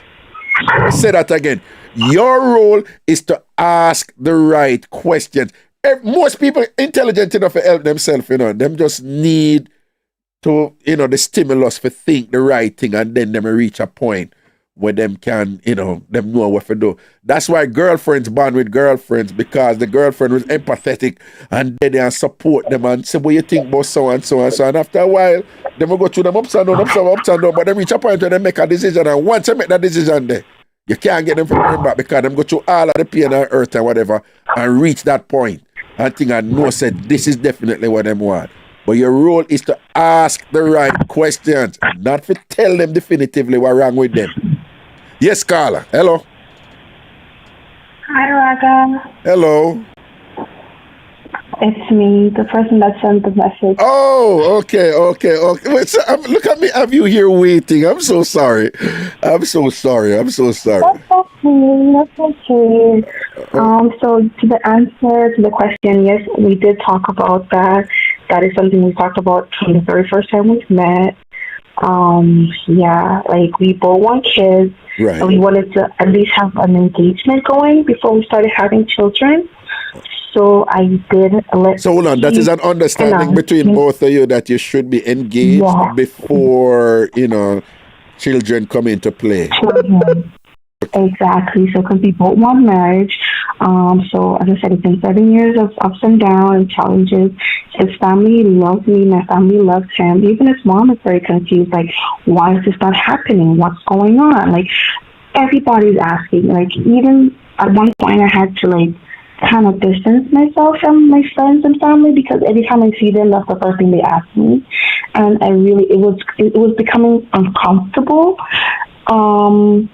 As I said before, our relationship is really rock tight. I don't have to be having the girl drama, all that stuff. We're really good, but me personally too, other than my family. Wait. Okay, hold on. So when you say your relationship is rock tight and thing, and you don't have no drama, what do you mean by that? Can you help us to understand? Meaning there's no infidelity. Right. There's no you're texting girls or I'm texting men, or we're looking for people outside. We literally just work, come home, spend our time with each other. It's just, I don't know what to explain. It's just a normal relationship without the ring. I from the very first time, from ever since I told them, listen, I want to be married. I want to have that family unit. That's how I was raised. My parents are married. His parents are married. So we always talked about that continuously. But after I see 4 years, I'm like, okay, what's happening with the engagement? Are you sure you want to do this? Let me know so I can, because I want this. I don't want it to need to be waiting, So we did have conversations. No, hold on. Wait. What did he say about the engagement just now? Yeah, we talked about engagement. After 4 years of us being together, I asked him, okay, what's going on? What's happening with the engagement? Did you change your mind? Do you want to, step back? So I do communicate every step of the way, right? And he's like, no, I'm looking into this. I'm planning everything. Don't worry. I got this. It's coming. Don't worry, baby. Don't worry about it. Don't listen to when nobody says it's coming. Okay, 7 years later, SpongeBob voice. 7 years later. When you say 7 years later, you mean 3 more years after the fourth, that conversation? Yeah, and nothing. Yeah. 3 years after, I'm asking him, okay, so we had this massive argument just a couple of months ago, because, as again, I'm like, okay, what's happening? I don't want to say this rudely, but Raga, I feel like when it happens, I won't be excited anymore. Why? That's how That's what I'm saying. Like, I don't know. Because you think it should have happened before. Oh, thank you. I feel like, and it's like he doesn't get it. It's like, oh, why are you rushing me? Like, I want it to be natural. I'm like, yeah, natural 4 years ago. Or 3 years, 3 years ago. But it's been said, it's going to be 8 years this year. 8 years. Right? Right? And but hold on. Wait. A couple of things. What do you think about, what do you think about the fact that you have a timeline in your mind where, I say no, but you have like a little range, like where it's supposed to happen and things like that, and that has prompted you that when you're even asking him about it, according to you just now, you say, so what? You don't want to do this again? You change your mind and things like that. That is how you're asking about it, right? No, I asked him, like, okay, where do we stand? Like, are we on the same wavelength? Are we going into the same direction? I don't be like, oh, I don't like attack him. I make him feel comfortable, because I do, in my mind, I don't like to give ultimatum, because I don't want to tell me what to do, but I do want you to express to me where you are in life, so we know that, okay, I might be wasting my time, or, you know what I mean? Because things change, people change. Lots of, you know what I mean? It's been a long time, so I don't attack him like that. I'm just saying it because, you know what I mean? But how I came off was like, okay, are we on the same page? Do you want to talk about changes in a relationship? You know what I mean? Like, I bring things suddenly to him, kind of like, okay, feel him out, like, okay, what's going on? And then he was sort of like, oh, no, babe, don't worry. Like, I'm on the same page that you're on. I want to be with you. I want to get married. I'm just, fixing some stuff or whatever, basically. So I don't like attacking. How old is he? He is 31. Okay, and I'm right behind him. Are you right behind? Okay, all right then. Good. And 7 years and things. So, and you say his family love you and your family love him. Oh yeah, like his mom is a bit upset. Like, okay, she keeps asking me to, like, are you guys okay? Like, what's going on? Why is it taking so long? I'm like, ask your son. Ma'am, ask your son, because I don't know what's happening either. My parents are asking. By the way, I'm the only child from my parents, mom and dad. So right, like, and I'm getting older. Right. You know what I mean? Right. So my family's like kind of like freaking out, like, okay, what's happening? And I'm the first grandchild of both sides of family. You know what I mean? You're the first. You're the first what? I'm the first grandchild and great-grandchild for both sides of my parents and my mom, from mom and dad. Wait. So if you're the only, when you say first, I'm the first. Okay, so from my dad's side, he has siblings too, but I'm the first one to be born on his side for grandparents and things like that. So everybody else is a bit like just coming into college, university. So everybody's looking at me. If you get what I'm saying, right? Like, I know so you are like all my cousins, like a point, a pivotal point there. Like you're I'm finished university. I'm living on my own. Like everything is done. You know what I mean? Like. Basically. Yeah, so it's like the next step. And 30, and to be fair to you, I don't know if he appreciates that, but at 30 years old or so around there and whatever, it is totally understandable where a woman at 30 years old is going to be. Because, once you get up in your 30s, it increases the probability that in terms of child rearing and them something, having children and them something. Oh yeah. I expressed that to him as well. Like we actually have an open communication. I'm not raw on him or anything. That we actually talk and express how I'm feeling and how the autonomy of a female body and all this stuff. We talk. So what really upsets me and makes me feel what was the word? I guess sad? I don't know. Or disappointed. Yes, disappointed in him not stepping up and making a full commitment. Is that, okay, I'm the person, like, if you don't want to, just say that. I can just go. But you can't have your cake and eat it too. You can't have me here sitting waiting for you to do exactly what? You know what I mean? Like, what am I waiting for exactly? So that's how my mind is trying to, like, and then now if this happens, I'm now forced to put a smile on when I'm like, ew, it should have been happened, you know? It should have, like, you know what I mean? Like, right. and I'm trying not to be that bitter Betty person. Right. I'm trying not to be, you know, I'm trying to be like, you know, all handy dandy, but I don't know what else for him to understand. Like, okay, guy, like, it's, you're doing this now. It's just like, okay, you should have done it. Give me the ring and go to bed. You know what I mean? That's how I'm feeling now. Your conversations on marriage and things like that. What are some of the things where him say explicitly about marriage? What you sense from him? What you sense from him in terms of how him see marriage? Well, to my understanding of him saying out of his own mouth, he wants to get married. He said he wants to get married. He wants to get married to me. That's what he said. That's what he said out of his mouth. He said he wants to get married to me. He wants me to have kids. Like, that's what he's saying out of his own mouth. But his actions are not adding up. And you know what I mean? So I'm just kind of like, okay, should I just get up and just leave? Because you know what I mean, right? So it's coming to a point where it's like, hold on. I have known of many situations like this where, and it's just an option, okay? I've known of many situations like this where the woman made a move, you know, and then the man come around, but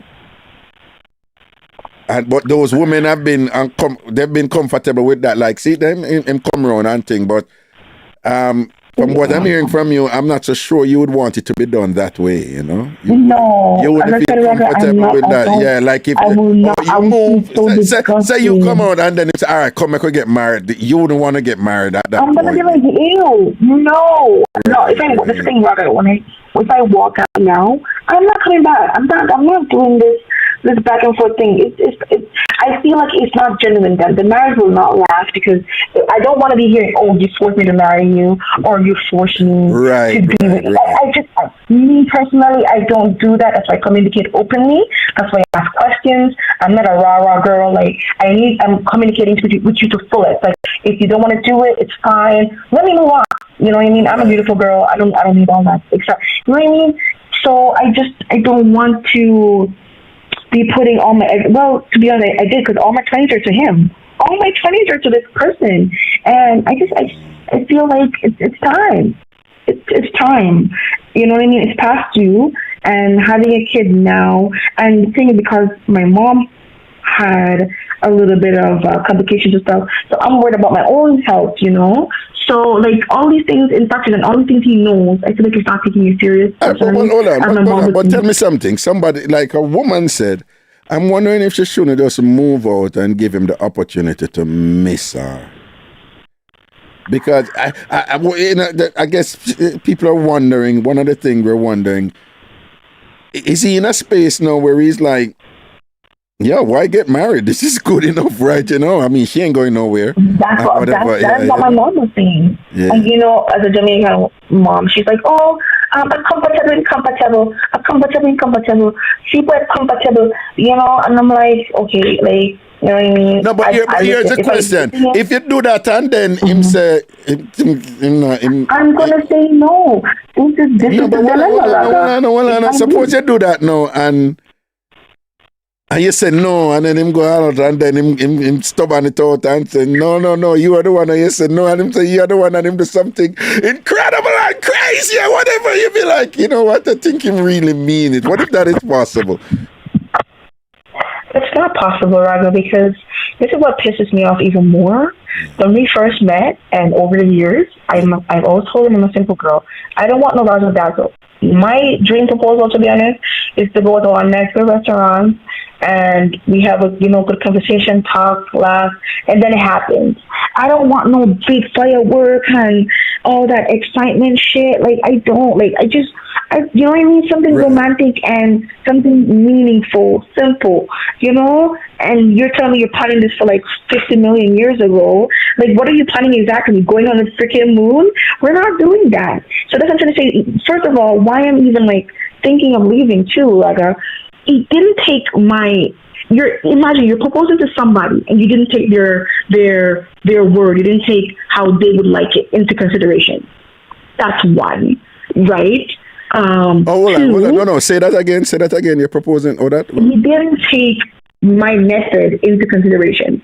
I've been telling this person, everybody, my whole family knows. I don't want this big old rah-rah proposal. Like, right. I'm a simple girl. I like simple things. A dinner would be nice. A walk in the park, some watching the stargaze, something romantic and something that's heartfelt, like. So you telling me you're planning this big old thing. I'm wondering what is going on, because this is not what I wanted. You're proposing to somebody. Why would you not take in consideration what they want? But when when we talk about no. But I'm listening to you, and I'm also hearing you're a reasonable person. That's what I'm getting from you. You're reasonable, and and so forth. But you also have a fairly defined sense of how things should be or what should happen and so forth like that. All right. Mm-hmm. If you don't mind me just sharing that with you, you have a fairly defined sense of how certain things should happen and what would be ideal. Mm-hmm. Okay. Sometimes things don't necessarily work the way that we think is universally ideal, and and in particular, I don't know how much of his Ghanaian culture is with him, but for them it's the normal to do. For a lot of them, it's normal to do, and it says a lot about you. If you can do something. Yeah. In a theme way too, which is theme version of the right way, that reflect good upon him as a man and thing like that. And so I guess what I'm curious about is he in a position where even if he wants to do something, fairly, not Jay-Z level or whatever, billionaire level, but is he in a position where him can be comfortable for saying, no, man, we can't get married right now because financially I'm okay, Is he in that position? We can get married right now? Yeah, it's to do it big. No, obviously, no, we're not ready for all that. My problem, I don't want to get married right now. Like, I just want a step.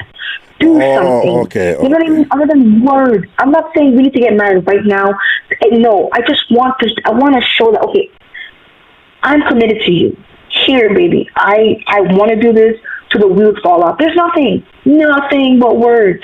My parents don't want us to get married right now, but they wanted to show some form of commitment. Give us some indication that you're really going towards this. Thank you. That's it.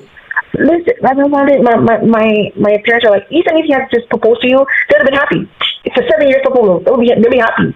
Something happened, but it's just. Jamaican people already. It's like, I'm just living with this man.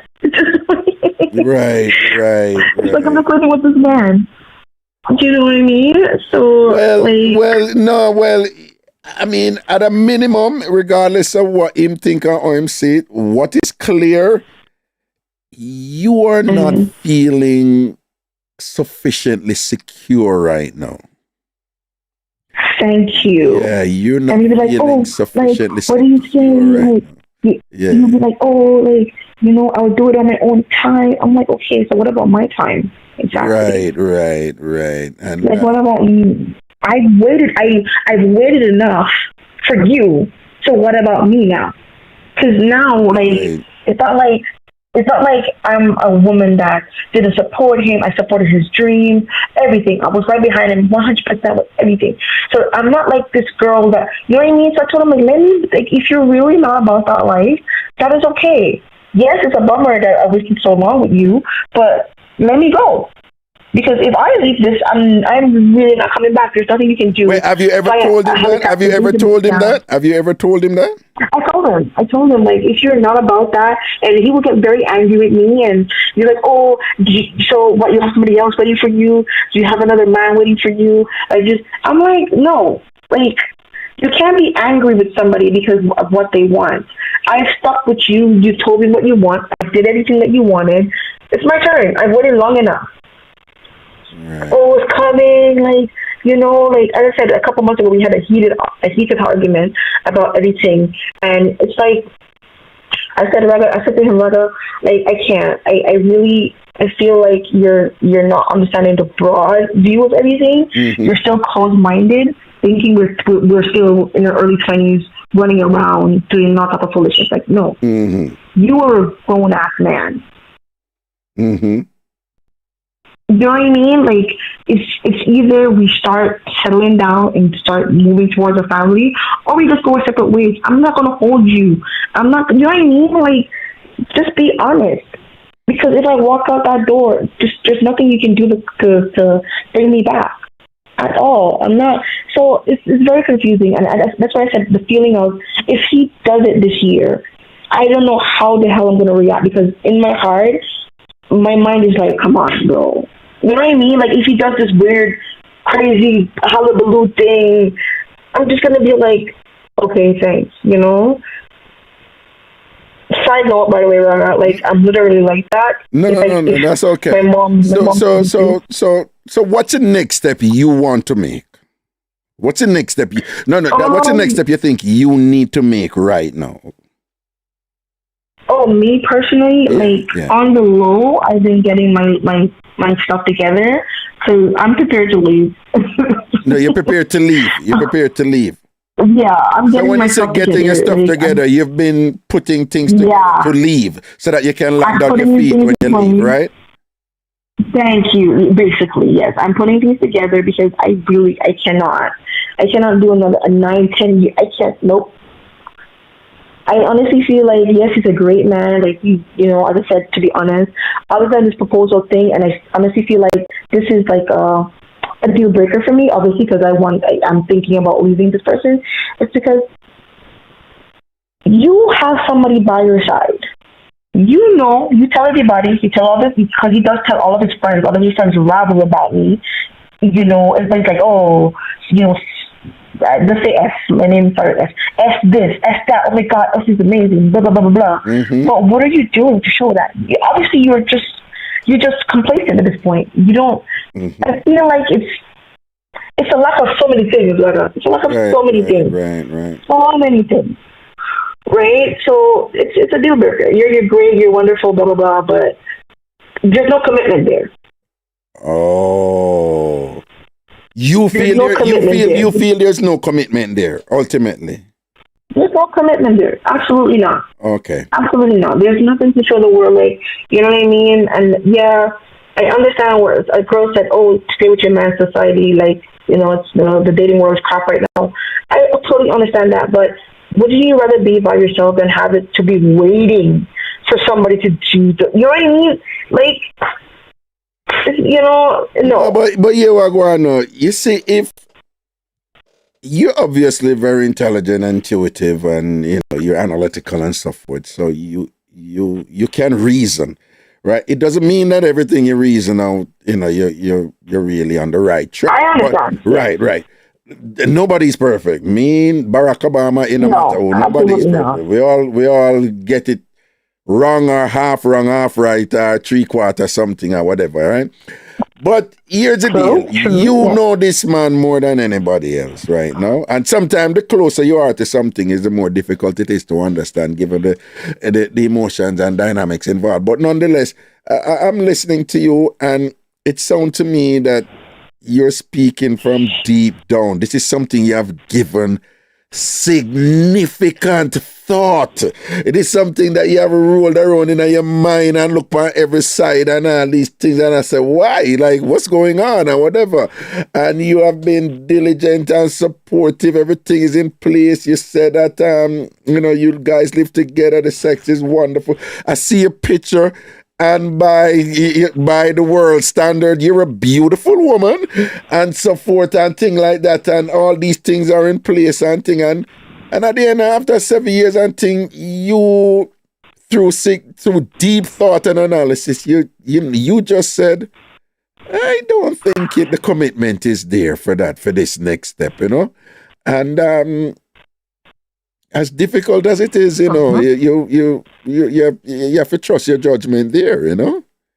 You have to trust your judgment there. You have to trust your judgment. And it don't mean that you hate him or anything or whatever. It means that, I love him deeply, like I really do. I literally am in love with this man. Like I see him and my heart just melts. But I feel like I've given a lot without going into details. I've given a lot. When I say I've given, Raga. Like, you know what I mean? Like, if you caught me a woman, probably have a name on it. Like, I've given a lot. Right. And I feel like, thinking about it even this last couple of months, what do I have in return? Like, what is that? You know what I mean? All right. I'm good. Can I suggest something to you? And this is just a suggestion. Right? Sure. All right. Because you've gone through a lot. You've given a lot. You've gone through a lot. I mean, nothing arduous or physical abuse, and nothing like that, but you've gone through a lot. But if I would like to suggest something to you that you also have you also seem to have like I said, you have some sense of how things should be, and you sound like you're a romantic at heart. I think in a simple way, like you said, and things like that. And I would like to suggest to you that I talk to you like my brother now, like your brother now, all right? Sometimes women, particularly at that age too, leave somebody like me out there, me a old man know something, whatever. But sometimes women, you just need the woman for kind of jerk we up, not physically, but just jerk we up. And several women have been suggesting it and thing. And I know the romantic in you and say, no, but it just wouldn't be right. It wouldn't feel right. Like, oh, you do this now after I jerk you up and whatever, this and that. But sometimes, we men, we kind of need that from, the woman who we really care about, to go back to what your mother said, get comfortable and thing. So it sounds to me like you have said a lot to him, like if you leave now, come back or da-da-da. So you have talked a lot about what you would do. But sound like you ever jerk him up yet and make him, sound so like it. No, honestly, I really did. As I said, we had a huge fight a couple of months ago, like a massive fight a couple of months ago, and as I said, that's when he said, "Oh, don't want nobody to force me to do anything. I'll do it on my own." Like, and I'm like, "What do you mean? It's been 7 years. Oh, like, I just couldn't do it on my own time. Like, that. I'm sorry. That. My heart broke when he said that. Oh. It broke when he said that, and I cried, and I cry. I can't cry anymore. Right. But when we had that massive argument a couple months ago, that's the biggest argument we ever had. Like, it was like we were like literally screaming on top of our lungs, and he was standing his ground. Like, he didn't understand. Later on, he apologized. I'm like, you can't take that back. I'm sorry. What do you mean on your own time? Like, what do you mean? What do you mean? Excuse me. And basically, your thing is this is not just about your own time. That is what you're saying. This is not about your own time. So they're just our time. Okay. That's our time. It's our time. Our time. And what do you mean? Yeah, it's our time. What do you mean? Why would you? It gave a little bit of selfishness. Right. To me, it felt selfish. Even my mom was saying, like, she felt like she was robbed. but she felt like she was robbed. Tell me something. You guys do fun things and things, enjoy life or whatever. I want to just pretty much for the most part. Oh yeah, work, come home, do lots of fun things. Travel a lot together. But you remember what the first caller said when the first caller said, I said, yo, sometime man knows a boy from picnic and them something to come into play and whatever, a thing change, so them just want to live a little bit first and thing. You don't think of nothing like that? I don't know anymore, because to me, on the outside perspective, I feel like he lived in his university days. He was outside. He was outside. You know what I mean? Right. Like, he was outside. He was having the fun. You were having it outside. You know what I mean? Yeah, but hold on. No, but wait, what did you just say? I don't know. I don't know what did you hear. No, but let me just say though, I'm gonna be honest with you with this. What is going through a man's mind at 31, is very different from what is going through a woman's mind at 31, 30 and 31, There is no urgency. There is no urgency in our mind at 31. At 30, 31 for we, we are still 21, Yeah. Right? How women make that jump from them early 20s to them 30, and life is just really, really different. There's not a corollary for us, for men in general, at that age, Mm-hmm. So I don't know what might be going through his mind, but here we are going right now.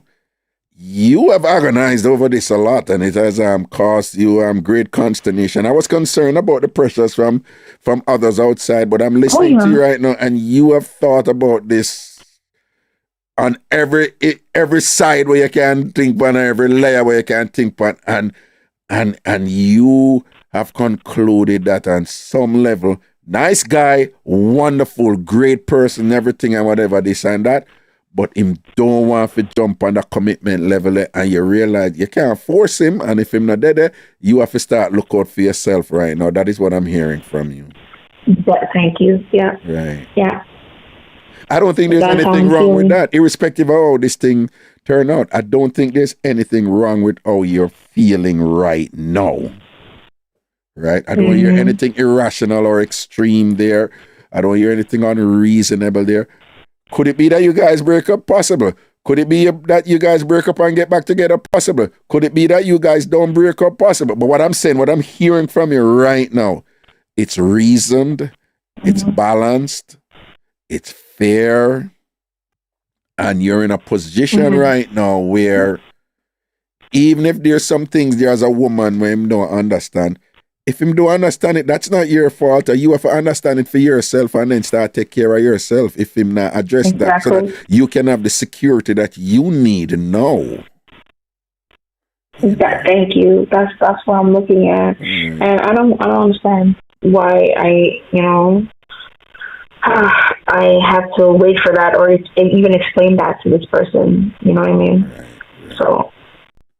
And just like, other than me thinking about the whole thing and having my own conclusion, my family, does feel a way about it. That's why they talk about it. My friends do too. Right. You know what I mean? Right. Some of them I even cut off because some of them are like, oh, I would have left them a long time ago, or do this or do that, or it's me, and it's a whole bunch of negativity. So, but on both sides. His mom too, just like, she's very, sad, like, okay, what's going on? And then he'll be mad, like, oh, Mom, why are you worried about it? Like, it's gonna happen. Like, he just keeps brushing everybody off. Like, you know what I mean?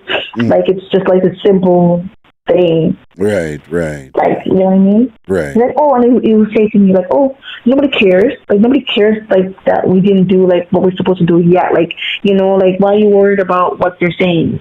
And I'm like, Right. Are you serious right now? As a grown ass man, like, you really think people are not looking at us? You really think, like, everybody's like, aw, we want to be like S and T. We want to be no. I'm telling you right now, majority of my family just like, ew, no, because on my side of the family, they're all married, aunties, anybody. Everybody's with the same person for what the kill Philip. Like, it's, you know what I mean? It's like that. On his side of the family too, all of his aunts, all of his uncles, everybody's married. You know what I mean? So, you know what I mean? Like, everybody's, but what I don't like with the whole thing though, Raga, they come to me. Like, I'm the one supposed to force him, and I don't believe in forcing. I don't believe in ultimatum. I don't believe in things like that. I feel like things should be from the heart. You know what I mean? It should just happen naturally. And I feel like if a man wants to, he will. Okay. That's where I'm at. Okay. And what he's not realizing, you see what you said, like, you've been preparing and putting things together, and whatever, is that, and we have said this over and over, when a woman tell a man, say, she's leaving and she's out. Another time that she decides that she'll leave and she out, you know. She decide long time before that, you know. So that's just the time she decide to tell him. And then is at that time no him go think say tell him that, and then him go try if he may try if pull you back in and thing, not knowing that dude, I left a long time ago, you know. But just I tell you. Friend's like, oh, you should tell him that you're making your exit. I'm like, no, are you crazy? I'm not telling him that. He has this and this time in my head to get his life together. By the time this reach, I'm out of here. I'm sorry. I'm not telling him that I'm leaving. I'm just gonna leave. Yeah. Because if I tell him I'm leaving, he's gonna try to do all this nonsense because I'm leaving. You're supposed to do it on your own, just like you said before, right? You're supposed to do it on your own. So if I tell this person no, so I'm behind the scenes getting my stuff together, you know, I'm getting a little thing together, and I have the exit date, you know. So you what? So, you have my male friend's like, oh, I'm over exaggerating, and hold on. You have an exit date? Oh yes, I do. What do you mean you have an exit date? I have an exit date. So yeah. All right then, but so what's gonna? Because why I asked you for your opinion, because my male friend said I'm too much. Like I should just. He was saying I'm too calculative. I should just. You're too structured. That's like you're too structured and things. Yeah, I'm too structured. You know what I mean? Right. I should just go with the flow. I'm making a rash decision. I'm like, you know what? Raga, I listen to you. Listen, I basically wait on your show like clockwork. Okay. Yeah. Going on a road trip, I'm scrolling down for years of content to listen to. So I'm like, you know, let me ask her. He knows. He has a good fan base too that can like put their input, and mostly older people that's been through life more than I have. You know what I mean? I can be your daughter or anybody with your friend's daughters or something. Right. So I'm gonna let me ask him, because this is somebody that's in my same age group telling me that I'm just being too rash. You know, like I'm not. So I'm like, okay, let me ask. Like, am I really being, you know, insufferable and not, you know, going with the flow? No, you're not insufferable, but again, and I've indicated it earlier, you're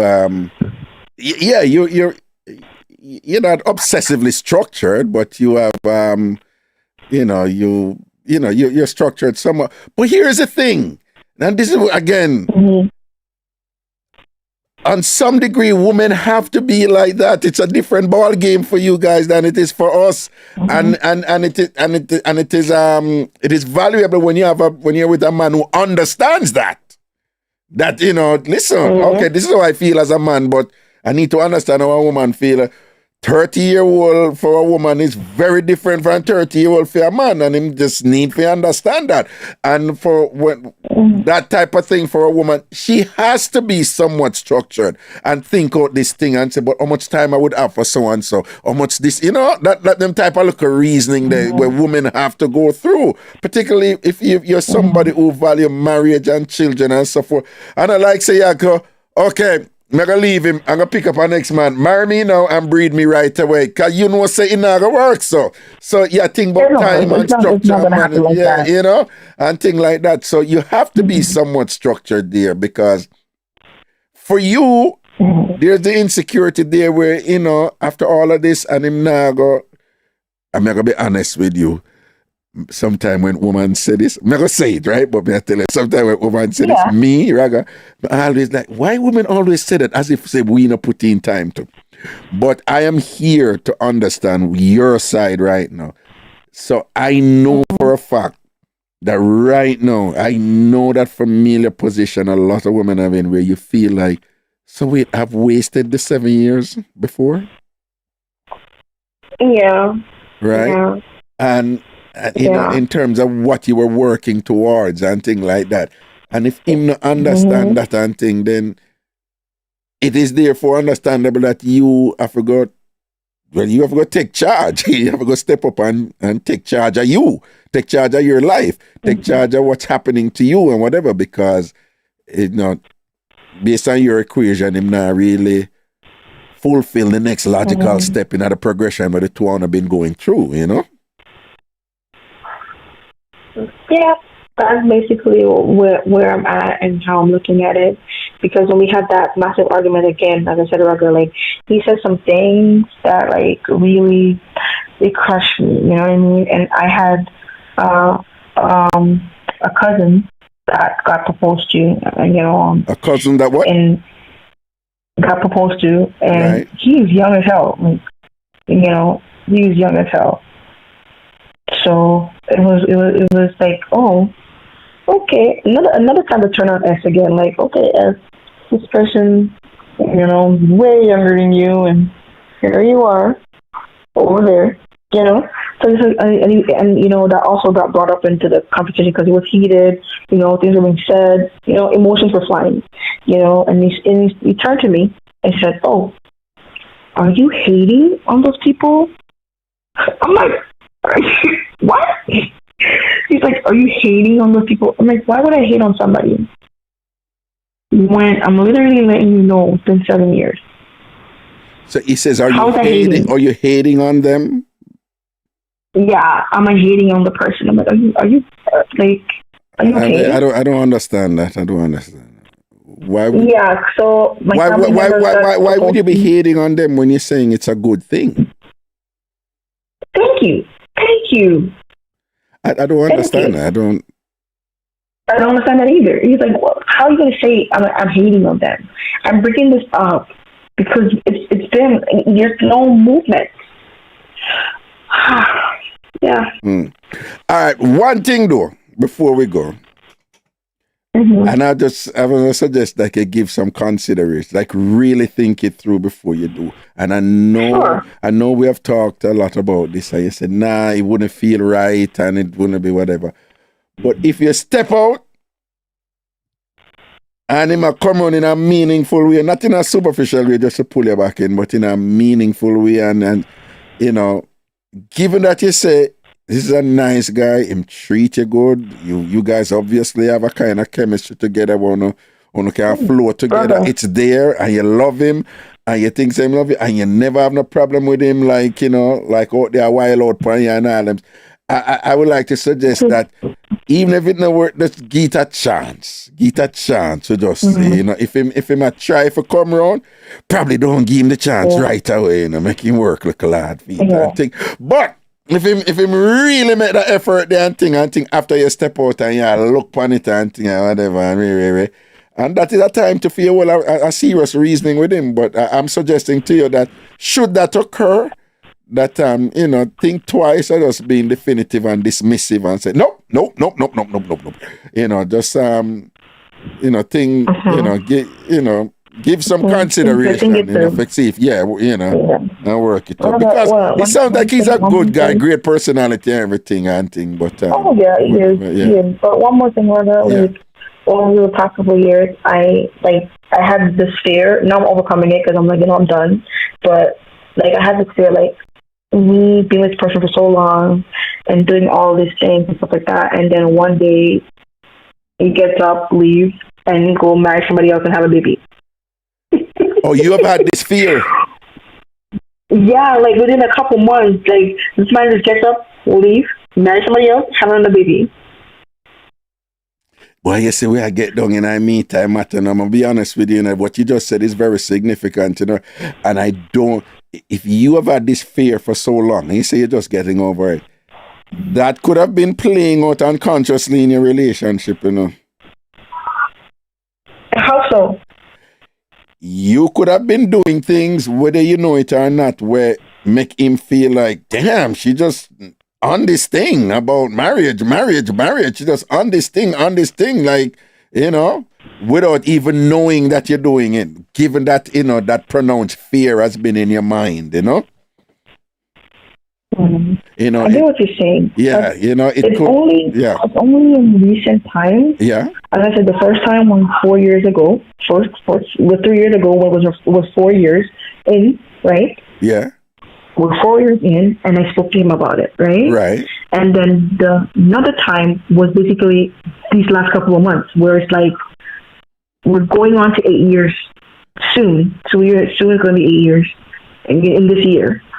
And that's when it started to like, I started like talking like, okay, you know what I mean? Like things started to come in, but for the last couple of years in a relationship before all this couple of months, only once, as I said, I've been there, the quiet, but gently, I was, you know what I mean? Like, as I said, like, I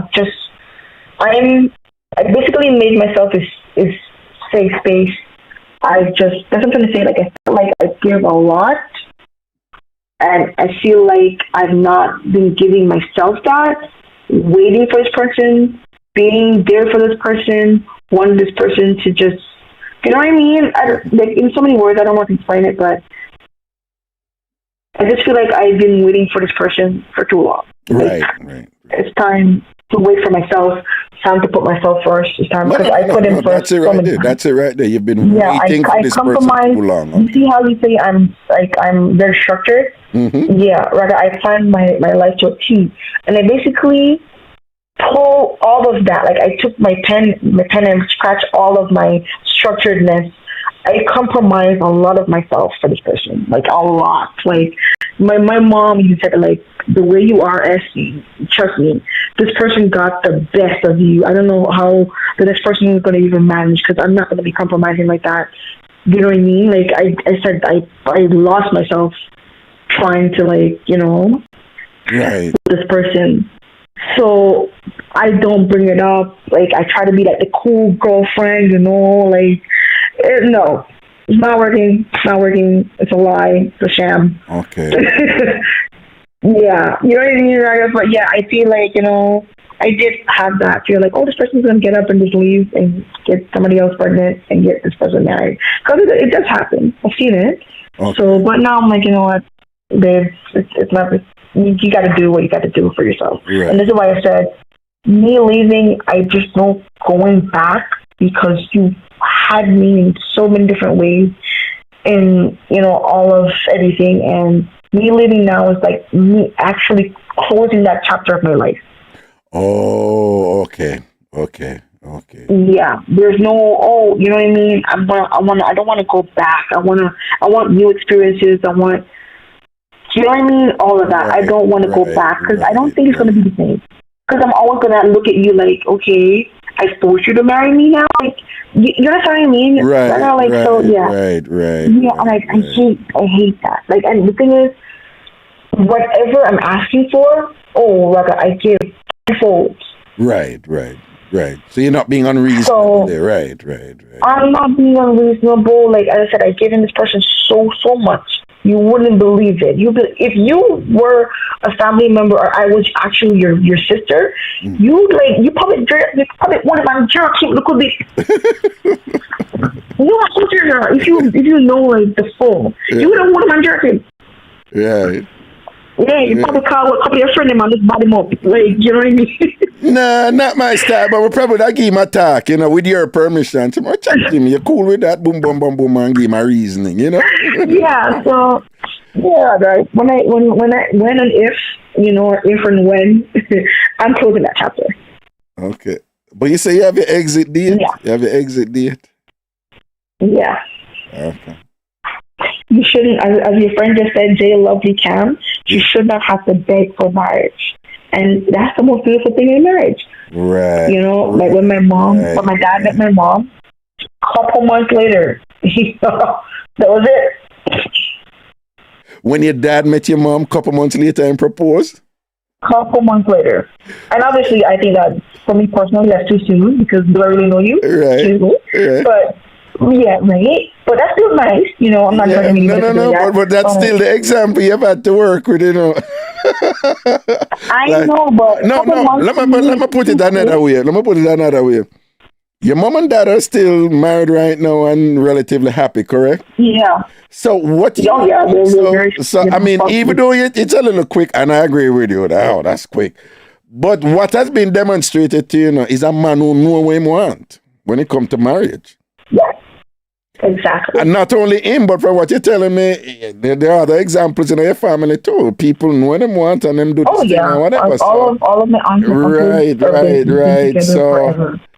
Yeah, so within that context, then, if we contextualize it and thing and whatever, it's very difficult for you and challenging for you to, to be in this position now where his conduct is suggesting to you, whether wrong or right, but it's suggesting to you that you not that man who know what him want, right? And you want me to stay right just with you and thing like that, and it not gonna work.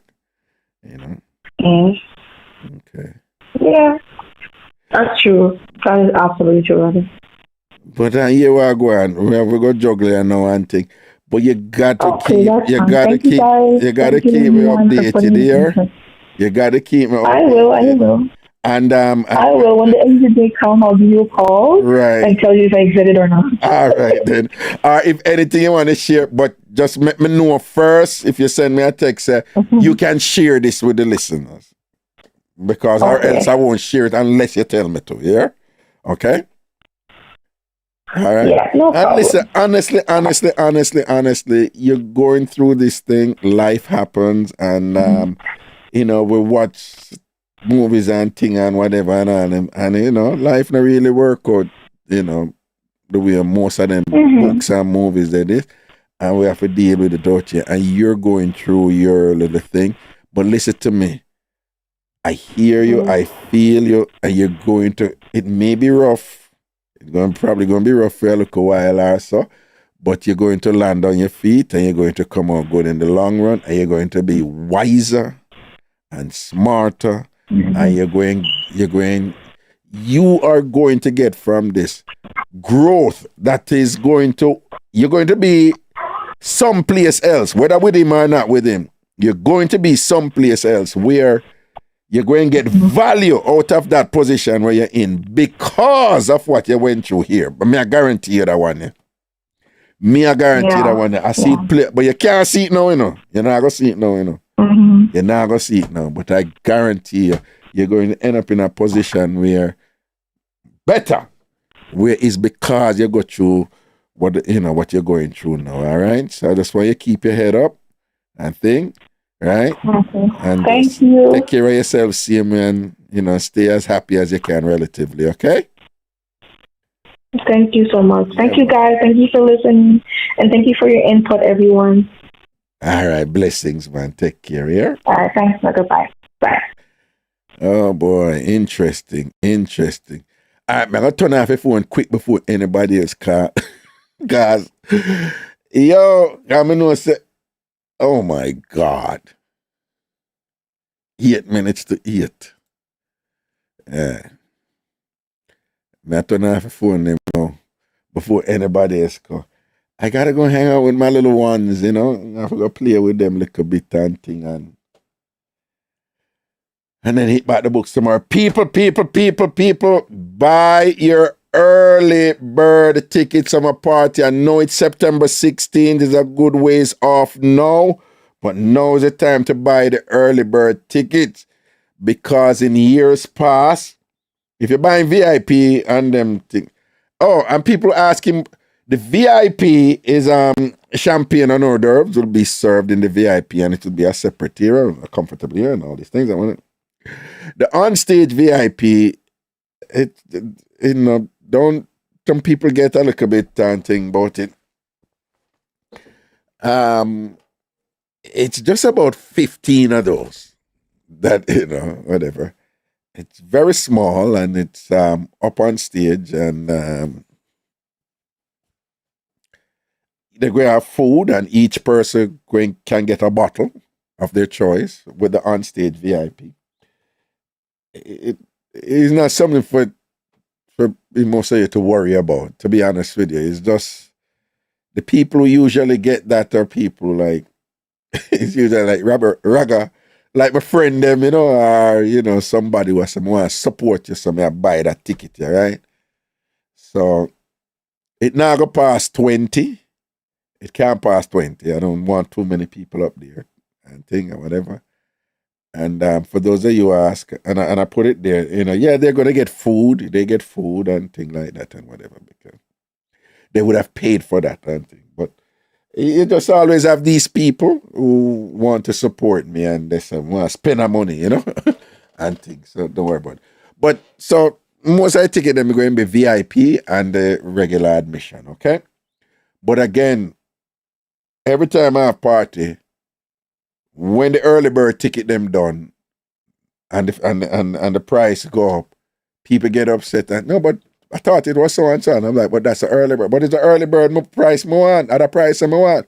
The early bird not selling anymore. But you can't sell me the early bird. And it's like, ugh. So go through that all the time, all right? So if you want the early bird price, please, people, get the early bird ticket and thing, all right? A lot of you are traveling from far and thing. I want to say thank you. Thank you for many of you come from people coming from Chicago, people coming from Canada, Toronto to be exact. You know, people coming from Florida, people coming from South Carolina. General them a come up and thing. We have people coming from the DMV.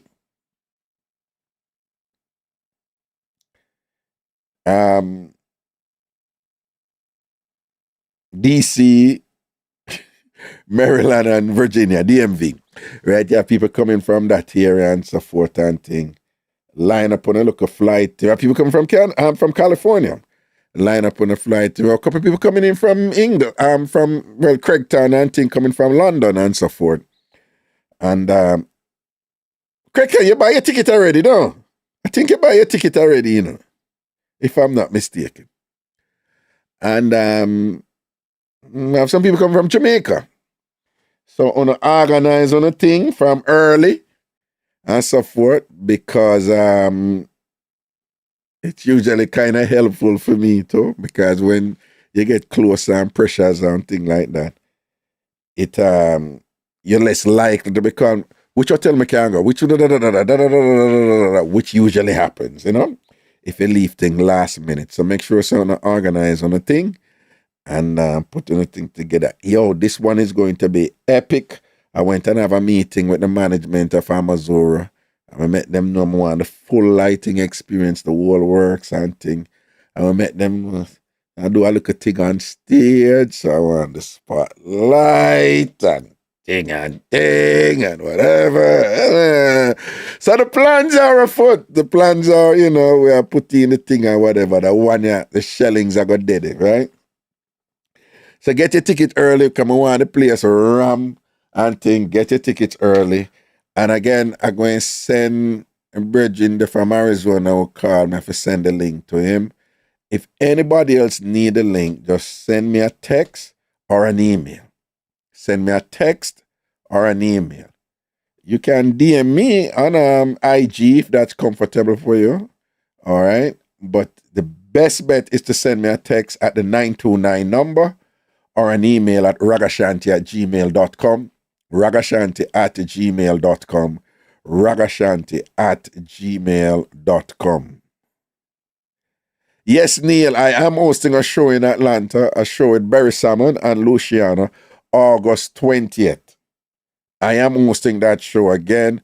Thanks for reminding me. August 20th, I will be in Atlanta hosting that show with Barry Salmon, Luciana, and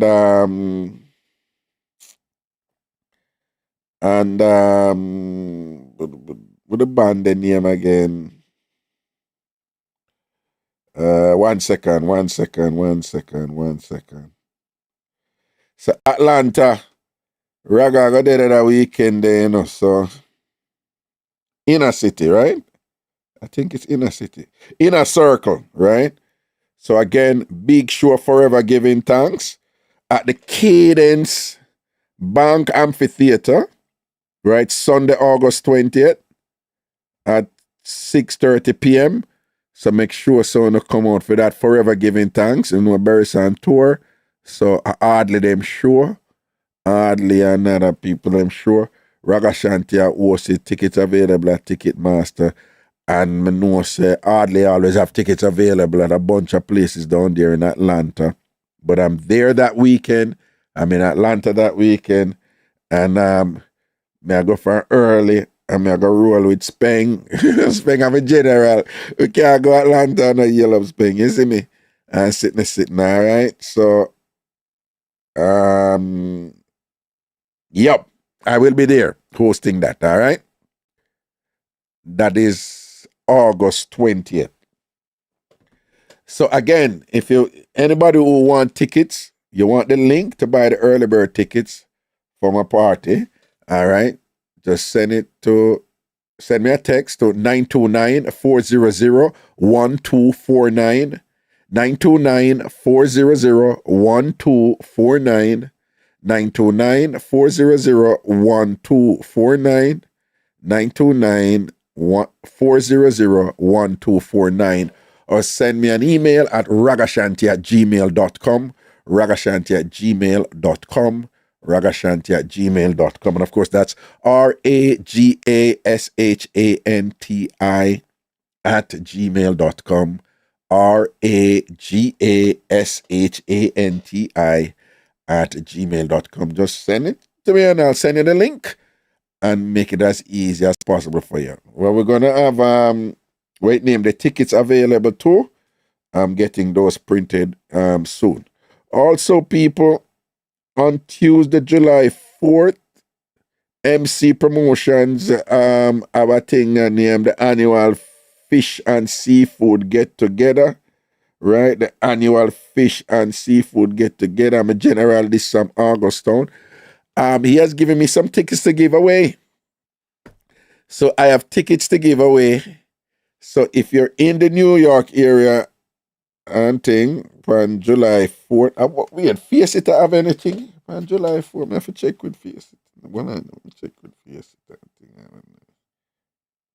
Hold on, the 1 second, the people. I have to check with the general first.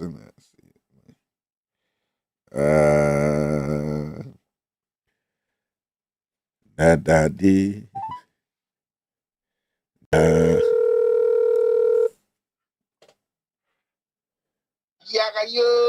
Yo, them I hear you upon the radio. You have anything July 4th? I want to look at something, yes. All right, so we circle your place. No, man, I chew one of my brethren have one fish fry and thing and whatever, so I just want the people them know when I go there and thing and whatever, so. Me check with Face It because I'm still on hearing us and I hear all of this. So I check with Bossy first and see if anything and go on. So if anything will circle you upon that day, then man, all right? Yeah, all right, I know nothing major. All right, Papa, cool. All right. Oh, well, on there. And you say you want to give us a couple tickets for the show for my party, right? Yeah, most definitely. All right. You know what? We are going. How much you did say you want to give? Yeah, I give it about 4 of them. About 4. All right. So we are going to give it 2 out of that next week, Friday, yeah? I hear you. All right. Then I say a word, man. And enough thanks, you know. People don't know Mr. Face It. I Face It this, right? So I'm saying I donate 4 tickets to laugh and dance, a party and things. So we're going to give it 2 of them tickets then next week. I'll find some fun and interesting way to get it again. So we just want to say enough thanks to you, General Face It and thing. All right? Don't know. All right, Papa. Now say a word, man. Cool. All right. Bless me, brother. Cool. Yeah. So August 20th, I'm going to Atlanta for real. And then we have some tickets here. So if anybody want to go, if you want to go to Fish Fryer again, MC Promotion and Calico Music Group presents Annual Fish and Seafood Get Together, Tuesday, July 4th, right? Tickets $25, 249-47 Maida Road in Rosedale. 249-47 Maida Road, Rosedale. 249-47 Maida Road in Rosedale, Queens, New York, of course, all right?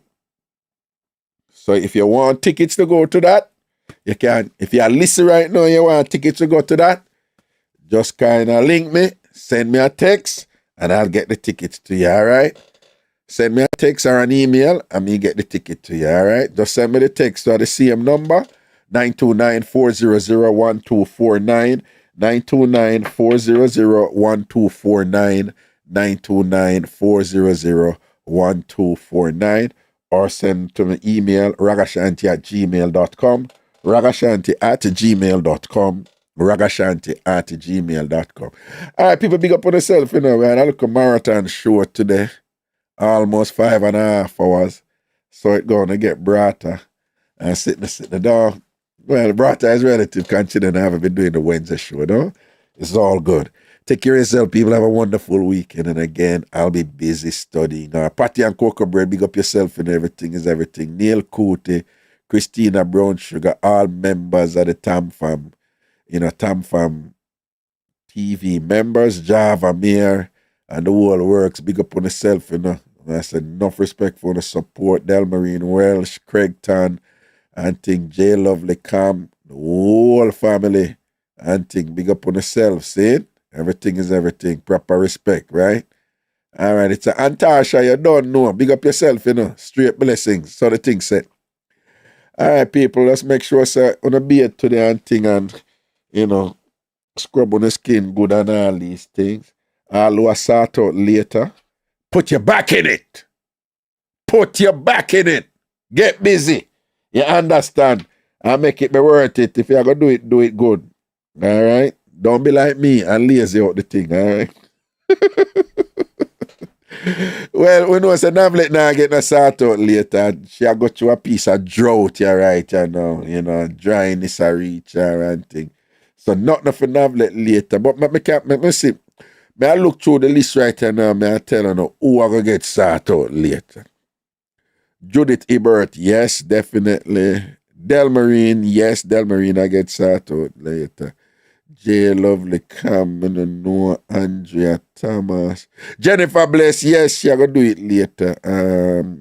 Let's see, Shelly Lee. Johnny Boy, I'm not get nothing later. Let's see right here now. Cause the spirit I tell me, you know, spirit. Petrina Bedward, will she? No, she not gonna do nothing later. Petrina not gonna do nothing later. Christina Brown, yes, Christina gets some later. She get some later.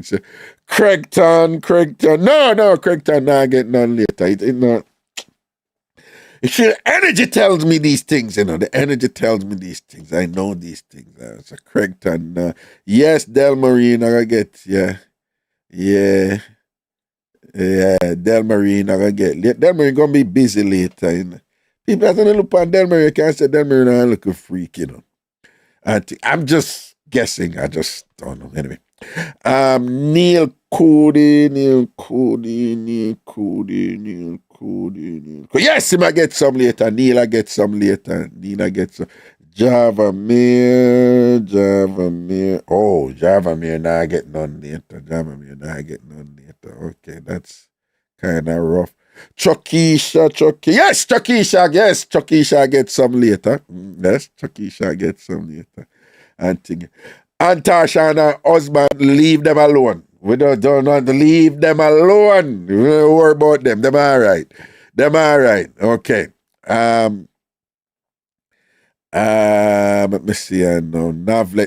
The drought I take her. Nothing fishy.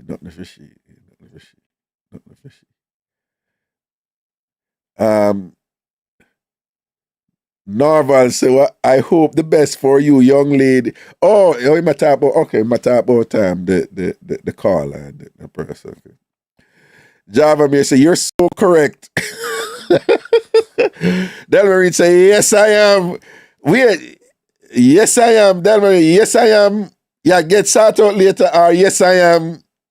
You're freaky. Which one, Delmarine? Talk up, Delmarine. You want to answer? Talk up. What up your thing? Delmarine, they say, yes, I am. Laugh. Yes, I am to what? You get sort out later or you're freaky. Delmarine, talk up. Me I go with the freaky. The freaky I talk about, don't you, Delmarine? Yeah, like a quiet freak. Nah.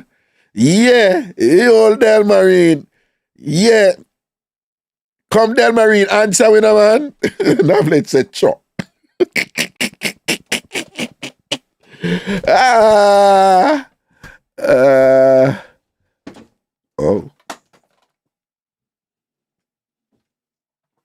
Okay. Watch ya. People, you know, see Delmarine. Bomba star. You know, see Delmarine put out a freak. Yes, bomba. Me can't bother. What up your thing is bad girl something I want to them Delmarine. They don't know. Yo, watch ya. It shall write it 2 times. She write a freak 2 times. 2 times. Stay there, make liquid see that I'm going to lose his mind and go start hunting down here. Delmarine write a freak 2 times. One up your thing, yes, Delmarine, and that's your thing there. Right? Any guy I draw for you, him know say him have to come correct. He can't come with no look a baby thing. And I go on like him now and do the something them and thing. Right? Him for know what him a deal with for him a come at you. He better come correct. Him have to come with the freak. Turn up. Full blast. Right? Him have to come ready for do the something them and I stop time that do that Jamaican song, but him now do this and you know the that you know waste no time with no guy, don't it Delmarine? Him have to come proper and ready for the freaky thing and thing and make it thing max out. I want to them tell him say you look goody 2 shows Stush Woolman's girls they is done. You're done with them things a long time. You understand? A long time you left Constitution Hill when you used to ride the ag them over there and all them something the ag riding a Constitution Hill. You don't do that no more. You think upgrade right here now. California you think there. You understand. North American freak. Top level. So listen to me now man. Any little manager for Delmarine about to come with a baby something you know she not dead so. Right? You have to come correct. You have to come ready to go hard and do everything and thing and bite up her whole body all bout and thing, nibble her up and all them something that turn her upside down and thing, catch 1 foot over yes and straighten out the other foot and edge it and all these things and thing and hold her head and listen to me now man. Delmarine, tell them the man. Alright, me can't bother. You don't love the arms so see. Check. People come out the ticket in September 16. Laugh and dance. Ragashanti.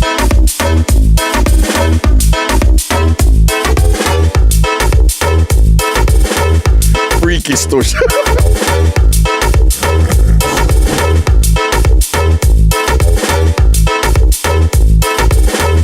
Elmer and Christina say lace up your sneakers cause liquid I go run you down.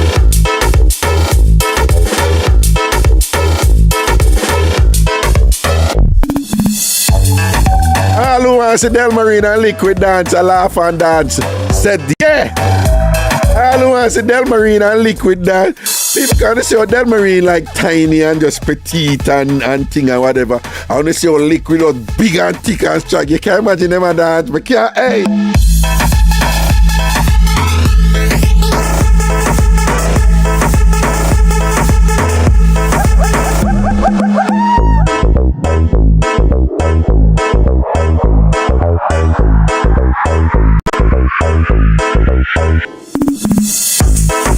See everybody said them want to see it there.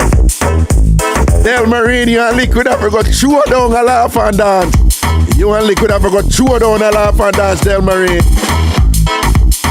I know say Delmarine can't dance too good. She thinks she can dance, you see.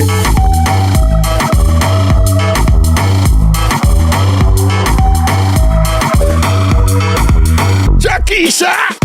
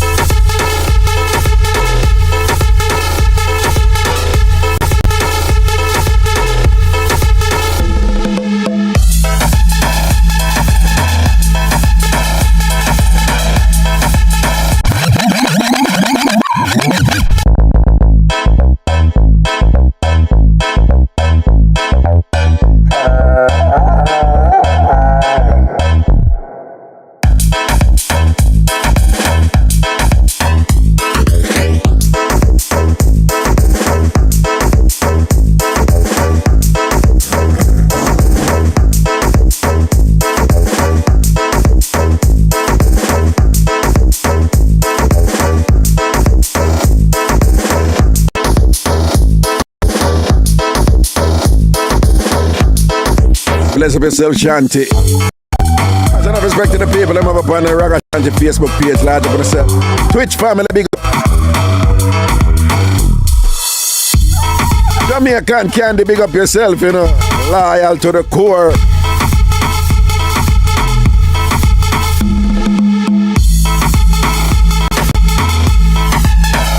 Julie Mackenzie, large up.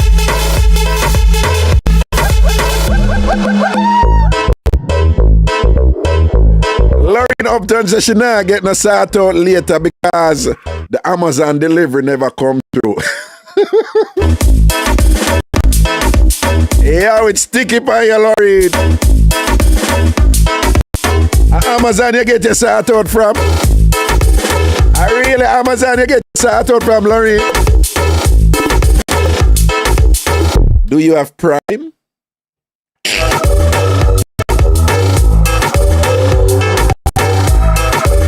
Big up the area at Jamaica. Lady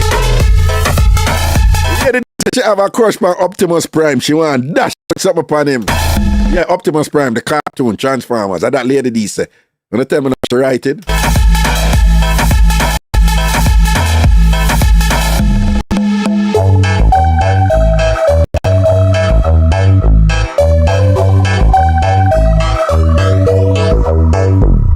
Yeah. Alright, people, take care of yourself. I'm out. I'm gonna hold some food. Hang out with my kids.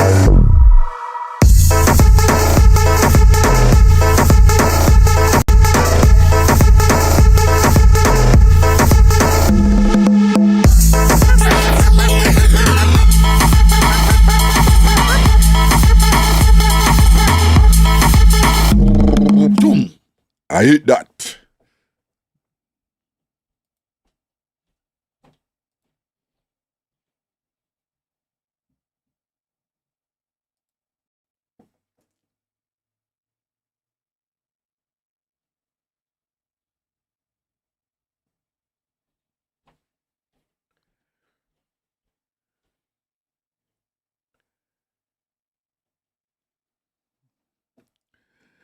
Juliet Wee says, bye, Raga. I'm a silent listener.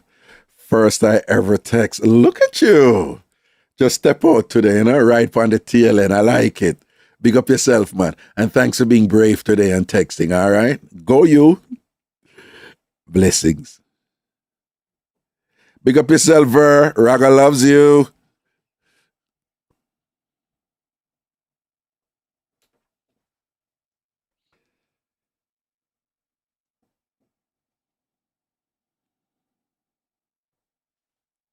Respect, Bromel.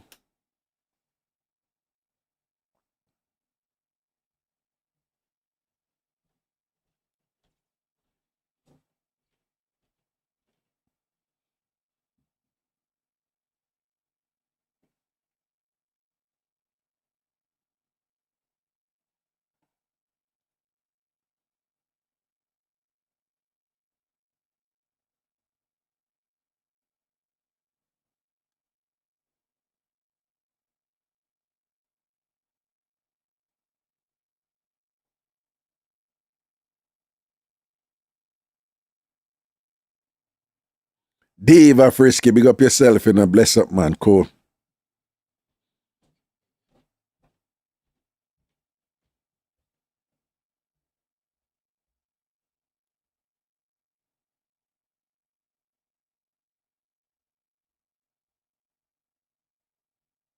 Yep. Next week, J Lovely. Next week. Last show before I take a break to study for my bar exam.